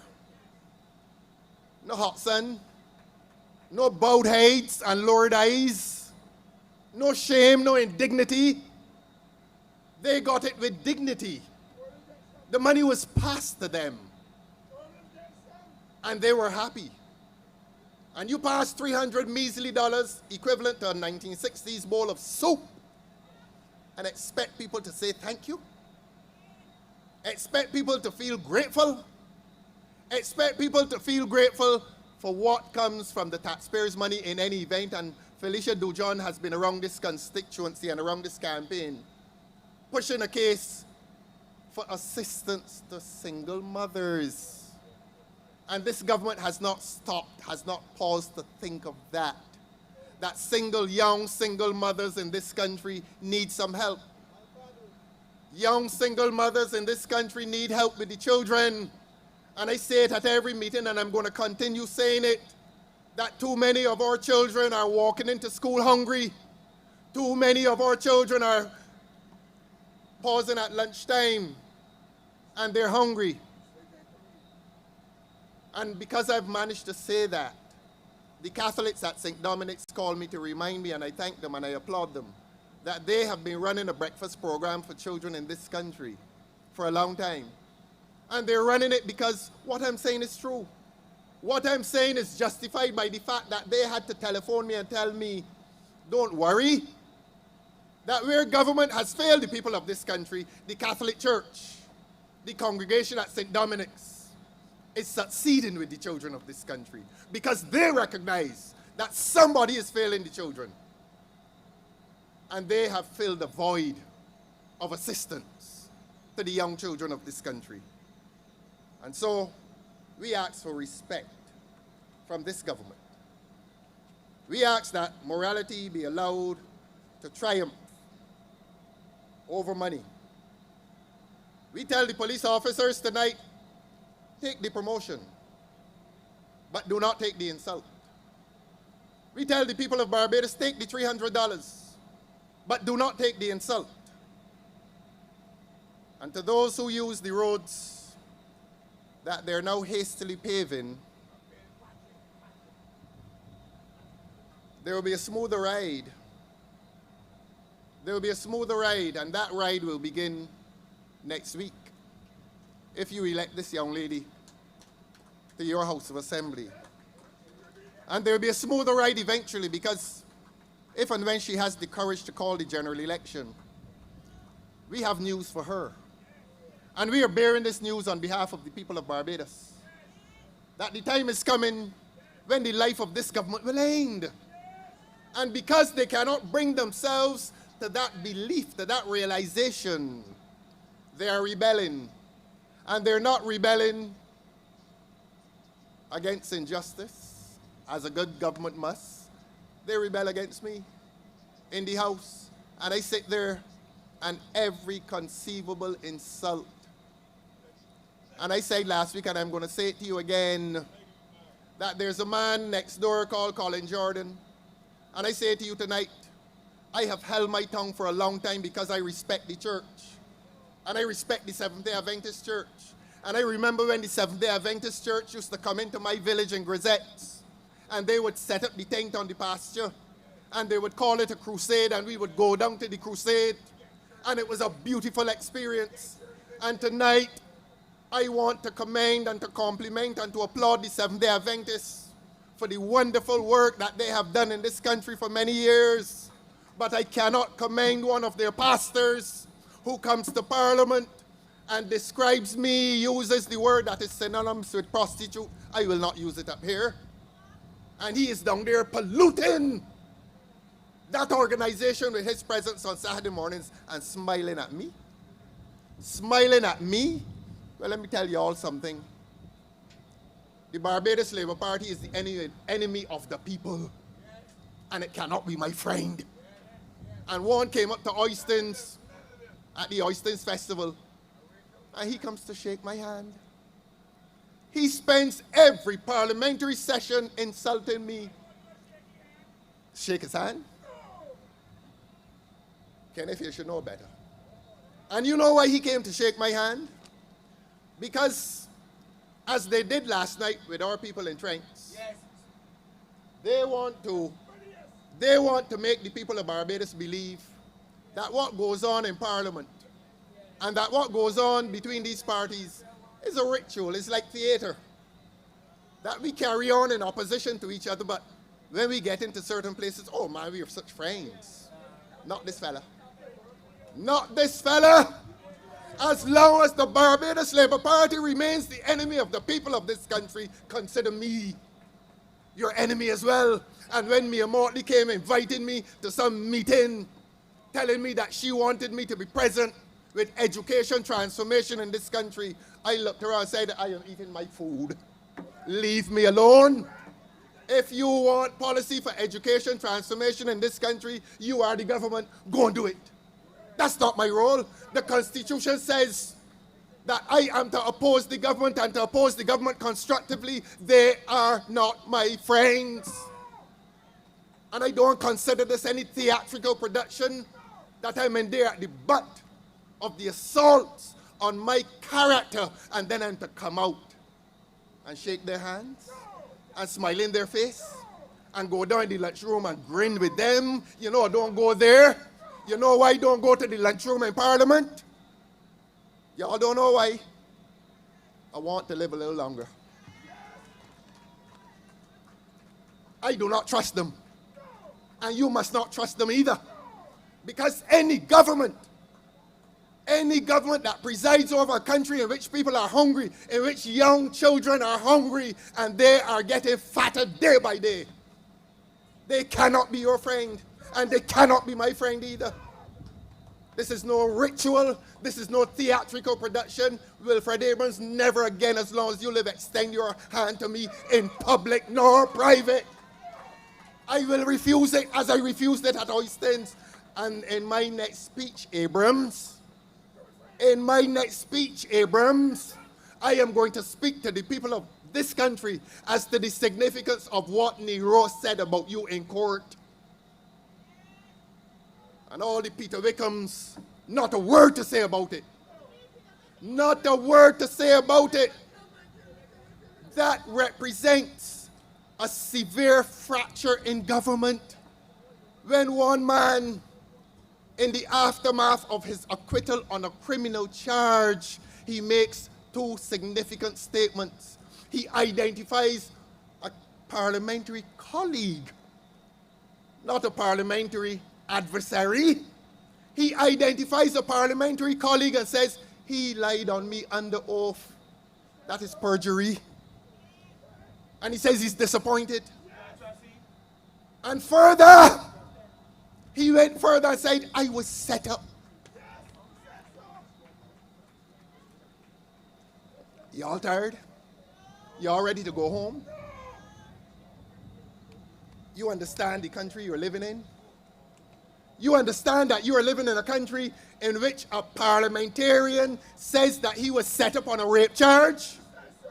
And in the same paragraph, he calls the name of a man who is in the cabinet? You ever heard of the United States of America? You ever heard of Britain? You ever heard that if this had happened in one of those countries, a certain person would be fired from the cabinet?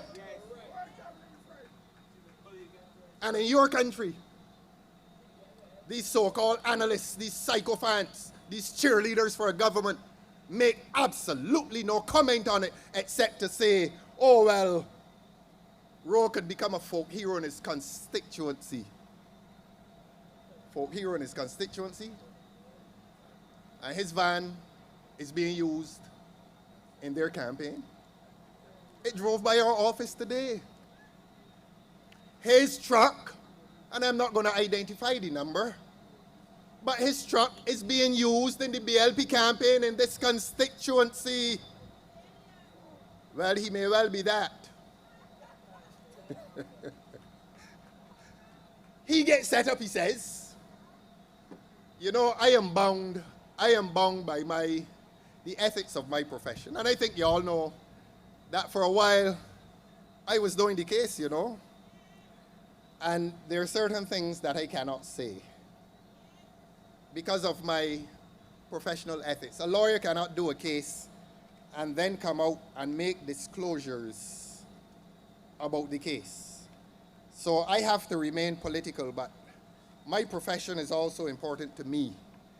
And he has even now, he has the right to expect that I will not disclose confidential matters that arose between he and I. He has the right to expect that, and I will not breach those confidences, those professional confidences. But,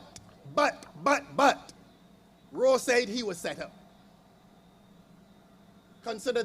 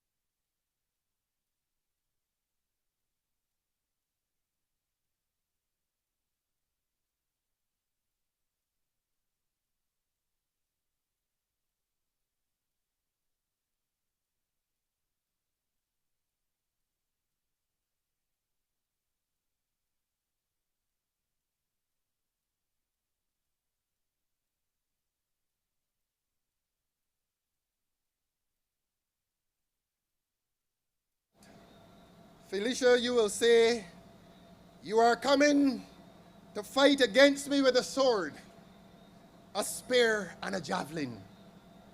But I am coming against you in the name of the Lord who rules over all. Those words were said by David to Goliath. And I repeat, you are coming to fight against me with a sword, a spear, and a javelin, but I am coming against you in the name of the Lord who rules over all.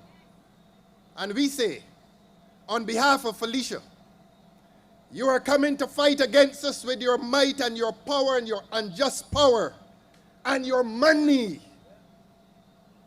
But we come with dignity, decency, and the morality of the people of this country.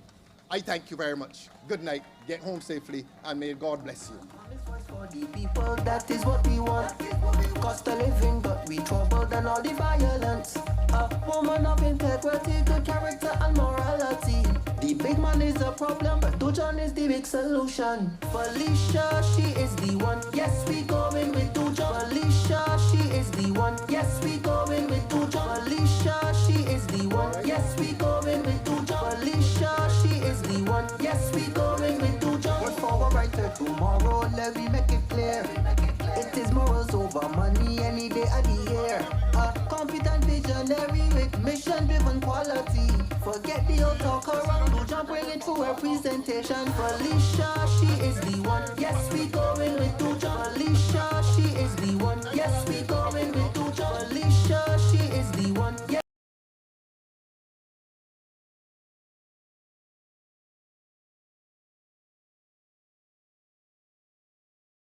We would have enjoyed bringing it to you. Now, this is just part of it. You would have heard the gospel of the Democratic Labour Party. The ball is in your hands now. So May the 21st, we're expecting Graves Road, Reservoir Gap, wherever you are in Ashton, wherever you are in St. Peter, wherever you are in St. James North, we're asking you to come out and vote. Felicia Dujon, the one. Tomorrow night, we continue our meetings at 7 p.m. Sion Hill, 7 p.m. Come out and hear some more exciting speeches from the Democratic Labour Party. Get home safely, ladies and gentlemen. Thank you.